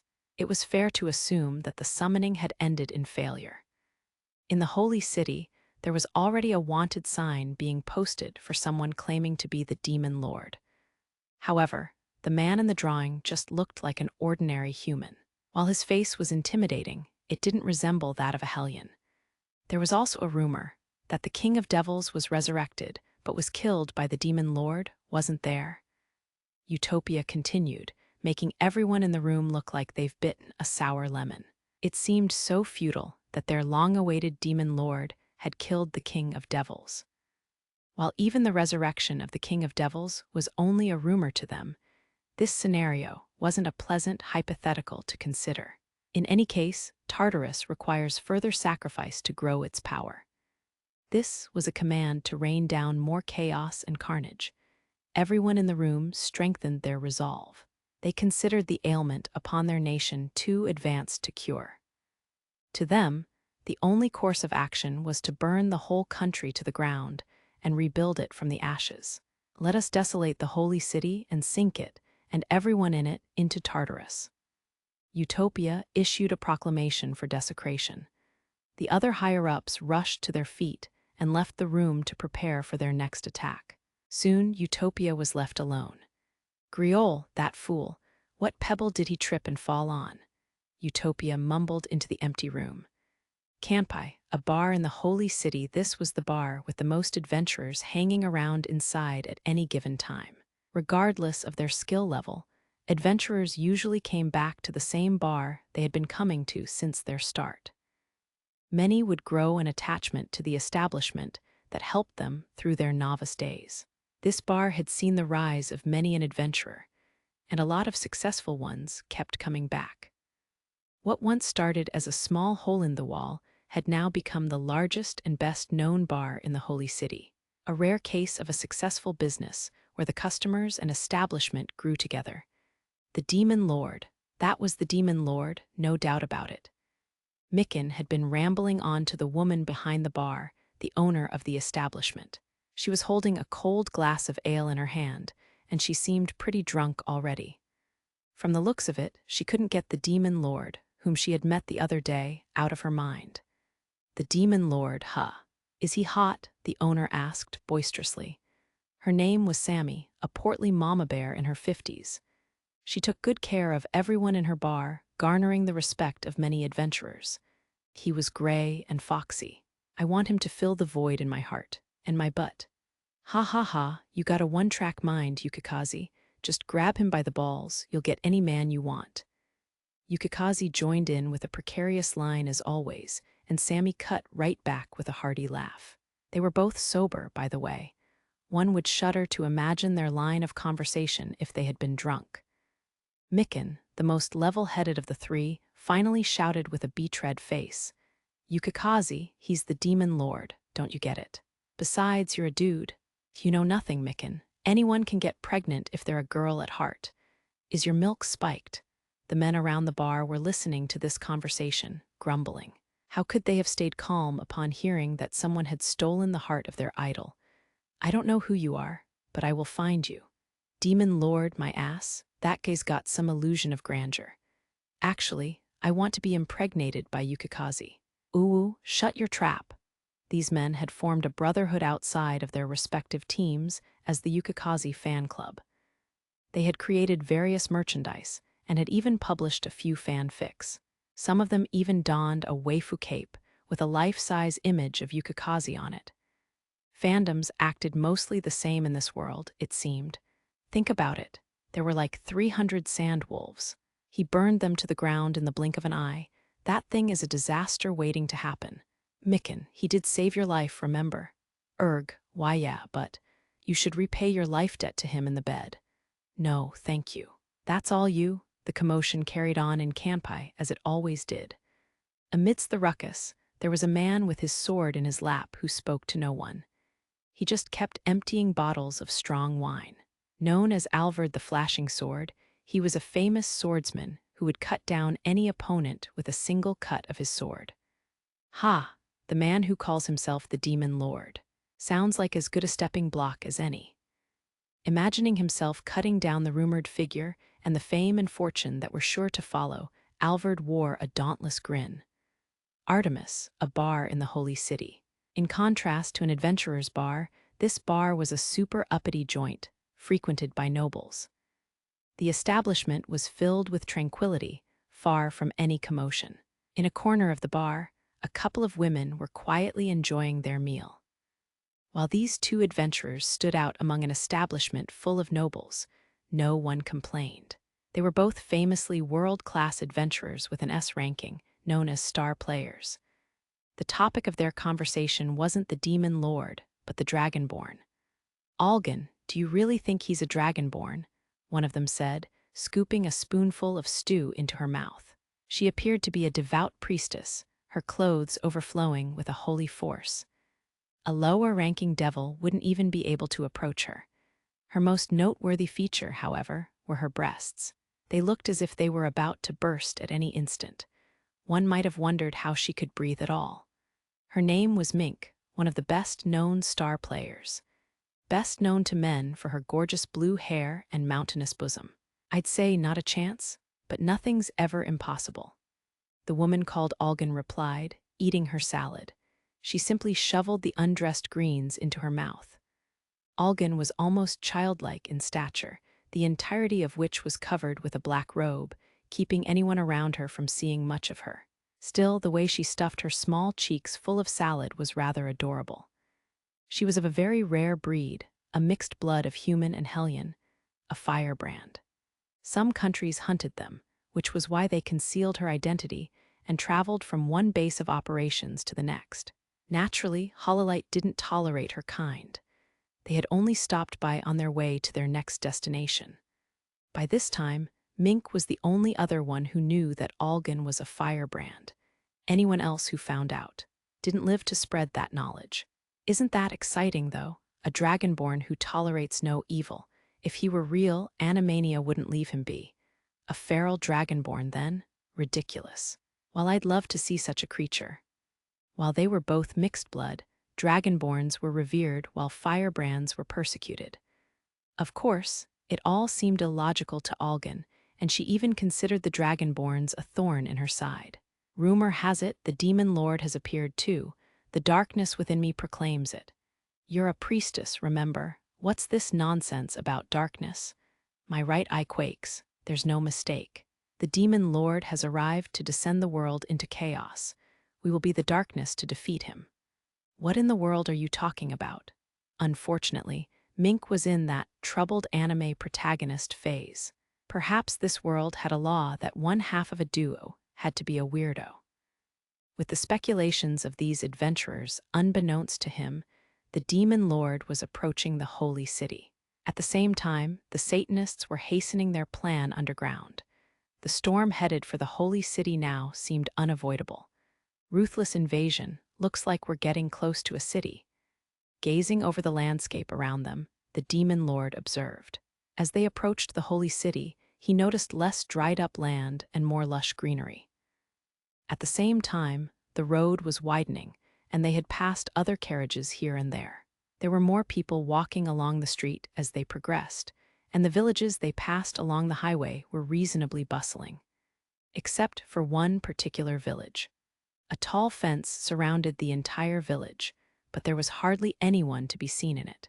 It exuded a strange aura, almost as if it had been abandoned.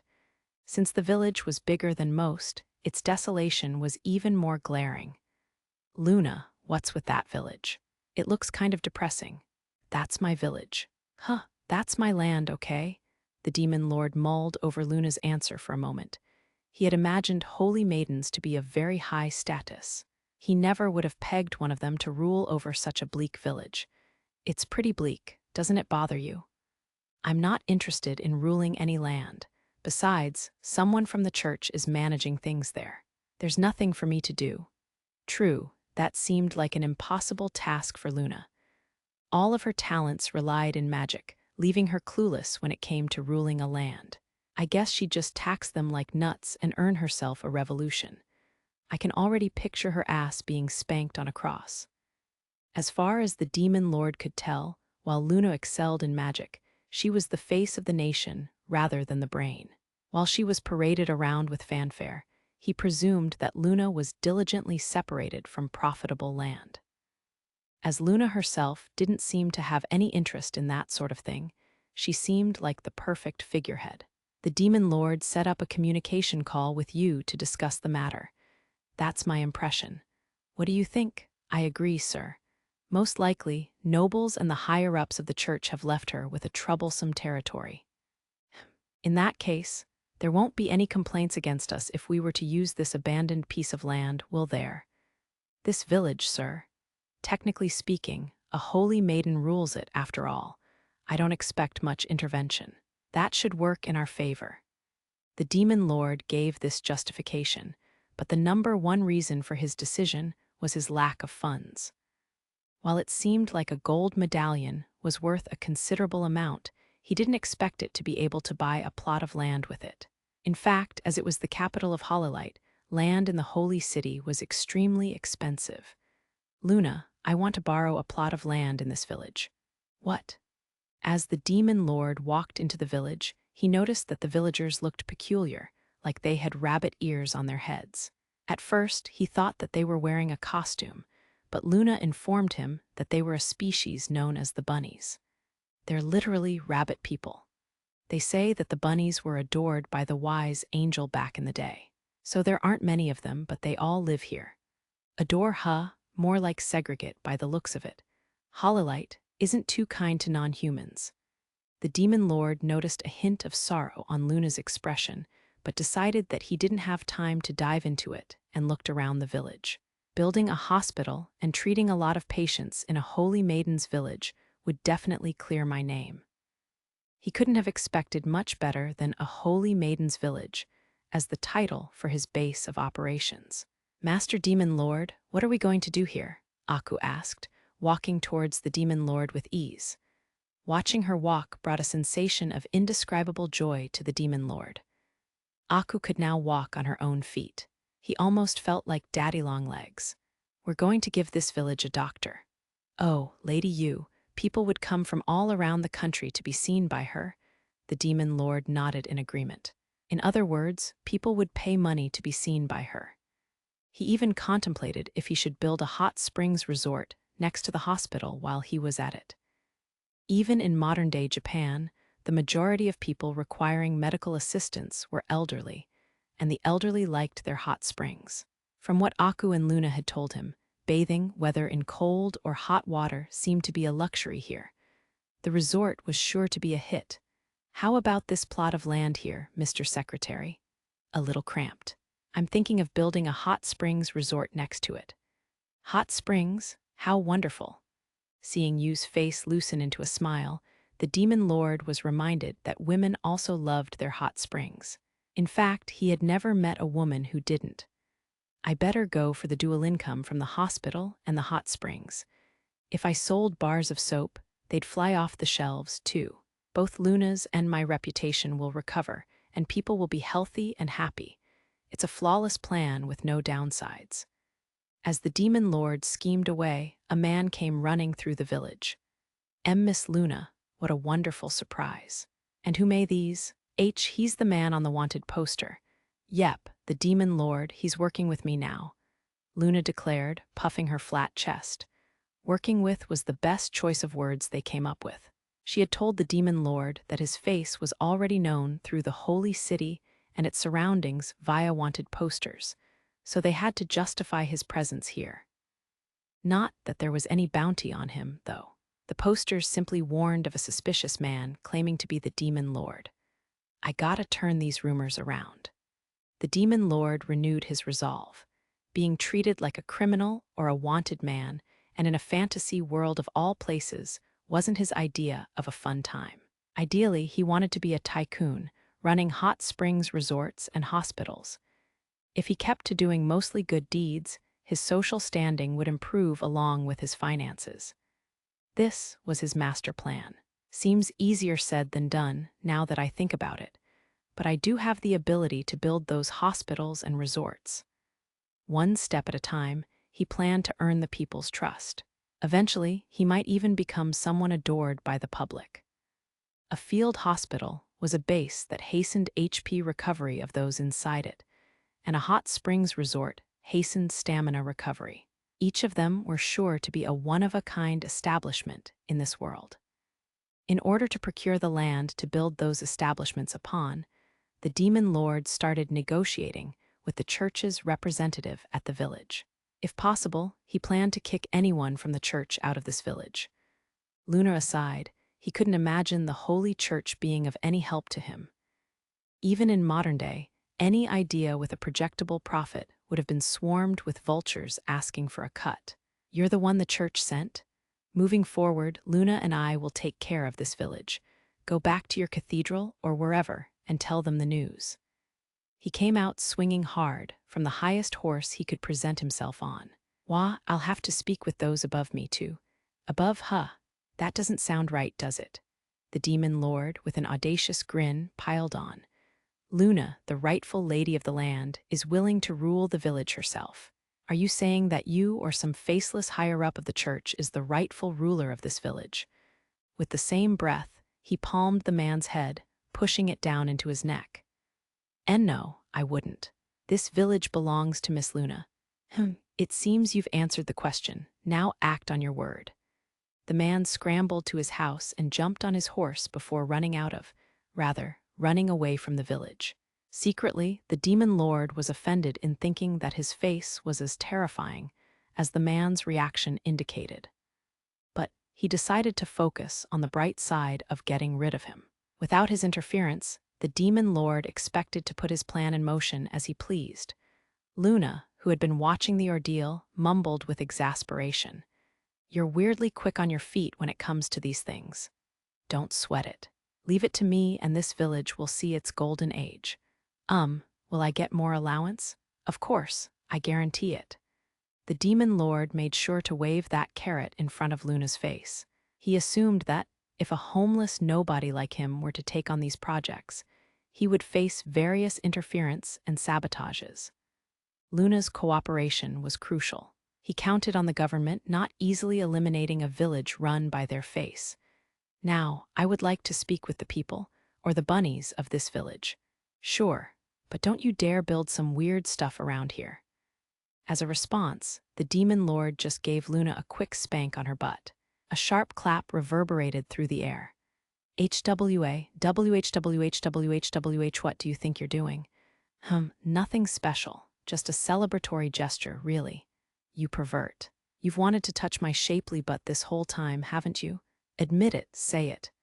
In your Dr. Ow, let go of my hair, you idiot, the village of Rabbi, where bunnies lived in impoverished harmony. With the demon lord's arrival, however, the destiny of the village had forever changed. Merciless invasion, the village of Rabbi, Hololite the bunnies were out in the fields, harvesting carrots. They couldn't harvest too many from the rugged land. But there were almost no other farmers on the continent that could grow carrots, giving the bunnies a monopoly on them. Their race-specific skills helped them cultivate and grow this particular crop. Although, with the lack of rain during the past few years, even the bunnies were unable to cultivate a successful yield. Kion, how are the carrots over there? No good. They're too thin for us to put a good price on them. How about yours, Momo? It's not looking too hot. We'll have to buy some more water spell stones. They're getting more expensive lately. The earth spell stones, too. Holding the undergrown carrots in their hands, the two bunnies sighed in dismay. Carrots were an expensive commodity in this country. Only bunnies could grow them, after all. That being said, if they were forced to use more spell stones to grow them, they wouldn't have much of a profit margin. With each passing year, it became more difficult for the bunnies to make a decent living, worsening their poverty. Recently, many of the villagers had migrated east to Animania. But these two had too strong of convictions to abandon their village, as they somehow managed to squeak by. All the while, they couldn't help but sense the incoming collapse of their beloved village. That was when the demon lord and holy maiden arrived. So, they really are just humans with rabbit ears. I hear that bunnies are very popular up north for how cute they are. There are furries in any world, it seems like. Furries. You know, you use some weird words sometimes.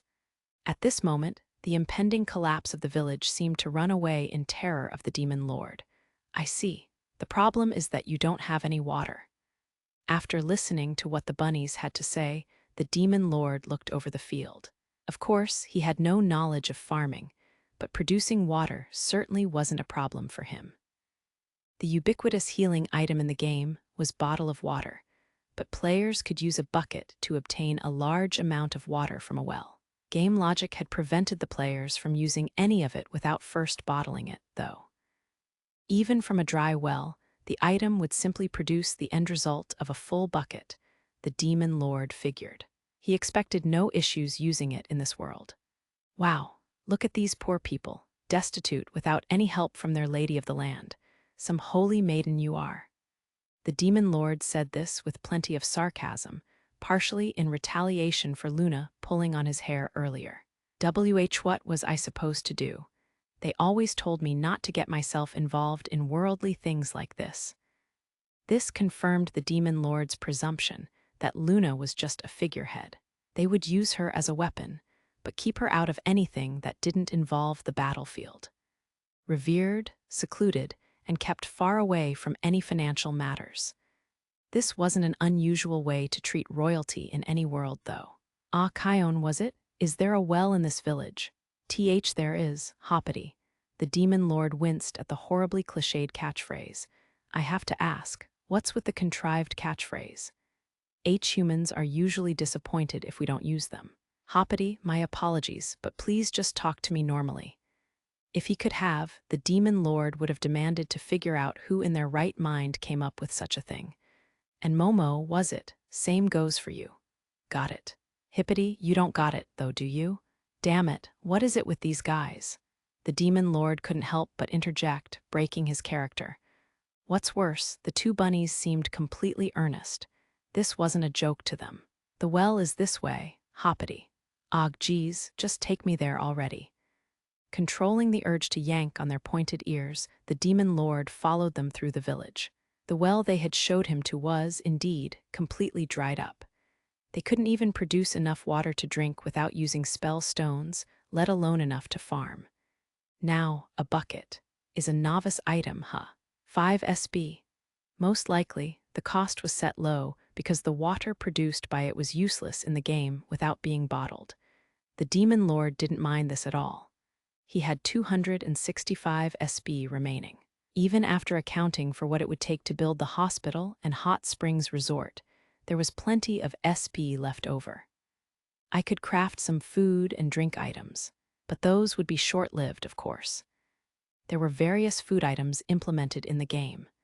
Cookies, rice cakes, and white bread were some of the more common varieties found in the arena. He had, for some reason, also put in a bit too much effort when it came to canned fruits. There were canned cherries, peaches, tangerines, pineapples, and more.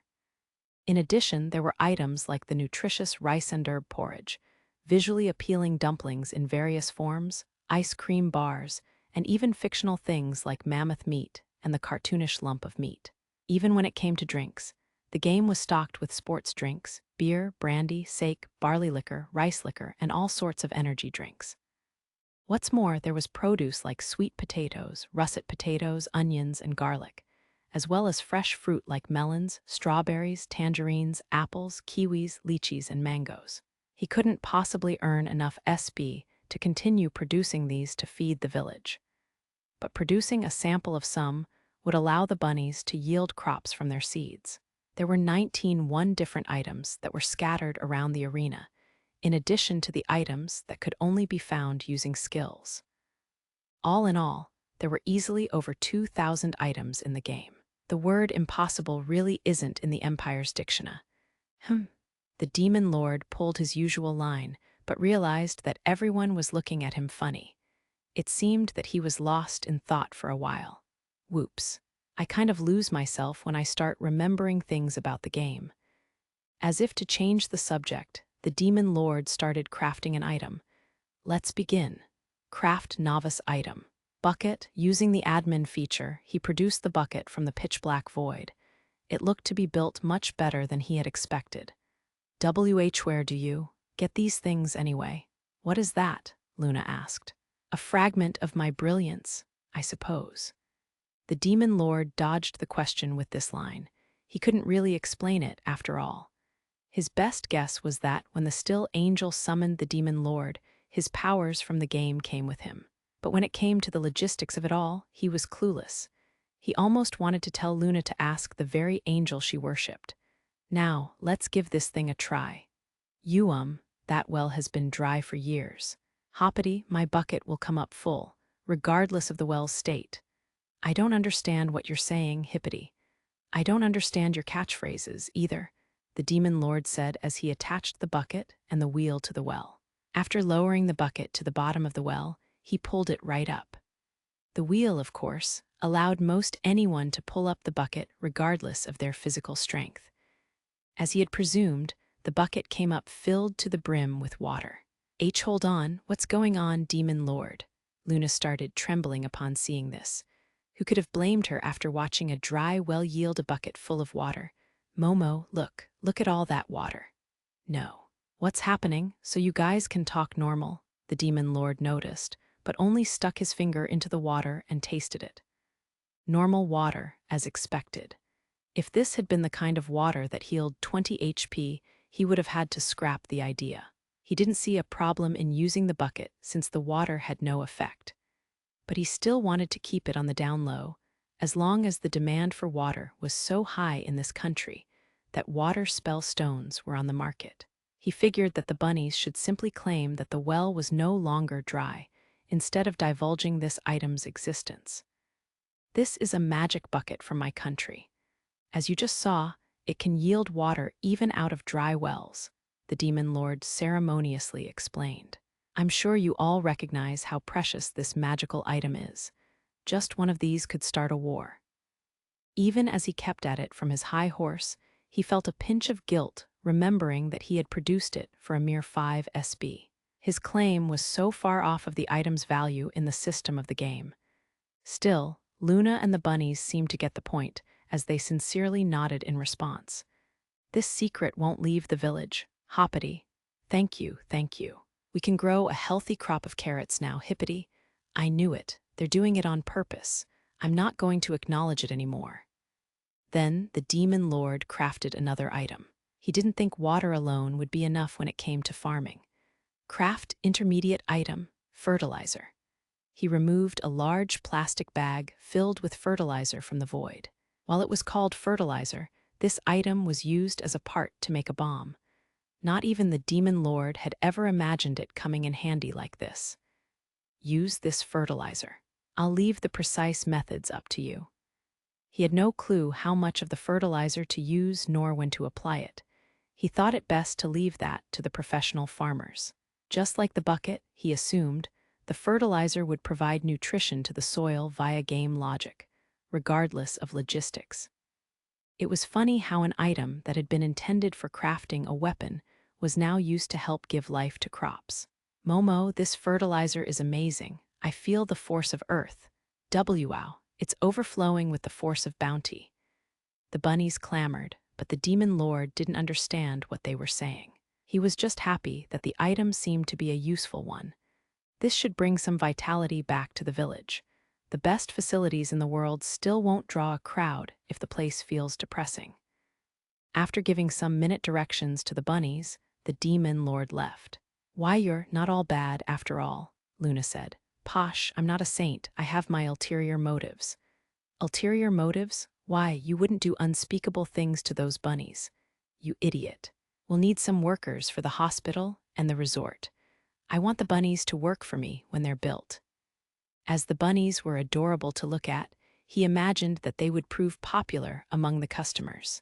Quite a few bars and casinos in the real world employed waitresses in bunny ears, leotards, and fishnet stockings, after all. That's the most basic of groundwork done. Let's wait to build them until we return from the holy city. You better buy me a drink when we get there, and I'm going to go clothes shopping too. Why do you think I'll come along on your shopping spree? After the demon lord had left, the bunnies jumped to stockpiling water. They were told that the bucket was magical, but they didn't know how long it would last. Most magic in this world lost its effect either immediately or over a short period of time. The bunnies were taking a natural course of action with their preconceptions. Bring out all the pails we have in the village. The leather canteens, too. All of the kids, as well as the adults, started running all over the village. Everyone was desperate to secure as many buckets of water as possible while the magic was working. Next pail. Let's switch places. We'll take turns pulling up the bucket. While the wheel allowed even a child to pull up the bucket, they were having trouble as they rushed to yank it up. Calm down, you just have to turn the wheel steadily. Okay. The bunnies pulled bucket after bucket until all of the pails in their village were filled with water, but there was no sign that the magic was weakening. Will this bucket keep bringing out water forever? No way. Once the bunnies started to calm down, fear began to creep up on them. Their familiar well, which had dried up ages ago, was now something unfathomable. It was as if the well had been painted in a different light than the rest of the village. Momo, I know. Kion called out nervously, and Momo responded with gravity. They now understood that, if news of this bucket got out, they could all end up dead. Hololite was already hostile towards non-human races. It was a harsh environment for demi-humans, like animas, elves, and dwarfs. Many humans in the nation were openly antagonistic towards them. Picturing those people, Momo resolved never to give up the bucket. If anyone tried to take it from them, the bunnies would gather their arms and fight to protect the bucket. After witnessing its power, they had no other choice. If it came down to that, they could expect the opposition to employ any means necessary. But Miss Luna will protect us, right? She'll make sure we won't. Yeah, Kion suggested desperately, but Momo still looked uneasy. While Luna was feared and revered by all in the country, she had little interest in their village. Just do what you want was her go-to line. For better or worse, the bunnies had been left with full autonomy. Luna's status prevented her from spending much time in the village, but even the middle-aged man sent from the church as the substitute lord of the land showed no interest in the village's welfare. While he didn't show any open prejudice towards the bunnies, perhaps because of their status as a village that belonged to a holy maiden, it was written all over his face that he wanted nothing to do with the village. The bunnies had pleaded with him about their miserable situation, only to be met with a sneer. He was no more than a statue to them. While things had improved since Luna became their lady, there were countless bunnies who had abandoned their homes and left the village of Rabbi to find a new land for themselves after generations of mistreatment. In the end, the population of Rabbi had decreased from 2,000 bunnies to 300, including children. If a battle broke out here and now, there would be no one left alive in this village. There were sure to be countless people who would want that bucket. Nobles, bandits, that bucket could even turn a good man bad. Momo recalled what the man called Demon Lord had said. Just one of these could start a war. Momo couldn't help but tremble and swallow some saliva. Kion put out a strict gag law. Okay, and let's gather the men to rebuild the fence, and gather all the weapons in. I don't think that's such a good idea. Why not? They'll think we're hiding something. While Momo tried to solidify their defenses out of fear, Kion objected with childlike logic. True, it wasn't smart for them to shore up their defenses out of the blue. Everyone would wonder what caused them to take such actions.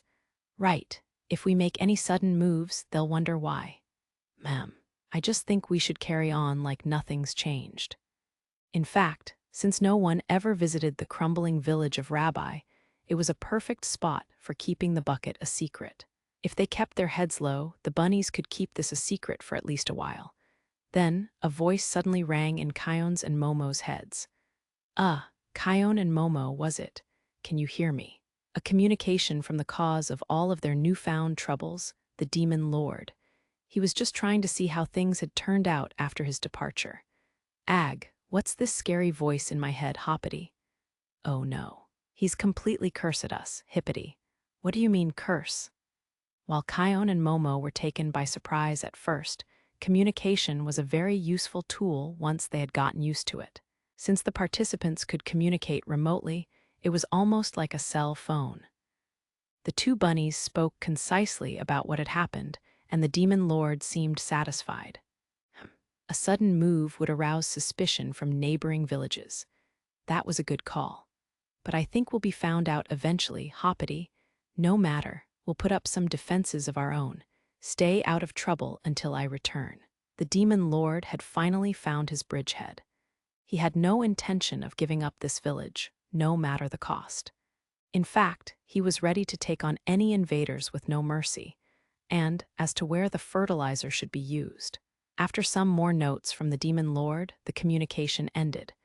With a sigh, the two bunnies looked at each other. They were feeling dread and relief at once, a difficult emotion to describe. Who was that man, Hoppity? Calm down, Kion. No one's here, Hippity. Right back at you, Momo. Rattled by the surreal form of communication, they couldn't help but keep using their bunny catchphrases, even though no one was around. Anyway, let's try using the fertilizer tomorrow. Yes, the thing inside that bag is amazing. The bunnies had a special power. While the ability to grow carrots may not sound like much, its effects were tremendous. They were able to grow the best crop on the continent. The other crops in this world didn't even come close to holding a candle against the carrot. Until now, the scorched land and lack of water had sabotaged their yield, but that was all about to change. In fact, not just their farms, but the entire continent was about to undergo a drastic change. The Holy Nation, the Holy Castle, Hololite, was a nation ruled by a trio of holy maidens. Below them were the Holy Church and the Holy Knights Order, both on equal footing. All three branches joined forces to protect the nation from any foreign hostilities. The Church welcomed all into their organization, from orphans to high nobles, as long as they showed potential for wielding magic. Similarly, the Knights Order welcomed all with combat potential. Naturally, each organization rigorously tested their applicants, although they allowed anyone to apply. This was a rare custom not only in Hololite, but even in neighboring countries.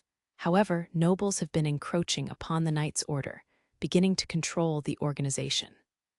Flashing anything from power, valor, and money, the nobles gradually wrapped their fingers around the order. This was because the opinion of the Knights Order carried considerable weight when it came to the selection of holy maidens. On the other hand, members of the church were not as easily bought out. Along with talents for magic, as they were servants of the angel, strict virtue was required of them. Not even the nobles could have bribed their way into the church. So, they honed in on the Knights Order, slinking their way into the organization in order to select holy maidens that would serve their cause. And now they had influenced the selection of two holy maidens nearly perfect for their cause. Luna Elegant, who was talented in magic but lacked interest in politics, and Killer Queen, who was a top-tier fighter with no eye for politics nor money. Having 2/3 of the holy maidens showing no interest in politics or power plays was an ideal situation for them, as they could do as they pleased. With that situation as their backdrop, the third holy maiden was holding a meeting with two of the top nobles in the country. How wonderful to see Miss Luna realizing her responsibilities as a holy maiden, a man said with an oily smile, jiggling his fat body. His name was Dona, the most influential noble in the country, with many nobles under his thumb. True to the stereotype, he lusted after young women and money alike. At the same time, he was a natural-born politician. The command he held over the nobles was formidable. In addition, he was the puppeteer behind Hololite's economics. As he held many mines within his land, he had been hiking up the prices for spell stones year after year. Joyous, spoke Marshal Hartz, sitting across from Dona. Built far too muscular for a noble, he even donned armor at the table. While over 60 years of age, with his white hair tied up in the back, his eyes shone with intensity. A veteran warrior in charge of the more militaristic nobles. But I am worried that she's being taken advantage of by that man who claims to be the demon lord. Sitting farthest from the entrance at the round table, the final holy maiden spoke, shaking her pink hair. Her name was Angel White. Everything from her hair, eyes, and lips were of a light pink. Even the air about her seemed divine. Her beauty was out of this world. Looking at her, Dona audibly swallowed. His perverted thoughts were written all over his face. He was scheming to take the holy maiden for himself one day. No need for concern, lady. At your command, I shall take care of him, Dona said, moving his slimy gaze down towards the holy maiden's breasts. Anyone could see that his hands were squeezing down those ample peaks in his mind. In fact, his hands were making the gesture under the round table. Of course, the topic of today's meeting was the holy maiden Luna.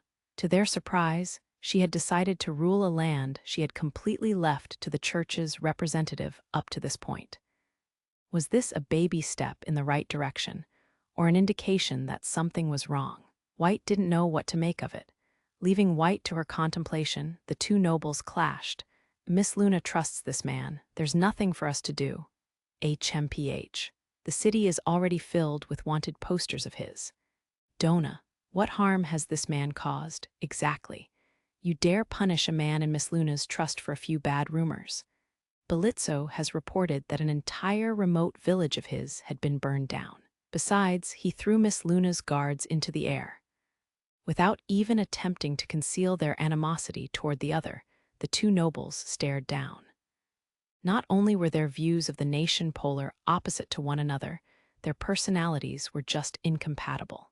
According to my source, it was only a farmhouse that was burned down. Belitzo's crying wolf. Hearts, you accuse a noble of lying. Regardless of rank, I trust the words of those worthy of my trust. I believe my subordinate over Belitzo. The stare down ensued. Because of the division under the surface among the nobles, who controlled the economy and the armed forces, Hololite was in the midst of a long-term slump. It's not every day that she shows initiative for something. I won't interfere just yet. If you say so, lady, understood. While Donor agreed with visible disdain, Hart simply closed his eyes. As soon as the two nobles had left the room, Queen burst through the door and made a ruckus as she took her seat. As if she had nowhere else to put them, her feet were strewn on top of the round table. Her demeanor was utterly devoid of etiquette or manners. I heard you were in pretty big trouble the other day. I'm glad you're safe, White said, but Queen didn't seem all there. Perhaps she didn't even hear her sister speak. I'm in love. What? I'm in love with that guy. I remember it clear as day. The coolest guy I've ever seen. Wait a minute. What are you talking about? White and Queen had known each other for a long time, and she had gotten accustomed to Queen's outrageous demeanor, but she still couldn't believe the words that had come out of her sister. White had considered Queen to be the furthest person in this world from romance. You're not talking about the rumored Dragonborn? Queen, you know Dragonborns don't exist, right? Says you, sis.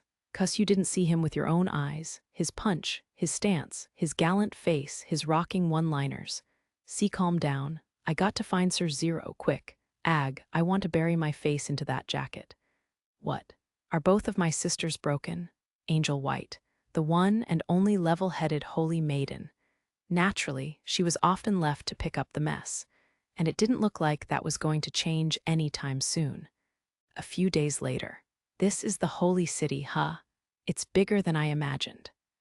The demon lord was blown away by his first encounter with a large city in a fantasy world.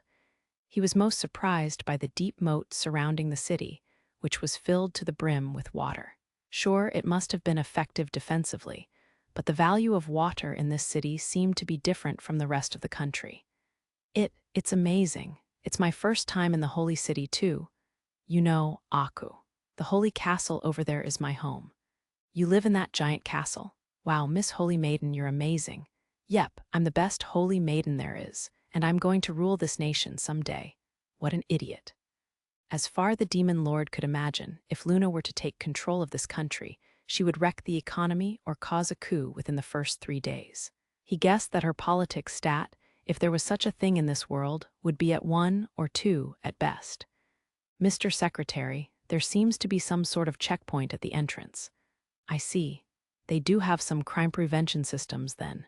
Even in modern-day Japan, security at airports was tight, not to mention in other countries. Entering another country could take a considerable amount of time thanks to cross-referencing each applicant with crime databases around the world. Since there was a wanted poster going around of the Demon Lord, he expected that their entrance might be a bit of a struggle. As planned, Luna, don't worry. I'll make sure they'll know you're my servant, an associate. You must be dumber than a chicken. While the Demon Lord planned to squeak by with Luna's clout, the guards seemed to have gotten the memo already. They made it through the gate, almost too easily. I doubt they'll throw me a welcome party, but not going to turn me away at the gate, huh? It did seem a little odd, considering how he treated Luna's guards. Perhaps there's someone, whether it be another holy maiden or a noble, who wants to have a word with you, sir. That's my guess, too. Let's see what's behind door number 1. And so, the Demon Lord entered the holy city. It didn't feel like he could get away with doing a little research in quiet before heading back out. Dinner party, nighttime in the holy city, now we have a room.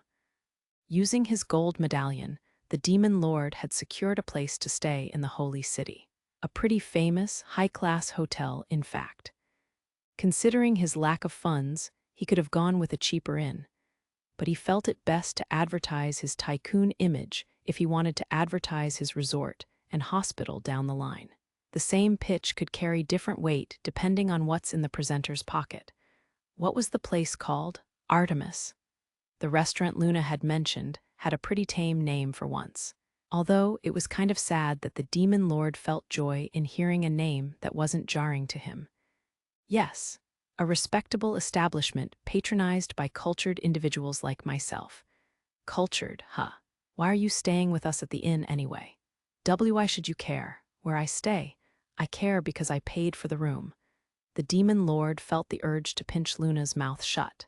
As he didn't want to cause a scene, though, he ended up walking down the street looking like he had a bitter lime in his mouth.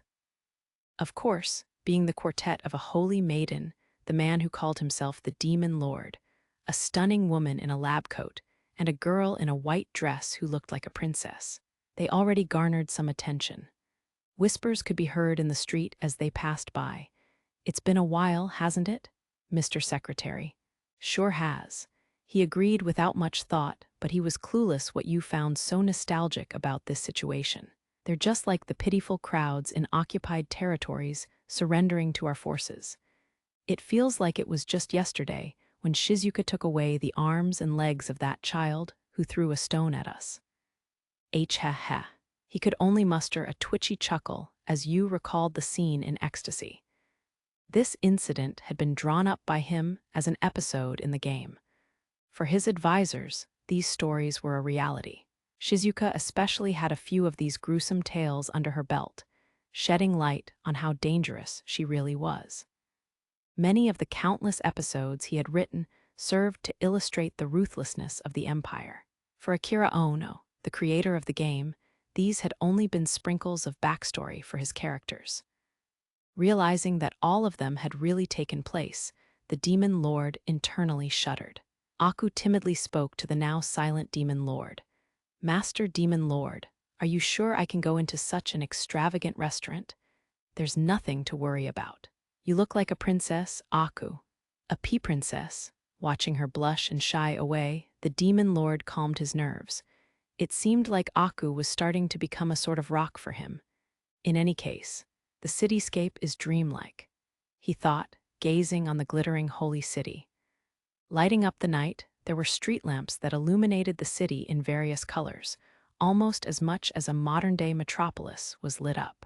There was even a fountain on the main street, and he could spot many lovebirds nestling around it. And people here are dressed completely different. Of course, they were much cleaner than what the Demon Lord had gotten used to seeing, but he noticed that many of the outfits he saw were fashion-conscious.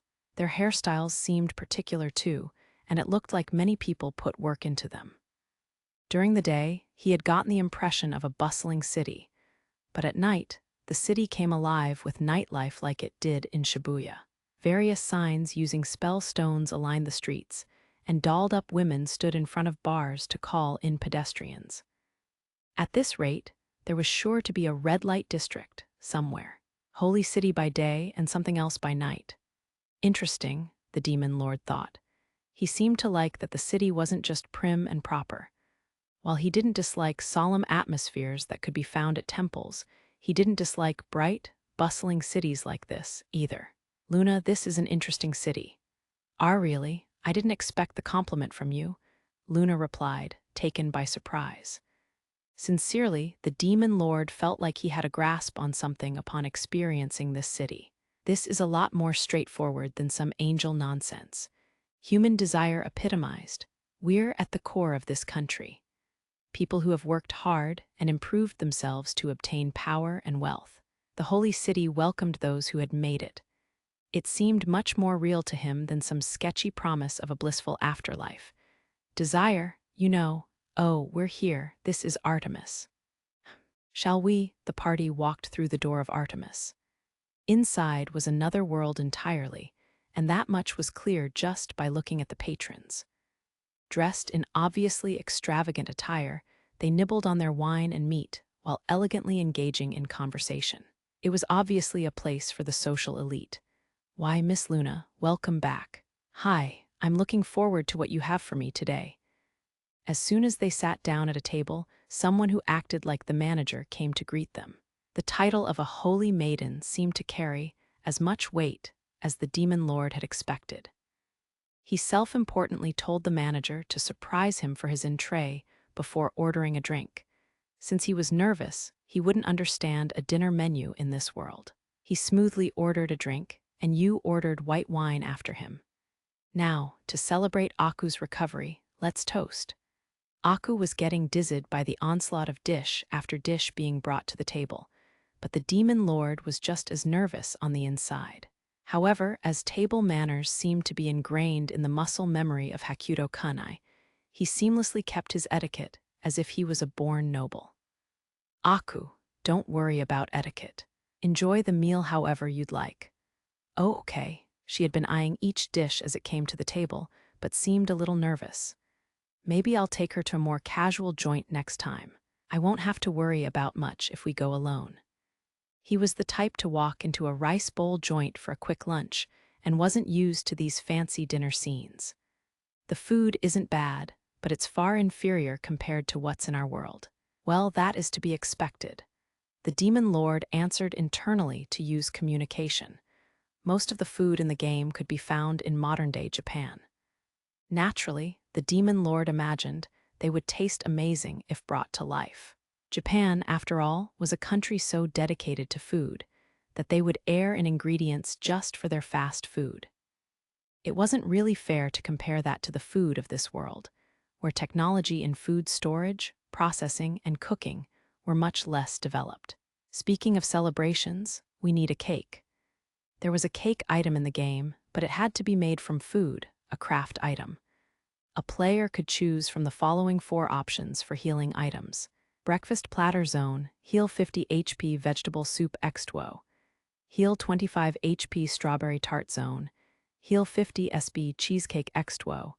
Heal 25 SB. In addition, players who had the cooking survival skill had additional options. Wild Rice X2O. Heal 50 HP Chicken Noodle Soup X2O. Heal 50 SB Nabe Zone. Heal 100 SB. Unfortunately, the demon lord didn't possess the cooking skill. He wouldn't be able to craft those additional items until he unlocked the feature to earn skills, or he summoned an advisor who had the cooking skill. Craft advanced item. Food. He created a food under the table. Despite its name, it was a shiny white sphere. He assumed it must have taken this shape since there were options on what to change it into. While we're here, I guess I can showboat a little.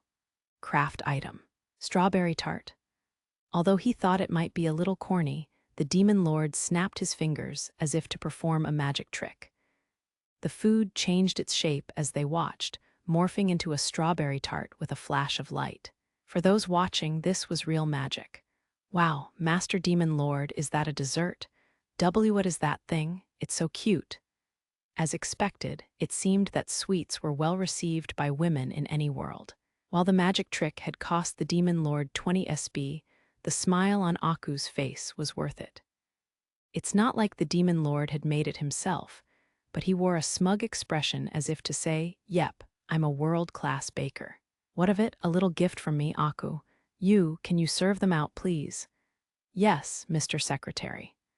As it had the effect to heal 50 SB, he expected it to wash away the stress of the long trip. He had killed 2 birds with 1 stone. A piece of tart was served to each member at the table. The demon lord timidly took a bite. He was confident of the quality of Empire items, but he couldn't be certain until he tasted it. It's sweet, it's delicious, it's so cute, Aku let out with a brimming smile. New, it's so good, I can't believe it. What magic did you use? This makes my mouth happy, Mr. Secretary. Gee, good. I'm glad. The demon lord couldn't help but wonder if the girls were making too much of a big deal out of this. However, in a world that was scarce of sweet flavors, a strawberry tart was mind-boggling, more like a weapon of mass dessertion. Looks like you're having fun, little Luna. FHA, Madame. They looked up to find a lady in a turquoise dress who was obviously wealthy. On her fingers were rings that almost looked too clunky. One on each finger, in fact.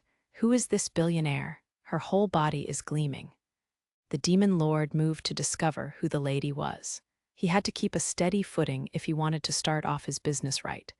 Standing, he greeted the lady with an elegant bow. Ah, madame, pleased to make your acquaintance. My name is Hakuto Kunai. Oh, where are my manners? I'm Butterscotch Butterfly. What are you, a cartoon?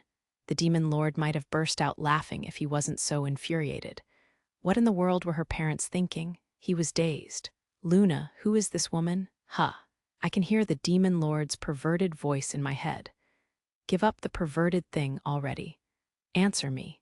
She's like the leader of the nobles' wives. All the nobles know her, and she has a lot of influence, so she scares me. So she's the queen bee of the bored madames of this world. Churning the gears in his head, the demon lord schemed. He was the type to stay light on his feet in these situations. Once committed, the demon lord had the balls to pull off any performance. Give her a good pitch, and I could reap all sorts of benefits. Of course, there was no World Wide Web in this world. So the demon lord figured a good word of mouth from someone influential would greatly aid his venture. A queen of the noble wives could possess the power to change the course of his business. Madame, will you grant me the honor of joining us at the table? Hey, demon lord. Ooh, an invitation from the infamous demon lord himself. How exciting. What's she got up her sleeve? The demon lord thought. Apparently, she had walked right over knowing full well who he was. He could imagine the headache of dealing with a bunch of nobles' wives, and couldn't see through what she had in mind or the skills she possessed. Anyway, she looks a lot like a certain deluxe celebrity. They could be twins. Her mountain-like stature showed her lack of an exercise routine. Moreover, she looked nearly identical to a certain someone. Here to get some gossip. You're about to get the horns, lady. And so, they began what at least appeared to be pleasant small talk. Meanwhile, under the surface, the Satanists were patiently waiting for their cue in the darkness. You unlocked some information. Craft items, there are other examples of craft items, like weapon material and a legal substance. The former creates an item that added 2 to the attack of a weapon, and the latter gives various stat boosts. Due to concerns for game balance, they were difficult to obtain and required the genius or illegal substance skill to use, respectively. Another example is the mystery item, which provides random effects. Items like the Mikuji and horoscope produce positive or negative effects depending on the player's fortune. They might even debuff the player's stats, so they should be used with caution. Items like the grab bag, small treasure chest, piggy bank, and Santa's bag can often produce rare items. Once in a while, though, they were sure to disappoint with a garbage item. Sign of trouble, a particular table in Artemis had garnered some attention. Elegant music from various instruments filled the restaurant for the patrons' entertainment, but they were all focused on that table. At this particular table, there was a holy maiden, the man who called himself the Demon Lord, and Madame Butterfly. There were plenty of nobles who were kept under their wife's thumb, and the big boss of those scary wives was her. Her influence was tremendous. Those who ended up in her bad graces were exiled from the social scene. The unaffected patrons of the restaurant watched on, more nervous than those at the table. Let me say, Your beauty astounds me, madame. I am humbled at imagining the work you've put into your appearance. Oh, are you flirting with an old lady like me? Even as they began their small talk, their eyes remained cold.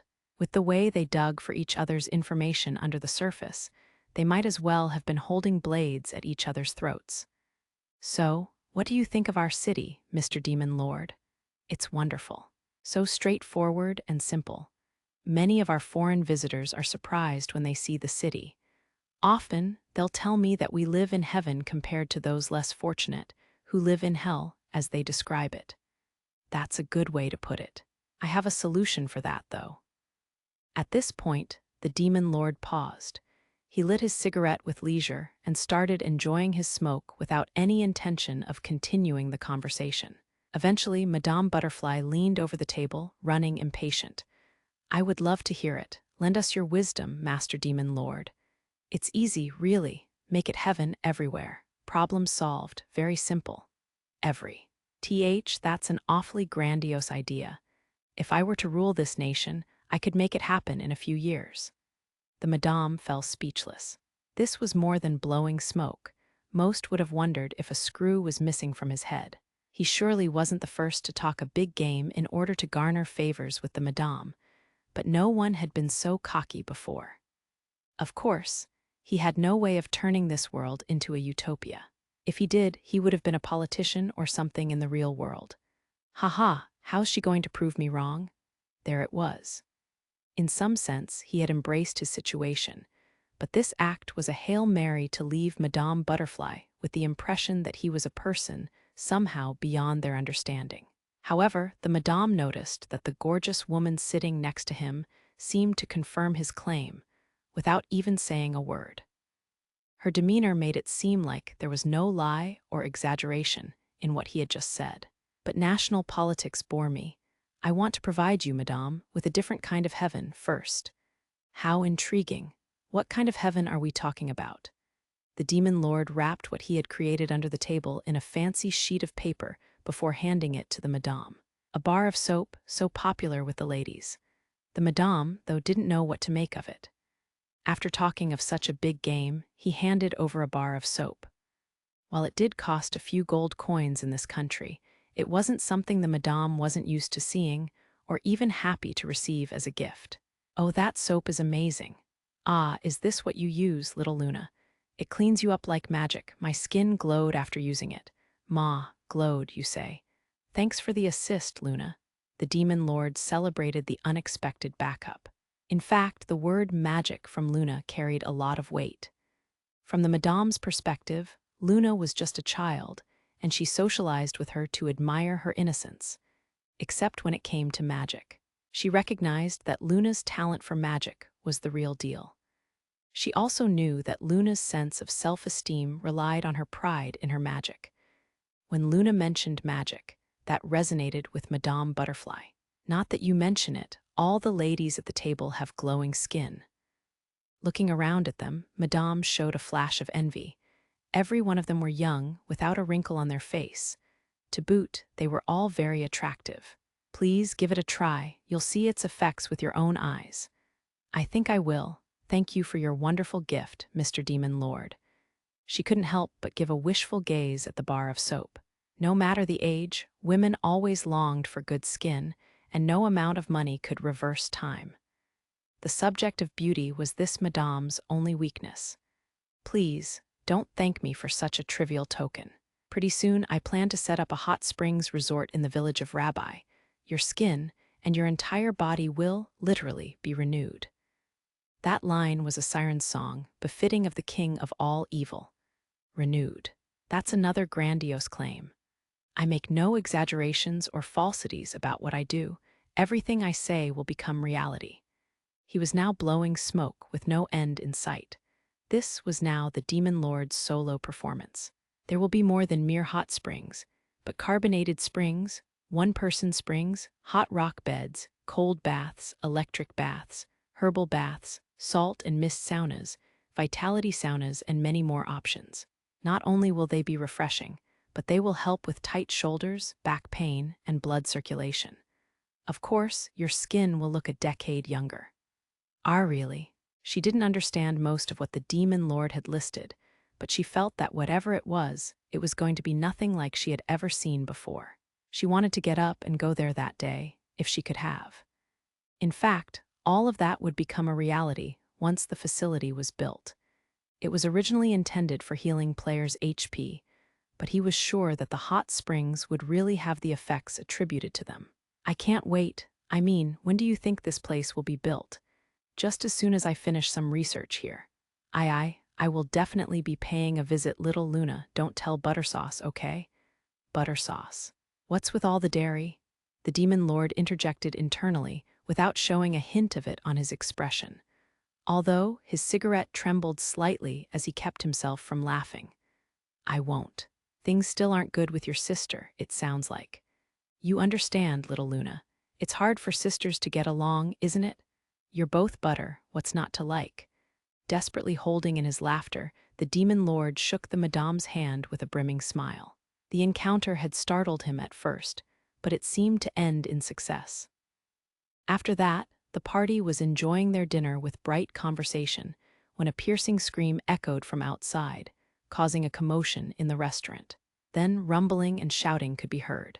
The people were all shouting about one thing: a Satanist attack. Hearing this, the demon lord's expression shifted.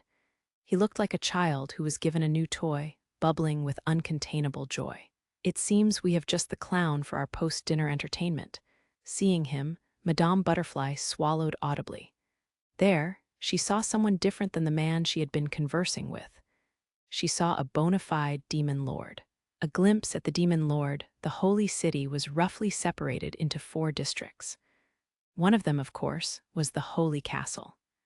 Protected by numerous holy barriers, the historical castle rejected all devils, demons, and the like. Even the best of the Hellions would have a hard time infiltrating this structure. In addition, there was the Noble District, which included the Order of Holy Knights headquarters and the nobles' mansions. The Common District, which included the Holy Church headquarters and the houses of middle-class citizens. And finally, the Business District, comprised of various merchants, shops, and business centers like the Adventurer Guilds and the Red Light District. The Satanists had initiated a simultaneous attack on all districts, save for the Holy Castle. They had dug underground tunnels over a long period of time, sneaking their way into the earth directly below the Holy City. Imagining the effort it took for them to dig a series of tunnels like this, one could only describe it as madness. They had devoted years to their plan in anticipation of this day. A crater gaped open in each of the city's districts, and the Satanists, all wearing their uniformed garb, came flooding out of them. 3 gigantic holes were agape in the holy city with an ominous resemblance to Tartarus. Coordinated assault, huh? Not too shabby. As soon as he left the restaurant, the demon lord leapt to the roof, observing the entirety of the holy city from above.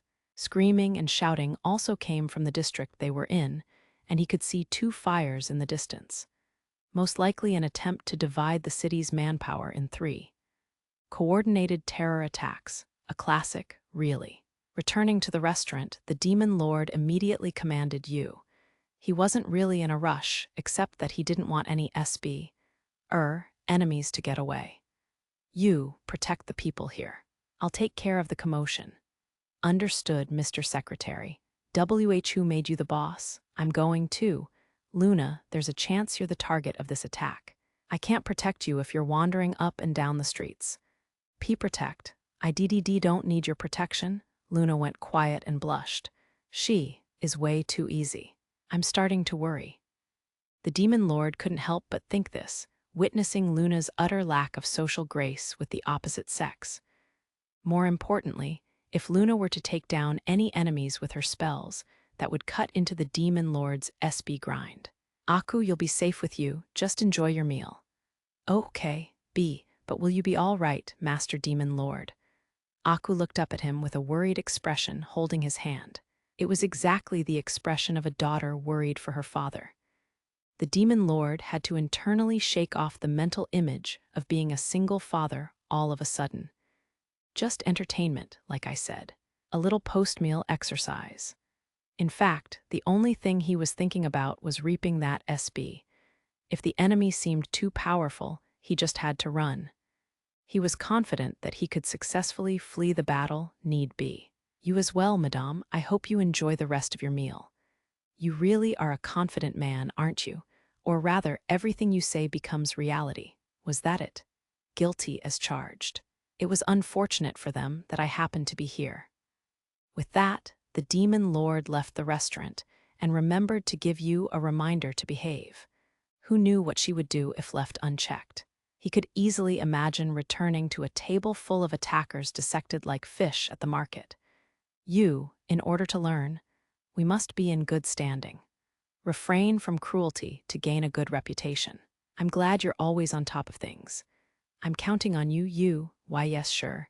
Did she stutter at the end? For a moment, her last response had sounded a bit off, and that was uncharacteristic of you, of all people. Now, where to start? On the streets, he could see people running for their lives. It wasn't an uncommon sight on his TV screen back in Japan. He had witnessed peaceful cities ravaged by terror attacks and bloodied civilians being carried away in ambulances, all from the comfort of his living room, as if he had nothing to do with it. In fact, he never did have anything to do with it. What person could have a concrete grasp on the effects of terror attacks happening on the other side of the world? But here and now, I do have something to do with it. While Luna had ways to defend herself, he expected even a small projectile to seriously injure Aku. It seemed counterproductive to let Aku get injured in such a stupid commotion, especially after going through the trouble of healing her foot. You guys again. In the distance, he could see the familiar men in black robes. Most of them were holding weapons, with a few of them wielding wands. Remembering that they were the cause for him ending up in this world, his fist began to tighten without him realizing. Swarming around wherever I go. You want the demon lord? You got him. Away from the overcrowded streets, the demon lord sprung into action, leaping from rooftop to rooftop. Business District Marge, the leader of the group in this district, couldn't conceal his frustration. They had started off the attack on the right foot, the element of surprise on their side. Now, however, numerous members of the Adventurers Guild had come out to fight. Of course, the Satanists had accounted for them, but two of the adventurers were especially formidable, hindering the progression of their plan. HRRRAG, Power Smash. At this very moment, the olive-skinned warrior woman swung down her giant sword, blowing away 3 of the Satanists. Her expression was shaded with exhaustion, and she would run out of steam sooner or later. However, Marge would lose many of his men if he just waited around for that to happen. Keep it coming, Power Dance. Swinging her sword full circle, the warrior woman fired off a powerful shockwave around her. Bodies of the attackers in black were torn to bits like pieces of paper, thinning out the Satanists' manpower by the second. Finally, Marge made the decision to go out on the front lines. He hadn't planned on spending his stamina here, but the situation was slipping away from him. Adventurer Scum, Ice Slash. Marge fired off a blade created from the ice element, an elevation of water. He could wield up to Class 3 water spells, indicating his prowess in magic. He could only wield up to Class 2 ice spells, but that still set him apart from most mages. But now, a mage wearing faded white incanted a defense spell to protect the warrior. Frozen Tangerine, Snow's Kiss. An ice spell just like Marge's, but a Class 4. An overpowering anti-ice magic defense was granted to the warrior woman, shattering the blade of ice before it had even reached her. Thanks, Yukikaze. V is for victory. Share happiness. The mage mumbled some nonsense which the warrior woman ignored as she charged into the crowd of enemies. The girl called Yukikaze began another incantation to fire her next spell. Normally, after a spell is cast, it would take the mage considerable time before they could cast another, but she seemed especially powerful, going into a chain incantation. ... Catch me in the crashing waves. Frost hands. It's really hard down there. Ice splash. With the first spell, countless hands of ice erupted from the ground, clasping onto the Satanists' ankles. Once they were locked in place, they were rushed by icicle spears. After the ruthless chain incantation, the Satanists fell to the ground one after another, painting the ice with blood. Despite her cute looks, her attacks were savage. Stand your ground, we outnumber them. Keep pushing until your stamina runs out. At Marge's call, the Satanists rushed from behind him. At this point, the battle became chaotic. Adventurers and Satanists clashed, skyrocketing the number of casualties on both sides. The Satanists' lingering advantage from the surprise attack was undeniable. Gradually, the adventurers were being overwhelmed. The adventurers had been hit with this situation out of the blue and were only trying to defend themselves and civilians. On the other hand, the Satanists were suicide soldiers.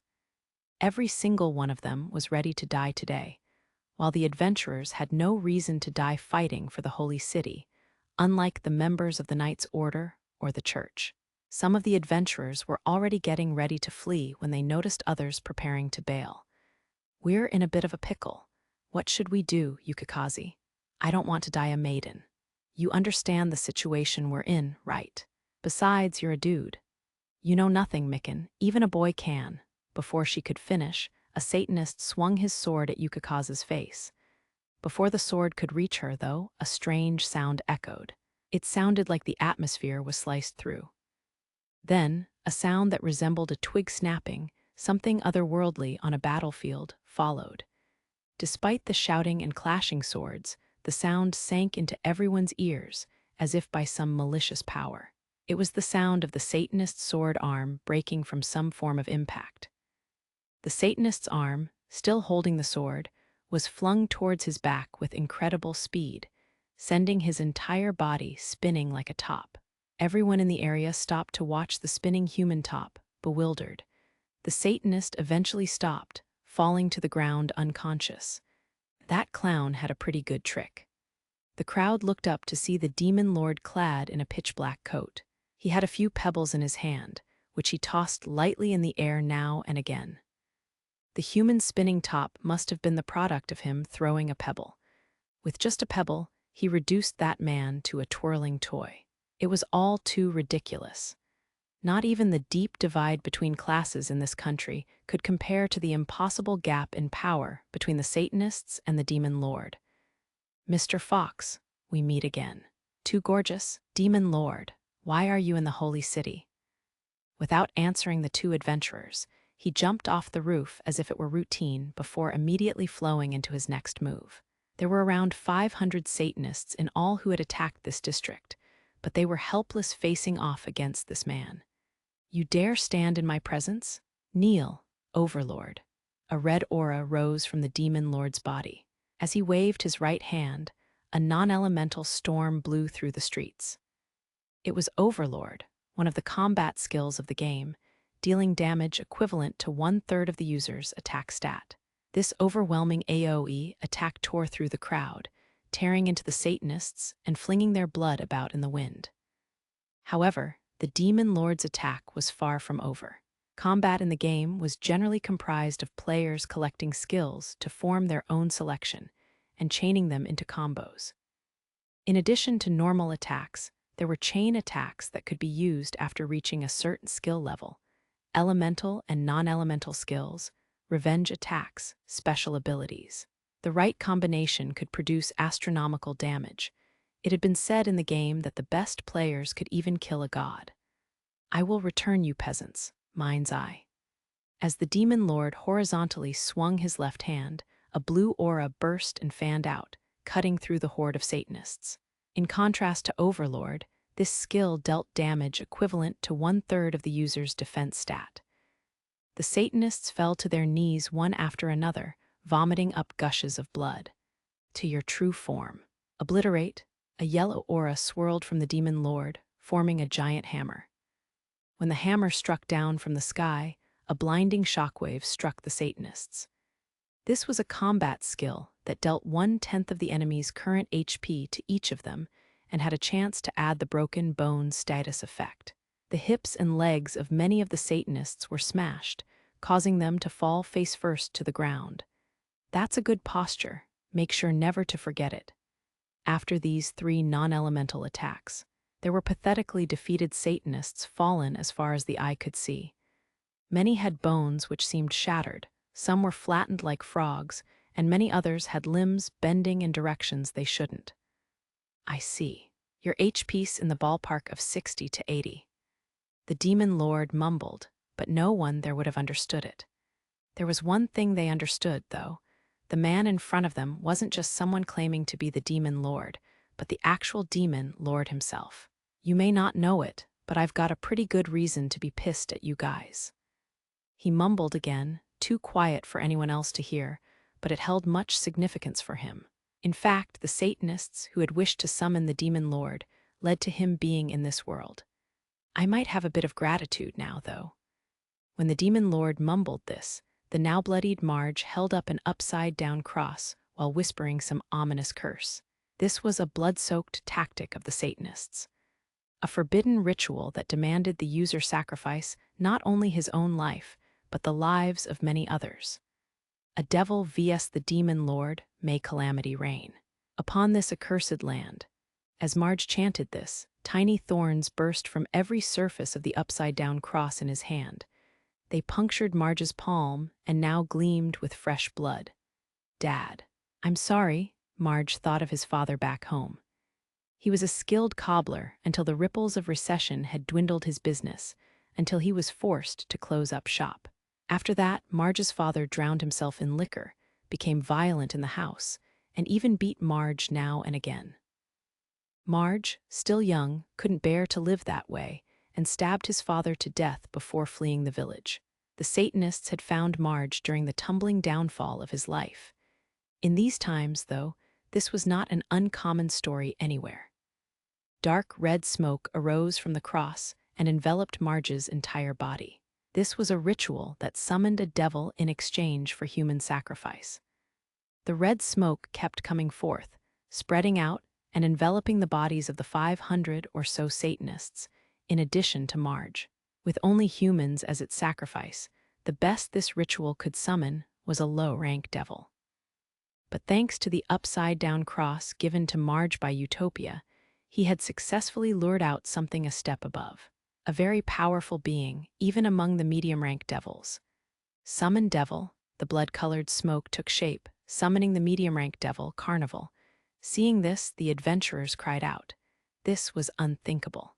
For such a monster to appear in a city full of people. In the devil-repelling holy city, nonetheless. Oh, I was summoned by humans. What's going on here? The two horns growing from its head, the black hair, the charcoal skin, and the face that epitomized ugliness. Everything about this monster seemed to drain the life out of those who gazed upon it. In contrast, it wore a ridiculously flashy outfit, with shiny stones sprinkled all over the golden fabric. The monster was even carrying a peculiar musical instrument on its back. Ah, whatever. At least there's some good snacks. Land of Butiferno. Activating a devil-only skill, Carnival generated invisible walls in the vicinity. Devils preferred to toy with their prey after blocking their escape route. Whether they wanted to kill, eat, or play with their body parts, giving the prey a chance to flee wasn't ideal. For a devil like Carnival, especially, who played instruments with the chorus of human screams in the background, any prey they allowed to escape was a loss of musical talent. Seeing Carnival, the adventurers scrambled to flee, but it was too late. The devil had already created its own space. There weren't many things in this world that could break through that barrier. They realized that, in addition to them, the area encompassed an entire section of the business district, along with a few thousand people. It can't be. Why is Carnival in a place like this? W8. We're just adventurers. That's right, we're not members of the church. No, I don't want a devil to eat me. Hearing the harmonic crying of the adventurers, Carnival squinted his eyes in ecstasy. It was almost euphoric to him. The residents of the business district were quaking in fear, hiding in their homes. A vast audience on top of everything else. This was beginning to look like the perfect stage for Carnival. What a warm welcome. Now, which little kitty's going to sing for me fur? Fragha. His ecstatic speech was interrupted. A pebble had been thrown from somewhere, snapping a horn on Carnival's head. In agony, the devil held his head and screamed. One of his horns, which represented pride, history, and everything about who the devils were, was broken by a pebble of all things. Who did that? You worm, in a completely raw tone, unlike how he had been speaking up to this point, Carnival screamed. The adventurers shrunk into their shoulders, but the culprit sounded perfectly calm, as if he were only reading the forecast. Yeah, that tone's more like it. You shite-eater. You just don't have any class, do you? Ugly face, ugly voice, ugly clothes, worst of all. There's not an inch of you pretty enough to look at, but you're not too bad as a comedian. As the demon lord spoke this, Carnival screamed louder, further distorting his appearance. He wouldn't give this insect the luxury of singing to his death, he thought. To crush the man's skull with the snap of his finger, Carnival took a step forward, but stopped short. Perhaps that was his instinct as a powerful devil. The demon lord opened his mouth and solemnly spoke. His words, along with his skills, would have sent any devil running with its figurative tail between its legs. To tell you the truth, this is my second encounter with a devil. Survival skill activated. Fighting spirit plus 10% to user's attack and defense. The last one dropped dead without much of a fight. Combat skill activated. Fake out minus 10% to enemy's defense. I wonder how long you'll last. Combat skill activated. Intimidate minus 10% to enemy's defense. I'm going with my original style so I can get some more practice in. Combat skill activated. Equal to none, plus 30% each to user's attack and defense. Carnival, was it? Are you ready?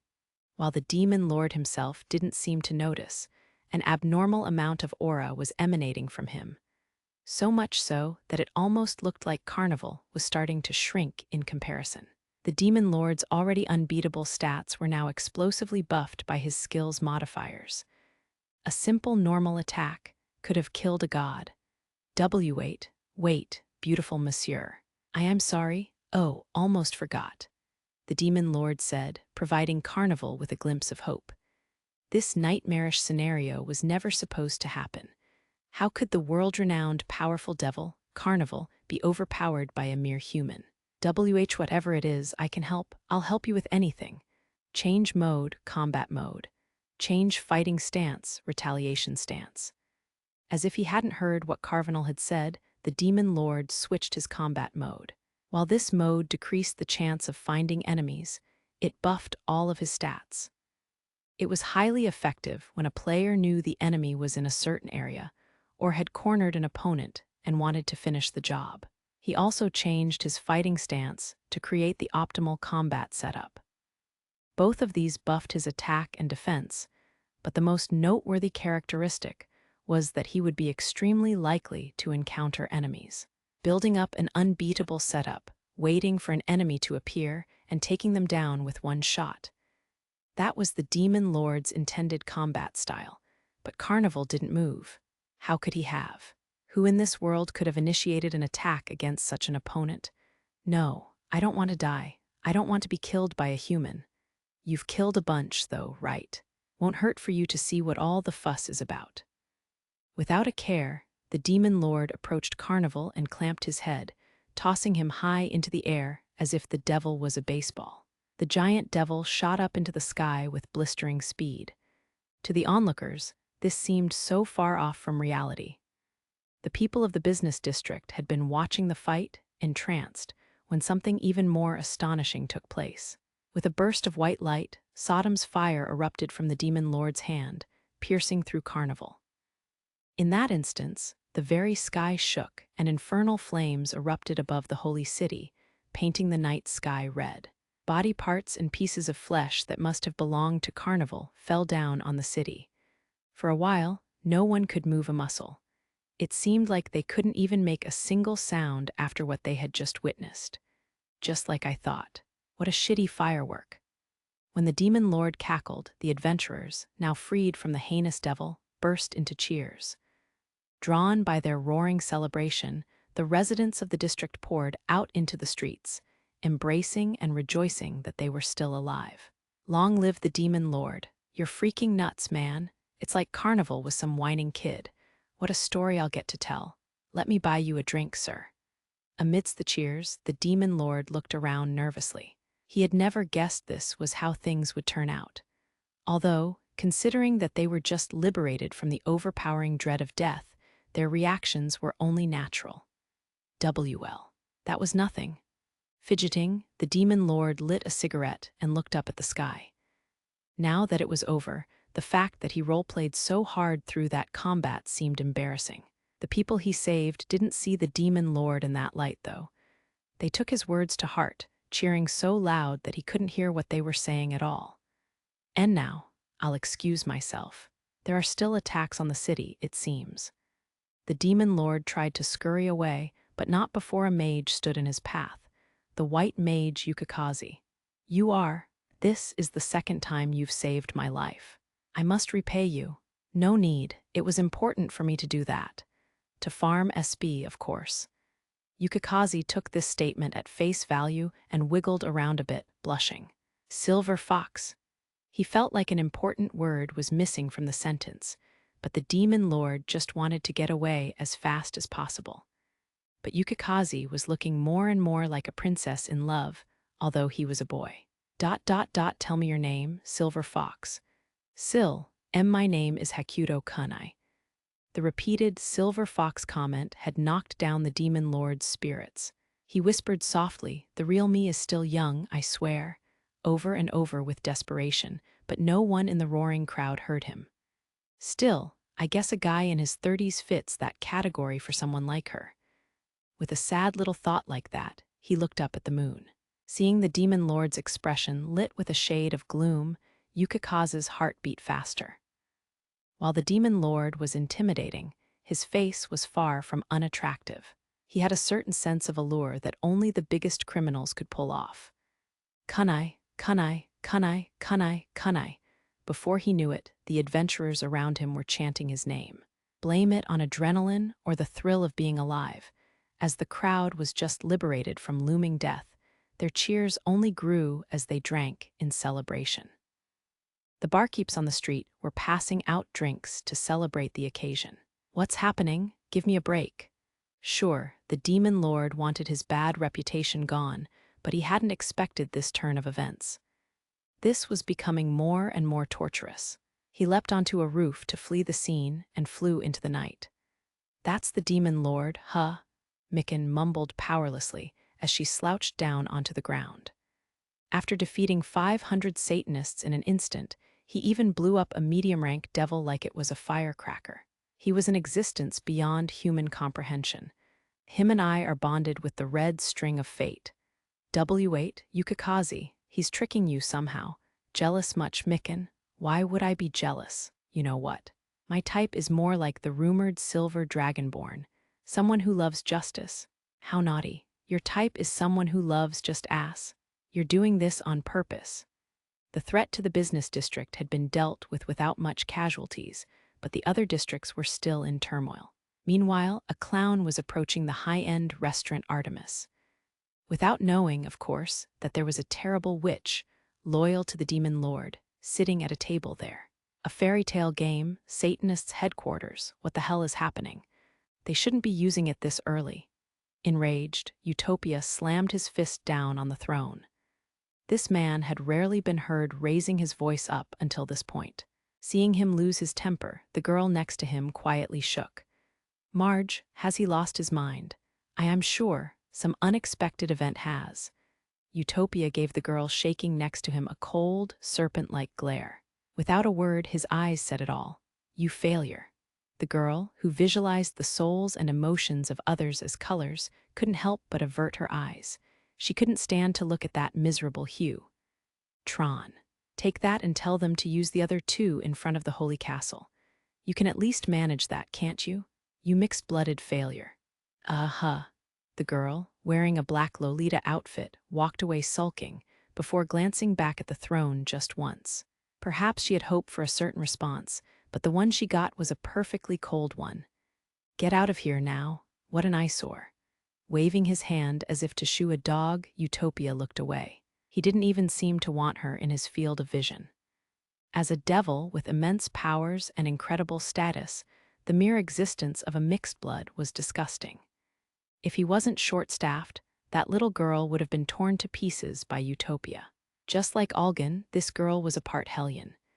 A clown was approaching Artemis, not a metaphor, but a man dressed like an actual circus clown.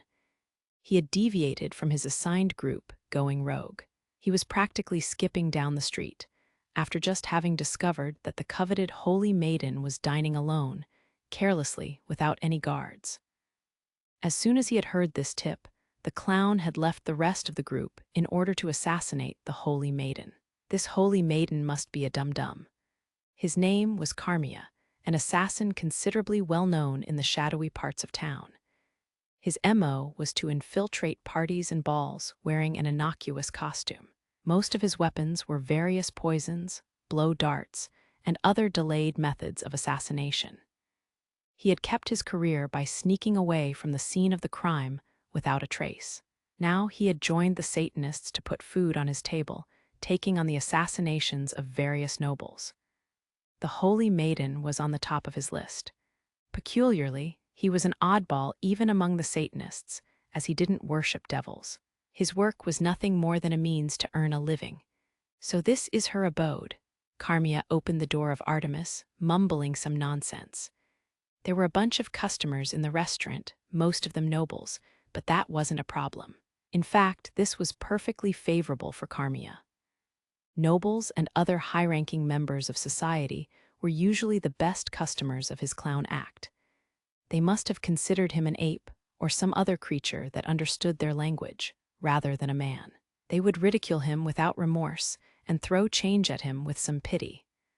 A clown played an important part in stroking the egos of the nobles. Wow, look at all the beautiful people in here. Ah, my eyes. Faltering, Carmia covered his eyes in a conspicuous gesture. He acted as if everyone was gleaming too bright to look at them directly. The noble children giggle at his practiced, exaggerated movements. It's so bright that these beautiful roses are growing from my eyes. Somehow, Carmia had produced a beautiful bouquet of roses in his hands as soon as he uncovered his eyes, as the petals gracefully danced in the air. A round of applause arose in the restaurant to praise the surprising act of entertainment. As far as the patrons were considered, this performance was produced by the restaurant. This is why I love Artemis. They called a clown in this emergency just to make us feel better. Indeed, as nobles, we shan't lose our composure, especially during such trying times.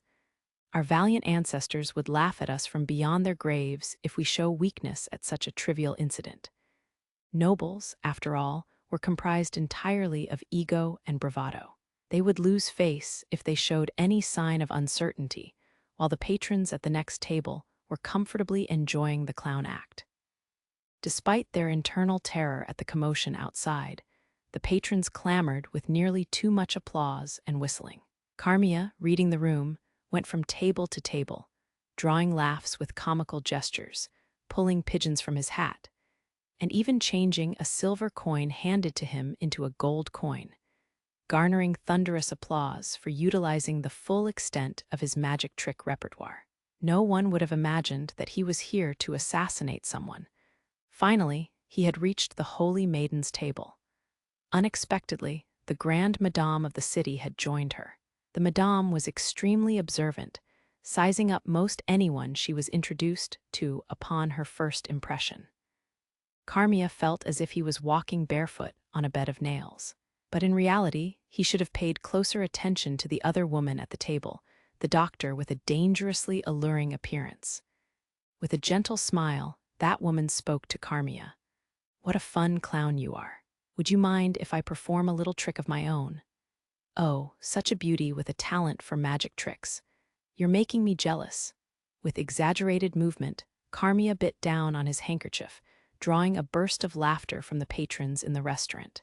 He would have made a good living as an honest clown without working nights as an assassin. Even through his act, he had kept his eyes on the Holy Maiden. But now his gaze froze. Somehow, he was missing his entire right arm. Heck. That's strange, my. As he gulped down some saliva, clueless of what had happened, his left arm disappeared. It had been cleanly removed at the shoulder. Weird, why don't I have my arms? No pain. Not even a drop of blood. Still, he now had no arms. He tried to move his non-existent arms, but couldn't feel them at all. Just when Carmia was about to scream, the gorgeous woman asked him with a gentle tone, "Was it your right arm or left arm that you have lost?" She laughed. In her hands, she held both of his arms. The woman was wearing a seductive smile that any man would have fallen for. Out of his control, Carmia's heart pounded loudly. This was nothing as sweet as a romantic moment. He had felt an overwhelming sense of death wash over him, a sense of death that was inescapable. Be both. I suppose. Oh, you're a greedy one, but today's your lucky day. God's hand, stitched together while he still had no clue as to what was happening, Carmia's arms were reattached. Cold sweat gushed out of every pore on his body. Oh, I'm sorry, I think I mixed them up. W8, that's not funny, Carmia screamed, drawing a knee-slapping burst of laughter from the crowd. They had no clue that Carmia's arms had actually been detached. It was all part of the show to them. In fact, most of them were impressed by Carmia's prowess. That clown is quite impressive. Perhaps we should invite him to our manor at the next occasion. Daddy, I want him to come to our house. It's not a bad idea to invite the Viscount's family to a party. Who does that clown work for? He could be the entertainment for our next ball.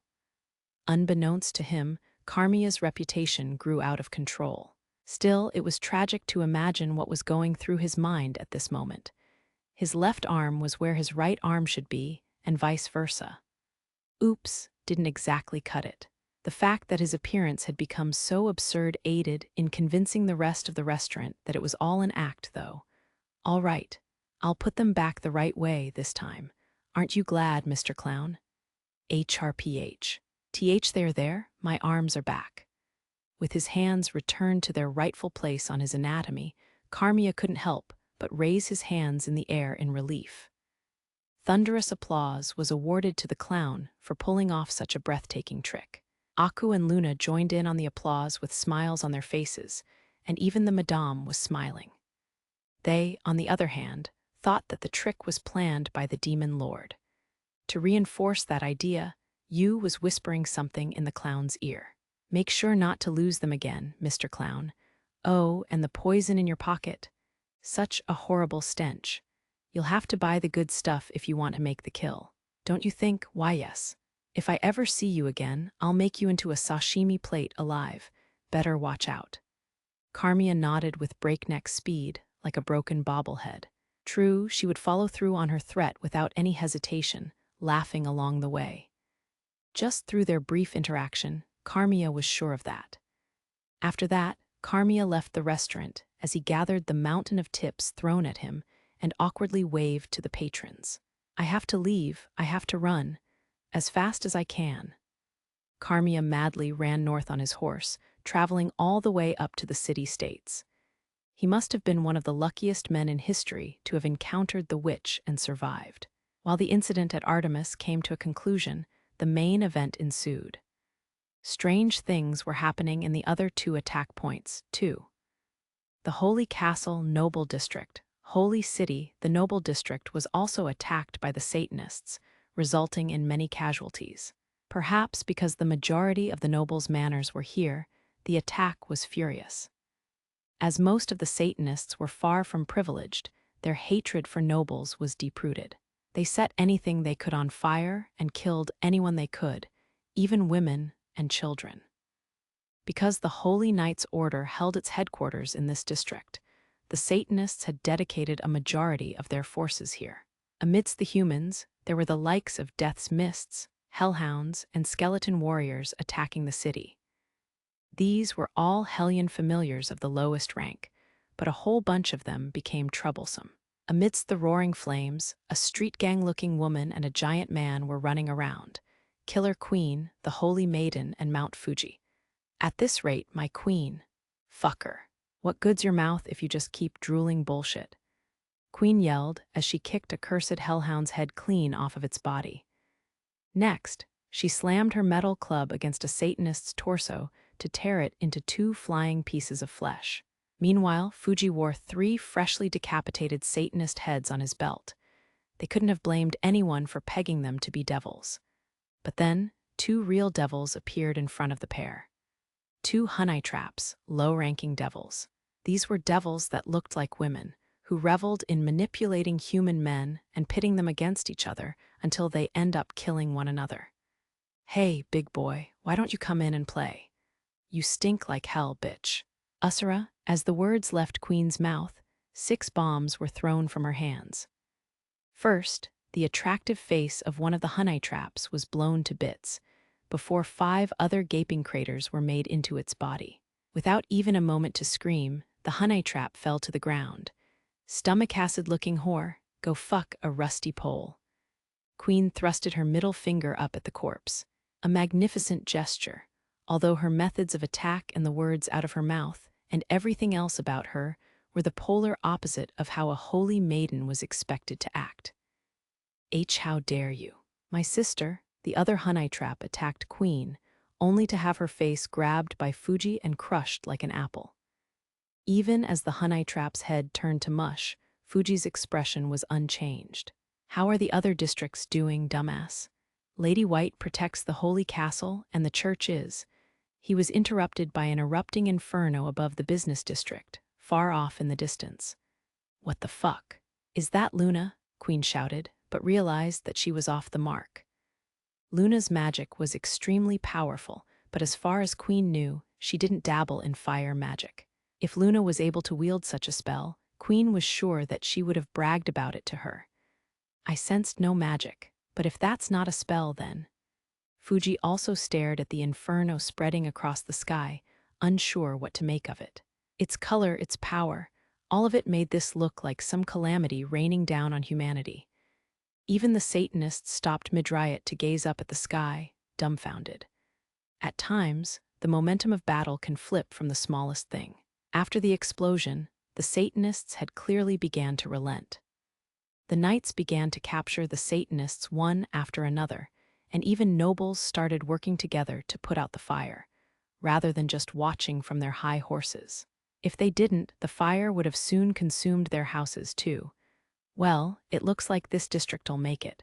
Yes, Lord Hearts is leading a team to contain the opposition as well. That old fuck. Did he forget how ancient he is?" Queen spat out, but this put a smile on Fuji's face. While it was difficult for one to earn Queen's respect, Fuji knew that the old noble had garnered a considerable amount of it from his queen. At last, the remaining Satanists began retreating, running in a particular direction. In that direction stood the holy castle. The holy church in the common district Algan was laying on top of the roof, watching the battle below, unamused. She had no interest whatsoever in conflict among humans. She was only there because Mink, her partner, was getting way into it. Even now, Mink covered half of her face with her right hand, incanting a spell as she stared down her enemies with her left eye. For some reason, this was Mink's preferred stance in battle. According to her, she was blessed by darkness. "The deep darkness within me, rain down woe upon my foes.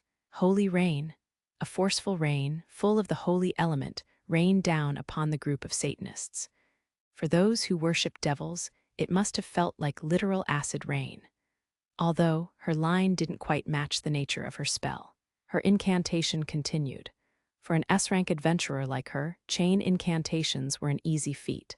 "Ha ha ha, humans, so brittle, bubble heal." A healing foam covered the heavily injured members of the Holy Church. Their wounds immediately closed, and color returned to their faces. This was one of the best healing spells, which used the holy element, despite her rambling nonsense. "Thank you, Lady Mink. S-ranking isn't a joke. Such powerful magic. But what was that incantation? SHH, can it newbie? She is a star player after all, there must be a good reason for it." Perhaps her powers stem from that incantation. The members of the church chatted on. In this world, where the preteen emo phases wasn't a well-known phenomenon, no one really understood what she was saying, let alone how it applied to her world-famous status as a star player. Some adventurers had even taken to copying her incantations and poses. "Follow me," Give your blood to the freezing darkness. Charge.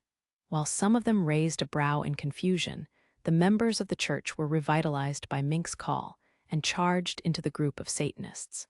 It was getting confusing which side served the darkness at this point. What in the world is she fighting? Algan couldn't help but wonder out loud. Mink's entertainment value was part of one of the reasons she traveled with her, though. When a subtle smile formed on Algan's face, a blade came down from above her. For her, it was laughably slow. "What do you want?" Algan replied apathetically, dodging the blade with ease. She wasn't even surprised to be attacked, let alone angry. "Ha, what do you want?" "Huh, Miss Firebrand's got some balls, some pretty big ones. I was just here to slice up the infamous demon lord. Didn't expect to see a firebrand. All these tickets for fame are getting me giddy. Ooh, I forgot to introduce myself. I'm Alvard, the Sword Flash. Pleasure's all yours." Algan glared at the man. As far as she knew, she had eliminated all who knew her identity. How did he know that she was a firebrand? Some pathetic hellion I chopped up in a dungeon up north told me about a little mixed-blood loser. Whoa, Alvard dodged the knife Algan threw without a word. It flew at a considerable speed, but Alvard had the chops to deal with it. He had a lot of confidence for someone facing off against a firebrand and world-famous star player. 4 stars, not bad for a B rank. More power means less freedom. It's all about the balance. As Algan had pointed out, there were 4 blue stars on Alvard's armor, special made from blue steel, a rare metal. Adventurers are given more stars as they climb the ranks. The lowest-ranking rookies have none until they reach E ranking and receive their first star. Most adventurers never made it that far and went back to their day jobs. In this world, only a select few could break through the limitations of their natural talents. "Well then, you wanna play, mademoiselle?" You snot-nosed. When the pair faced off, an incredible explosion erupted in the sky above the business district. They couldn't help but shift their attention to it. "W.O., little girl, you didn't call over your hellion friends, did you? Shut your mouth if you don't want your heart eaten still beating. That's too far, yo. That flashy outfit's gotta be." Alvard's trained eye spotted the gold outfit in the far distance. This made him think. If Carnival was in the center of that explosion, whoever did that to him was something incredible. Don't tell me that's the demon lord I've been hearing about. It doesn't look like you're the one who called them here, mademoiselle. Whoa, you've got some sticky fingers. Don't get distracted during a fight.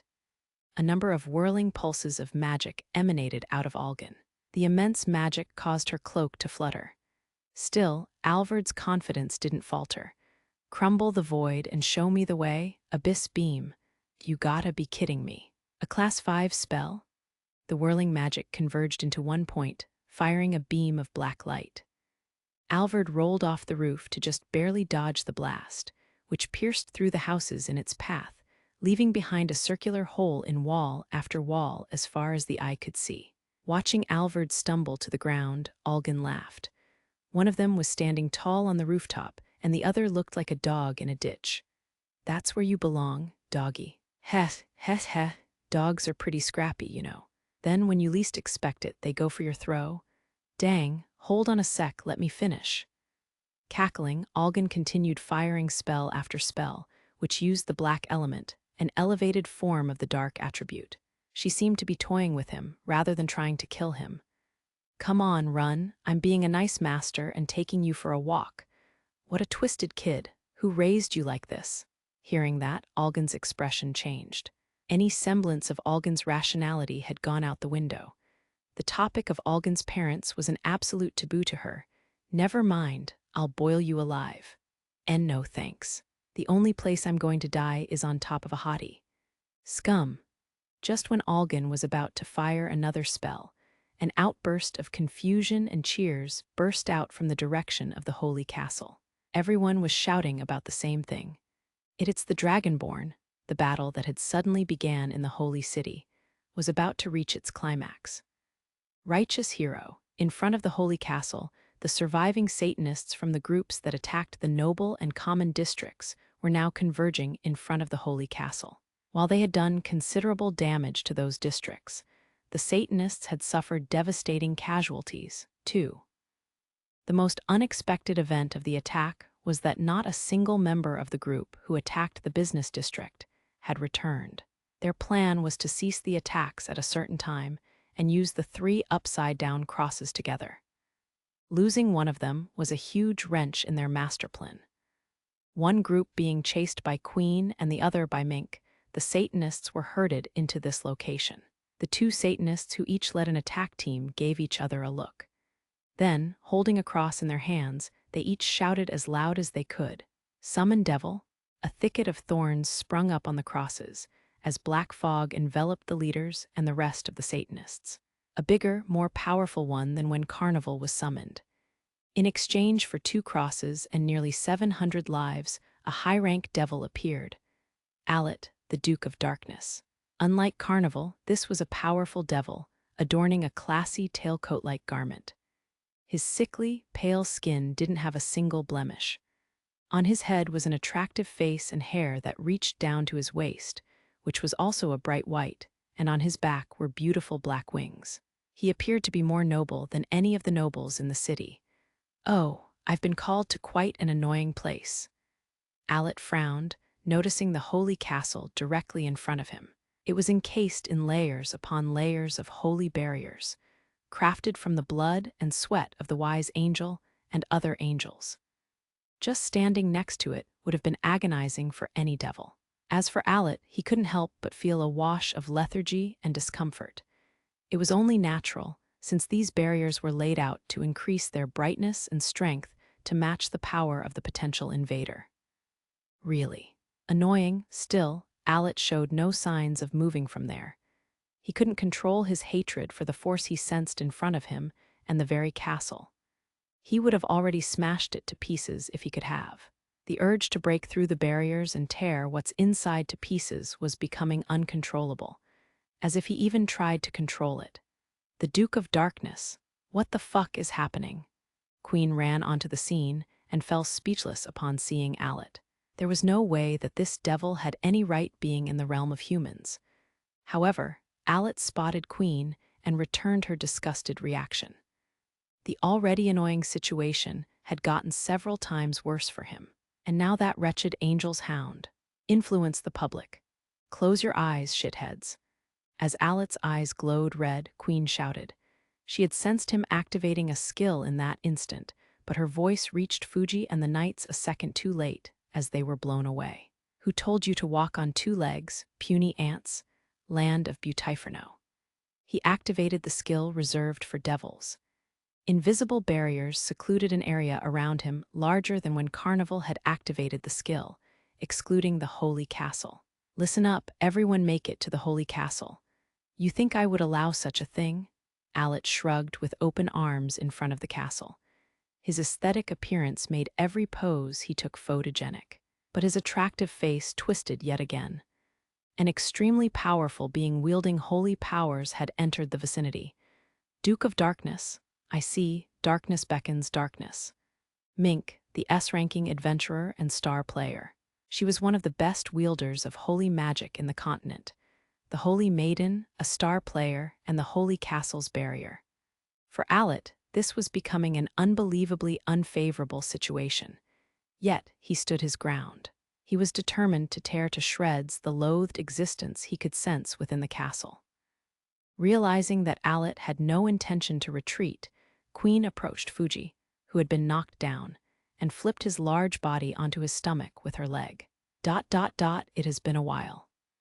Queen grabbed the hammer of Sigma from Fuji's back. This was one of the most coveted legendary weapons in the continent for producing some simple spells in addition to its high attack. The very instant she grabbed the hammer, Queen slammed it into Alet. The devil deflected the blow with his hand, but his face twisted in pain. Inflicting that much pain onto a high-rank devil was an impressive feat for a human. Such an undignified lady, Dark Beam. With no incantation, Alet fired a Class 4 spell. However, the hammer in Queen's hand emanated light to block it. "Protect me already." Wall of light, Queen spat out to her revered legendary weapon as if she were ordering around a slave. The wall of light clashed with the black beam, but the wall couldn't stop it entirely, as it still pierced Queen's body. Alet was ready to fire off the next step without giving Queen a second to breathe, but he ended up canceling the spell to deal with an interruption. Mink charged over and swung her cross-like weapon down on him. Alet shielded the attack with his hands, but white smoke came out of his hands. Mink was wielding an extremely dangerous weapon for devils, another one-of-a-kind weapon called Twinkle. As a wielder of the holy element, this was the perfect weapon for her. Ha ha, not too bad, milk jugs. Milk, what are you? Humans. From this point, Alet was always on the back foot. The matchup and the location were not on his side. Ordinarily, he would have never stuck around, and instead would have tried to take his opponents on at a different location. However, even the collected Alet couldn't contain the wrath boiling from the pit of his stomach. The lair of the arch-nemesis of all devils, whose very existence was carved into their DNA, was in front of Alet's very eyes. Once Queen had engaged the devil in close combat, Mink incanted another spell. I am the wearer of blood-spatter black. Angel garb, a holy armor materialized on Mink's entire body. Alet groaned at the painful light emitted from it. For him, the light seemed to carve his soul away just by looking at it. With a powerful anti-devil buff on her, Mink joined Queen and slammed her weapon against Alet. The holy element invaded his body, as Alet's dark element retaliated against the two warriors. As they clashed once, twice, and thrice, all three of them were worn out worse and worse. Considering the matchup, this was like punching each other bare-knuckled with no guards up. Alet's unfavorable situation was only getting worse with time. If things kept going at this rate, the pair of warriors would surely defeat him. But then a black liquid fell from the sky and splattered on the ground. They looked up to find a girl floating in the air. Tartarus had been dropped out of the open box in her hand. The black liquid spread wide in an instant, reaching the feet of Queen and Mink. Fuck, not again. What's Tartarus doing here? Their strength drained, they crumbled to the ground. Perhaps from draining so much power, the Tartarus was far more powerful than before. Puny, humans. Alet kicked Queen as she was curled up on the ground, sending her tumbling. Then he stretched out the claws on his right hand and tore at Mink. This is the end, Abyss Beam. He fired a heinous Class 5 spell that shot through the two warriors and so many buildings behind them, crumbling the cityscape to the ground. You thought the barrier alone would lead to victory. Human scum. The two couldn't even react to Alet. Witnessing the defeat of a holy maiden and an S-rank adventurer, the crowd fell silent. To boot, Alet was healing with every second because of Tartarus. Queen, stay back, sis. Hold that damn barrier. White couldn't help but come down to the entrance to the holy castle, but Queen shouted for her to remain where she was. The barrier on the holy castle would lose much of its effect if there were no holy maidens inside. If that were to happen now, the holy castle would surely fall. Let us begin a wonderful feast. Now pay for the sin of irritating me. Alet stomped his foot down at Queen's midriff, and the sound of shattering bones echoed. Then he grabbed Mink by the neck and held her up, punching and punching and punching her all over. There were a million more effective ways to damage it, but he seemed to want to tear the wretched armor apart with his bare hands. Why, your darkness is nothing to me. Silence, bug. With every moment, Tartarus spread, as the ruthless beating ensued in front of the holy castle. Each blow was calculated as to not kill his victims easily. While Alet was ordinarily very logical and kept his cool, he was undeniably a devil after all. What the? You gotta be kidding me. After finally arriving at the holy castle, the demon lord was dismayed by what he saw. He had made his way up a clock tower that seemed safe enough to scout out the situation. From there, he spotted the crazy holy maiden of Fury Road and a strange monster, which he assumed to be another devil. And that chick, guessing by what she's wearing, she's the last holy maiden. Noticing the holy maiden shouting something from the entrance of the castle, he felt a shiver go down his spine. She looked absolutely gorgeous too, but seeing how Luna and Queen turned out, the demon lord doubted the third sister was anywhere near normal. Got him it. I can't have some monster acting like he owns the place. He had research to do and a business to start. All of that would go out the window if Hololite was torn to shreds. On the other hand, to avoid red tape down the road, he couldn't waltz on out there in front of everybody. Right, a light bulb sparked above his head. Of course. Just have him handle the mess of dealing with the holy maidens.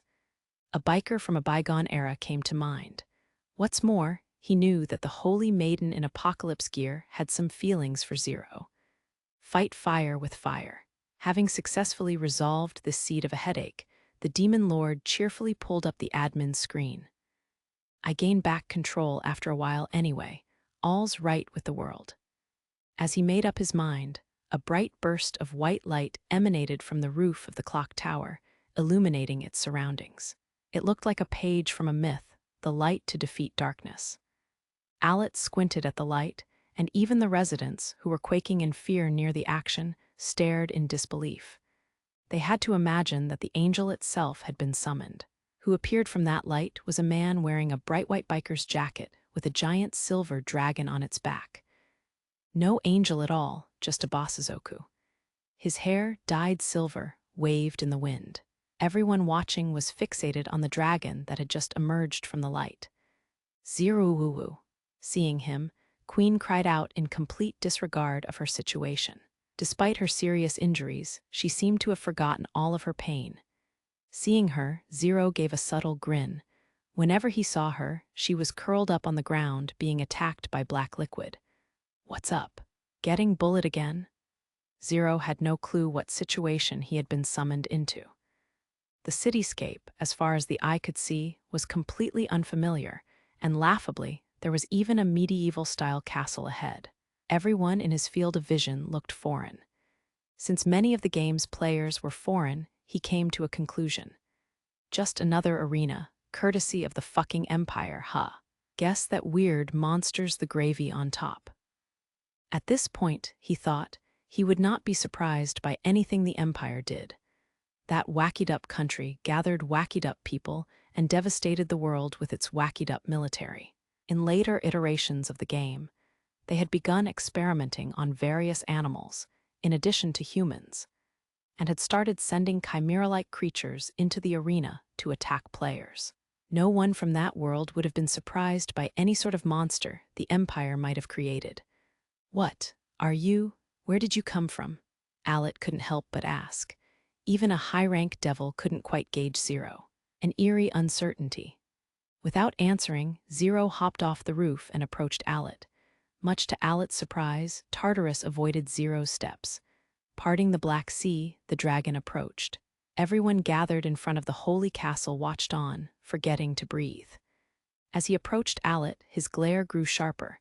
Finally, they were nose to nose, when the dragon grinned. You stink. Like a murderer. Allet swung its claws without a word. Zero ducked to dodge it, and kicked the devil's gut without much care. The prideful high-rank devil flew a few meters up in the air, a mudded footprint imprinted on the middle of its extravagant outfit. Already, blue flames flared from Zero. He had activated his special ability, Mad Flurry. However, his true strength lay with something else. As if to boast that fact, Zero turned his back to Allet, showing off the dragon he carried. In mid-combat, nonetheless. Carrying the title of undefeated, I've made it to the road of never-ending battle, righteous hero, plus 5 damage for every kill the target has made. Max. Plus 50, shouting something cringy, Zero was enveloped in crimson flames as his combat skill, righteous hero, activated. How crude. Was that supposed to be some sort of incanta, ag? Now it was Allet's turn to let out a crude scream. Before the devil knew it, Zero's left fist had punctured his gut. In an instant, his right fist whirled at Allet's face. The devil was blown away, carving away chunks of the ground and crashing into a now-evacuated chapel. After such an impact, numerous cracks ran up the walls until the entire building came crumbling down. GRR, ag. Allet looked devastated as he crawled out of the rubble, his hair mangled and his extravagant outfit covered in dirt. What's more, tears were pouring from his eyes. A high-rank devil, with a moniker like Duke of Darkness, was crying in front of humans. The crowd fell speechless. "You're scum for making a chick cry. I'll show you just how pathetic you are." With a vicious smile, Zero swung his right arm in a big circle. Seeing his gallantry, the crowd of thousands of residents stirred, before finally bursting into thunderous cheer. "Do or die, RGH? Gah!" Alet was dizzy with confusion. His resilient body was screaming in agony. How did this happen? The devil failed to grasp how the fist of a mere human could produce such pain. It had punctured through numerous protective spells, hitting the devil with devastating damage. Alet felt like his very soul was writhing in pain. It wasn't like the punch carried any holy element either, nor any magic for that matter. "Wakey, wakey." Zero followed with a ruthless kick to Alet's side while the devil was on all fours. The high-rank devil, the Duke of Darkness, the center of flattery and adoration, was kicked away like a soccer ball, and he slammed into the barrier around the holy castle. In that instant, Alet erupted into flames. Grog, with an explosion, sparks flew in all directions, filling the area with the smell of burnt meat. This was no surprise. A high-rank devil couldn't have expected to walk away scot-free after touching the barrier set up by the wise angel. This fight had inadvertently turned into an electric cage match. The crowd went wild at the dragon, who was too strong for even a high-rank devil to handle. In contrast, Zero's mood plummeted until he finally let out a tusk. "This bastard's got the crowd going hotter than me. You want to take on the silver dragon, huh?" The thought process of a Basazoku. As Zero was of a species that felt ecstasy from a roaring crowd and a spotlight, he was enraged that the attention had shifted away from him. Alet would have cried in protest at the lack of logic here, but he could not. "You, filthy scum, abyss beam." With all the strength he had left, Alet fired the dark magic spell, and the black beam hit Zero dead on. However, after the beam had faded, the beam that should have pierced any, and all things it came in contact with, an unscathed Basazoku remained standing. As long as Mad Flurry was activated, the Duke of Darkness didn't have enough magic to make even a scratch on Zero. "You think you can mess around while you're going mano y mano against me?" With his frown tightening, Zero's unreasonable wrath piled on. Now thinking that he was being toyed with, Zero quaked with anger. From his perspective, it must have felt like he was shot at with a toy ray gun or something. From Alet's perspective, this was an utter nightmare. How could this be? I am too noble to lose to this wretch." Spreading the wings on his back, Alet flew up into the air. Then he approached Tron, the firebrand who had been watching the battle from above, and pierced her with a single stab of his hand. "Hech! Ah!" Alet raised Tron's body and drank her blood as it spilled out. Alet was using bloodlust, one of its skills. Against a human, this would have almost no benefits, but Alet could expect to heal somewhat by consuming the blood of a firebrand. Filthy blood. The stench, Tron was tossed aside like a piece of trash, crashing to the ground. With enough damage to obliterate her stomach, her life was quickly fading away. Amidst her faltering consciousness, she wondered why she had been treated this way. For as long as she could remember, Tron had no parents. Desperately, she had survived the relentless discrimination and constant violence in Hellion territory by drinking mud and eating rotten pig carcasses. Sometimes she even reached for poisonous herbs. Even after fleeing to human territory, she was greeted with persecution. With nowhere else to go, she was picked up by Utopia, only to be treated and looked down on like a sack of garbage, just like she had been for her entire life. Why was she even alive? These were the fruitless thoughts that ran through the girl's mind. She couldn't help but whimper in pain. How could that bastard do this to you? "Hey, kiddo, you alive?" The girl saw the silver dragon. The last thing she would ever see. At least, that's what she thought. "Hey, open your mouth. Can't you hear me, kid?" Forcing the girl's mouth open, the dragon threw something in it. Sooner than the girl could feel a strange texture and subtle sweetness on her tongue, her punctured abdomen began healing up at a remarkable speed. If he told her she just drank dragon's blood, she would have believed it. Now there was no pain and no bleeding. This was so much more than closing an open wound. This was an incredible effect to behold, as if the course of time had been reversed. What the dragon had shoved into the girl's mouth was a 100 lives bar, a healing item from the game. Despite its ridiculous name, it amazingly healed 100 HP. In this world, common medicinal herbs healed about 1 to 3. Even the most expensive potions used by adventurers healed no more than 10, so healing 100 HP instantly was unthinkable. Naturally, anyone in the crowd would have believed that he had given the girl dragon's blood, fabled to heal any illness or injury, and even to grant immortality. Alit watched the impossible phenomenon with horror. Are you of a new species of dragon? How could this be? Screaming, Alit came to a certain conclusion, that the dragon must die right here and now. It was difficult to even imagine the chaos this dragon would bring to Hellion territory if given the chance.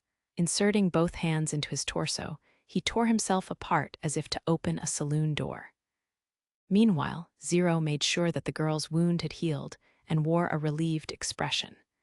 However, the girl remained emotionless and gloomy. Why the long face, kid? You survived, give smiling a try. Smile, I forgot how to a long time ago. The girl squeezed this out as if she were coughing up blood. Zero frowned, unsure of what to do. Then, sensing some movement behind him, he grabbed the girl by her collar and tossed her into an alley. While he wasn't gentle about it, he tried to keep the little kitten out of the fight. Zero turned around to find that Alit had torn his own body apart and was now turning it inside out. What emerged from Alit was bats. Hundreds, thousands, countless bats were clustered together, forming a shape. The ominous sound of flapping wings could be heard, and 2 eyes could be seen glowing in crimson. This was Alit's true form. The devil's physical capabilities drastically increased in this form, but in turn, it was now extremely vulnerable to the holy element, which was why Alit rarely went this far. Pesky dragon, you will be judged for your arrogance of feigning neutrality.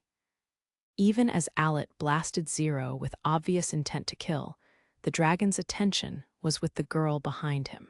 Even Zero could tell that she had lived a terrible life. He, too, had not lived an easy life. Smile, kid. No matter how tough it gets, the strongest guy's the one laughing like a dumbass. Since she was behind him, Zero couldn't tell the expression she gave in response. He could only sense her hold her breath for a moment. You think you have a chance while dividing your attention, dragon. Now die with your arrogance. Alit exploded into a charge. He flew so fast that the air around the devil screamed as if being torn apart. As Zero prepared to counter, his iconic silver flames roared about him. The dragon shouted as loud as he could, "Heavens, watch me roar." Do or die, the dark void and silver sun clashed head-on, for only a moment. While the city stood silent as if the world had stopped spinning, countless cracks ran through the giant black void, until the entirety of it shrieked and dissolved into black mist. The skill Zero had used was a game-breaking skill that added 10 damage to his attack for each person his enemy had killed before. His ultimate attack, with the ceiling set extremely high at 500 damage. A devil with countless kills on his record stood no chance against this move.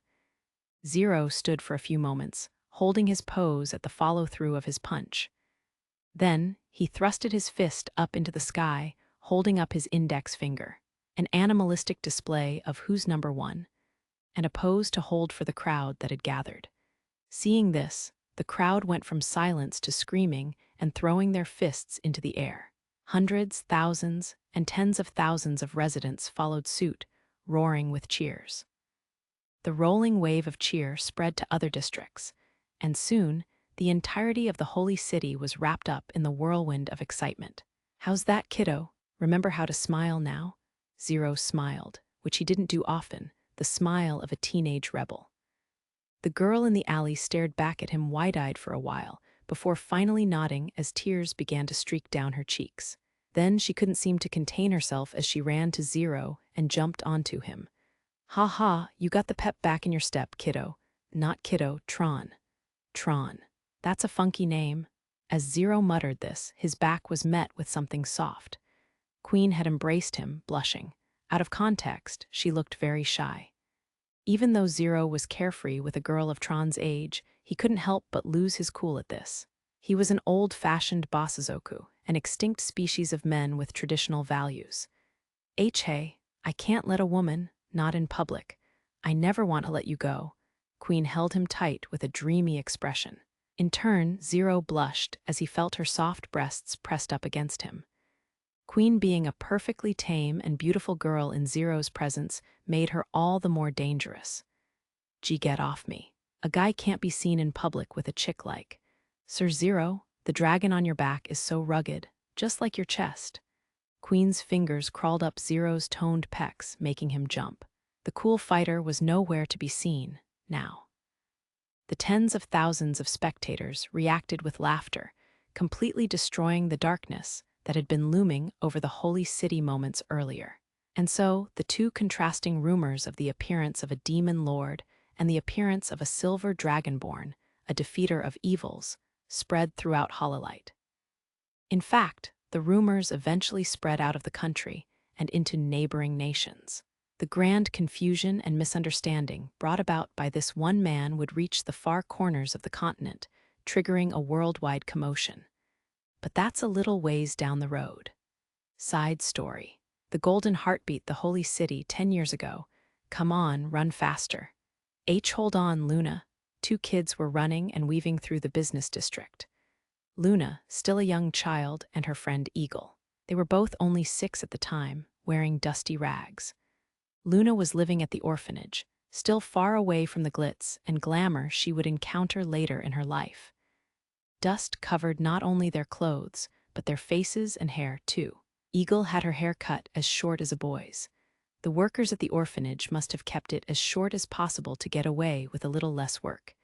If we don't hurry, all the bread will be gone. I know, but they were holding a single bronze coin together, which was a rare occurrence. Normally, kids at an orphanage would have never come in contact with any money, but they had been given this allowance from a holy maiden. The children planned to buy a loaf of bread with it and revel in that luxury. With this, we can buy a black loaf. Yeah, a black loaf was barely a loaf of bread. Hard as a rock, it couldn't even be chewed without dipping it in some sort of soup. Even that, however, was seldom seen on the dining table at the orphanage. The kids were only given the bare minimum of random grains and discarded greens. Their meals were closer to cow or pig feed than human food. I can't stand it. What? Luna had stopped suddenly in front of a certain restaurant. It was Artemis, one of the most exclusive restaurants, even by the holy city's standards. Wealthy merchants and nobles flocked here each night and day, enjoying a meal that peasants could only dream about. One day, I'm going to be able to eat here whenever I want. Hee. That's too much even for you. Your problem is that you always give up before you even try. That's why you're such a loser. What do you want me to do? An orphan dining at Artemis. That was an impossible feat, even if hell were to freeze over. That being said, Luna was entirely sincere. She had been devoting her life and soul to magic training in order to find a way out of her current circumstances. Whoa. What are these filthy peasants doing here? At least walk along the edge of the street, so we don't have to see trash like you. This is the problem with our holy maidens right now. They have too much mercy for the lowlifes. A group of nobles came out of the restaurant at a bad timing for the two girls. The nobles made a gesture as if to shoo away a couple of stray dogs. Eagle immediately lowered her head and tried to leave, but Luna stared right back at them. See that look of disobedience? Smells like swine. Now our meal is ruined. If a noble were to kill a lower-class citizen on the streets, much less an orphan, no one would have batted an eye. Eagle tried to pull Luna by the hand to get away, but she showed no sign of backing down. In fact, she declared brazenly, "I'll make you regret it." Did you say something? One day, I will be accepted into the holy church. And one day, I will become a holy maiden. When I do, I will make you regret everything you've just said. Crazy rat, there's only so much crap you can spew before. The noble stopped there, as magic sparked out of Luna, more magic than any child should have had control over. What's more, her magic was of blinding light. The nobles couldn't help but take a step back. Wah, how? While anyone could possess magic in this world, the talent to wield it was another story entirely. No matter how much effort an average Joe put in, there was always the impenetrable wall of natural talent. Just like not all baseball players could become Babe Ruth or Derek Jeter. I should ask for your names. HHMPH, we shan't give a peasant like you the satisfaction. Intimidated by Luna's unbelievable potential for magic, the nobles scurried away. In reality, with enough talent, there was a path for someone like her to get out of the orphanage and into the Holy Church or Holy Knights Order. Realizing that there was a chance for Luna to follow up on her threat, the nobles hurried away in fear. Luna, that was so dangerous. I can't let them bully me. I'm going to keep working harder than anyone else in this world. Hard work was the motto of this country. Angels smiled down upon those who worked hard, promising them success. That doctrine, that beacon of hope, had motivated Luna thus far and kept her from giving up altogether. As they started walking down the streets again, they spotted a long line. It was for a bar called Campi, one popular among adventurers. It had opened as a small bar initially, but was now a mid-sized establishment after 10 years in operation. Nowadays, it wasn't rare to see a line forming at the place even during the day. Luna gave the bar an envious glare for a moment, before continuing on their path without a word. This bar had grown, not by some privilege given at birth like nobles, but by its own merit and hard work. Luna didn't want some privilege handed down to her, either. She wanted to achieve her goals with her own hard work and merit. That place is always really busy. I know. Normally, Luna would have had a few choice words, but she was uncharacteristically quiet. Eagle saw that she must have had some ideas about the bar. Come on, let's get our bread already. I can't even concentrate with an empty stomach. You really do take magic seriously, Luna. If nothing else. Running through the city illuminated by the sunset, the girls ended up securing their rock-like loaf of bread. They were softening it bit by bit, dipping it into their scrap vegetable soup. Hey, Luna, do you really think you can get into the Holy Church? Offers, who elf buff MF. Why, you can finish chewing first?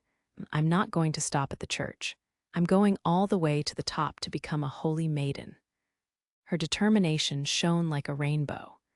Eagle didn't dislike her friend, who always kept her gaze straight ahead and talked about her future with gleaming eyes.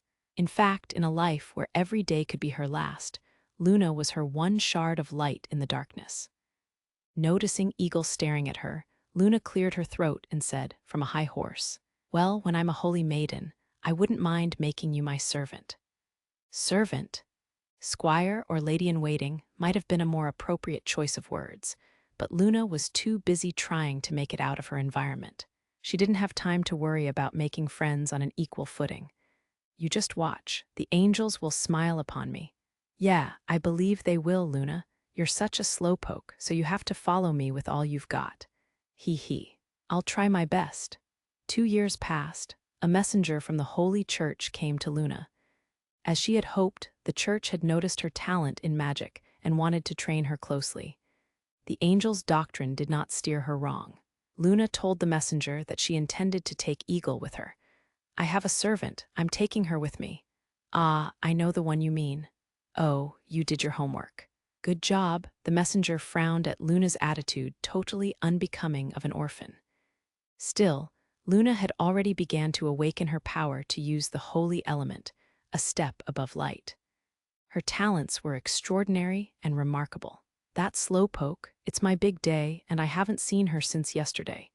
That one isn't here anymore. She's getting ready to welcome me at the holy castle then. That might be the best idea she's ever had. That one has been put down. Luna froze. She couldn't comprehend what the messenger was saying. When we looked into it, we discovered that it was a demi-human. Such a surprise that it had infiltrated the holy city. Demi-human. In this world, demi-human was an umbrella term that included all species, like the anima, dwarfs, elves, giants, etc., who were not quite human. Their relationships with humans, however, were tense. Especially in Hololight, humans were openly hostile towards the demi-humans. But she hasn't done anything wrong. Being a demi-human alone is a crime enough. I have heard that you, brazenly, aim to become a holy maiden. In that case, you must be careful who you associate yourself with. Demi-humans, in the context of the mythical war, were in a gray area. At first, they had aided the angels and the humans who served them. But suddenly, for some reason, they sought independence during the commotion of the war. Their pullout had drastically affected the power balance of the continent, and Animania was established in the east. If the legend was true, the demi-humans were traitors. They were like disaster thieves who founded their own nation on the back of the chaos of war. She's really dead. Did you expect Hololite to pardon a demi-human? Hearing this, Luna could only tilt her head, powerless. In this country that worshipped the angels, there was no room for demi-humans. Accepting demi-humans would, in turn, be a betrayal to the teachings of the angel, which had become Luna's rock.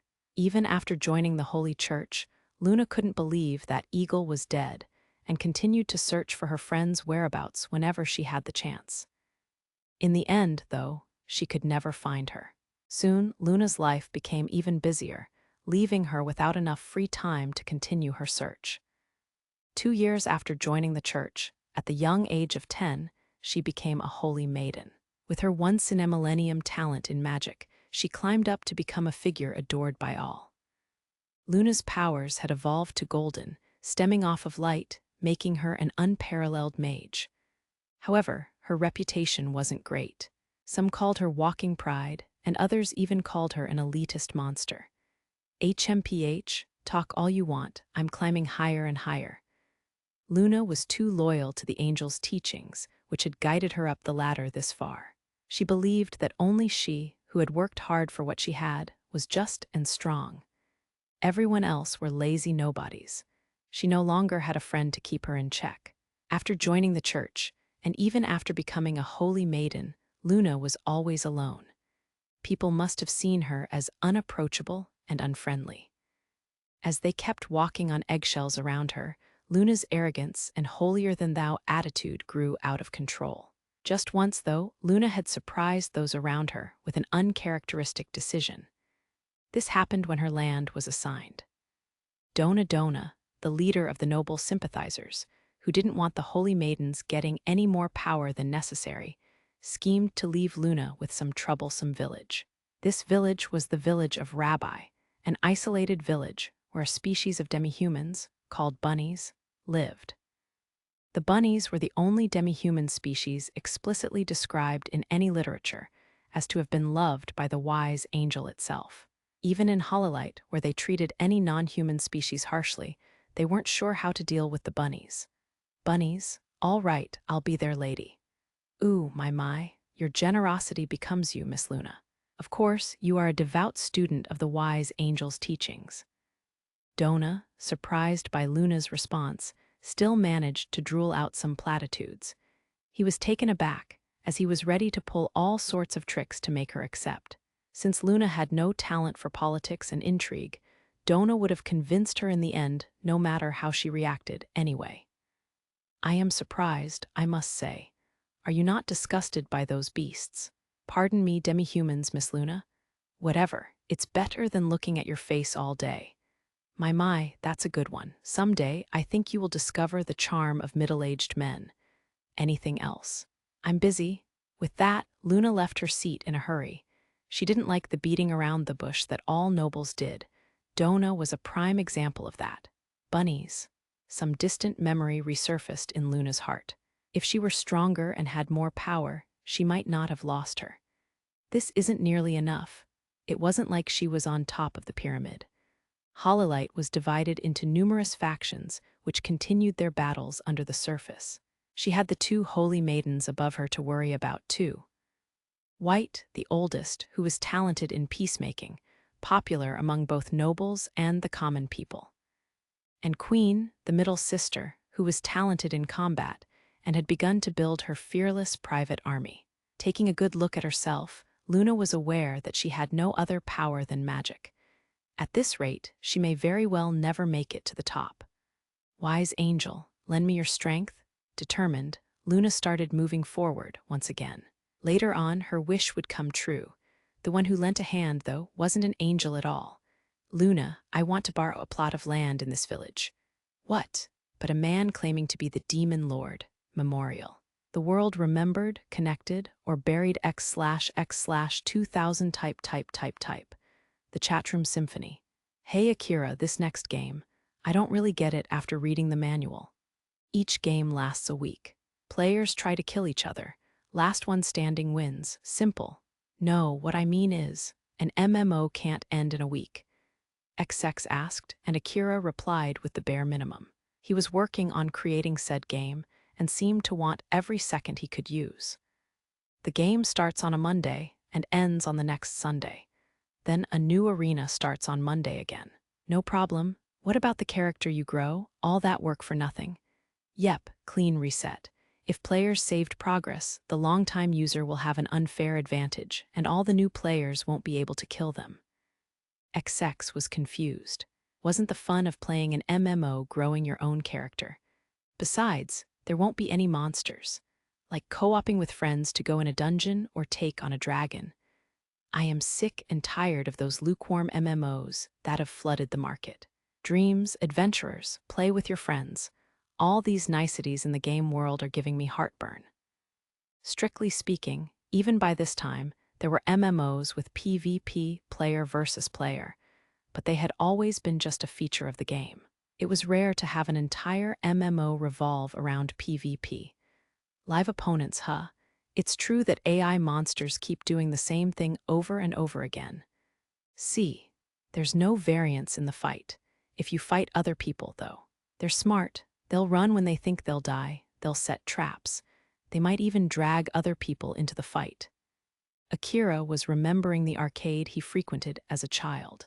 A decade or so ago, in-person fighting games had become a massive hit, which only grew bigger by the introduction of the battle stations, where people could sit across from one another to challenge them in-game.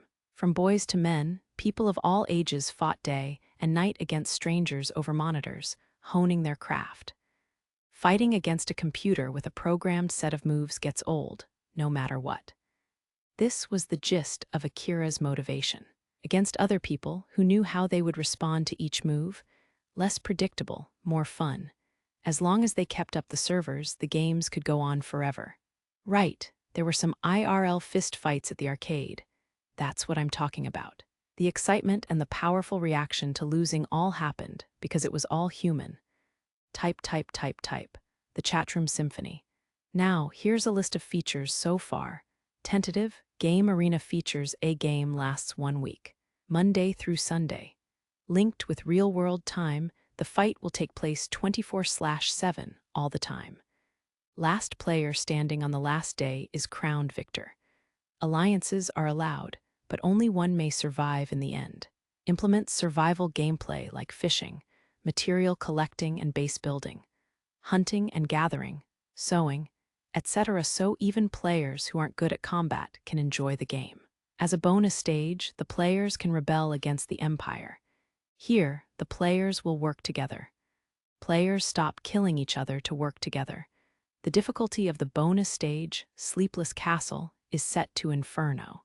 When the Sleepless Castle falls, the MMO will discontinue. Akira, hold on, what do you mean linked with real-world time? Just like it sounds. If it's 7 a.m. in Japan, it's 7 a.m. in the game. Early morning, late nights, they're always killing each other in real time. Wah, what about people with school and work? They have to hide well or stay in their base.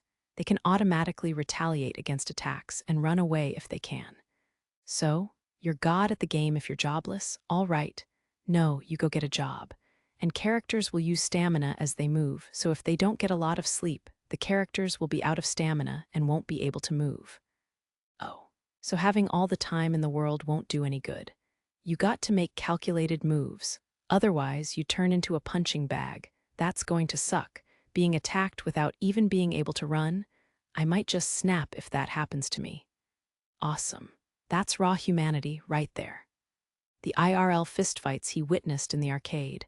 To Akira, that was proof of immersion and what made the game real. And so, a world was created. A legendary game that took Japan by storm began here.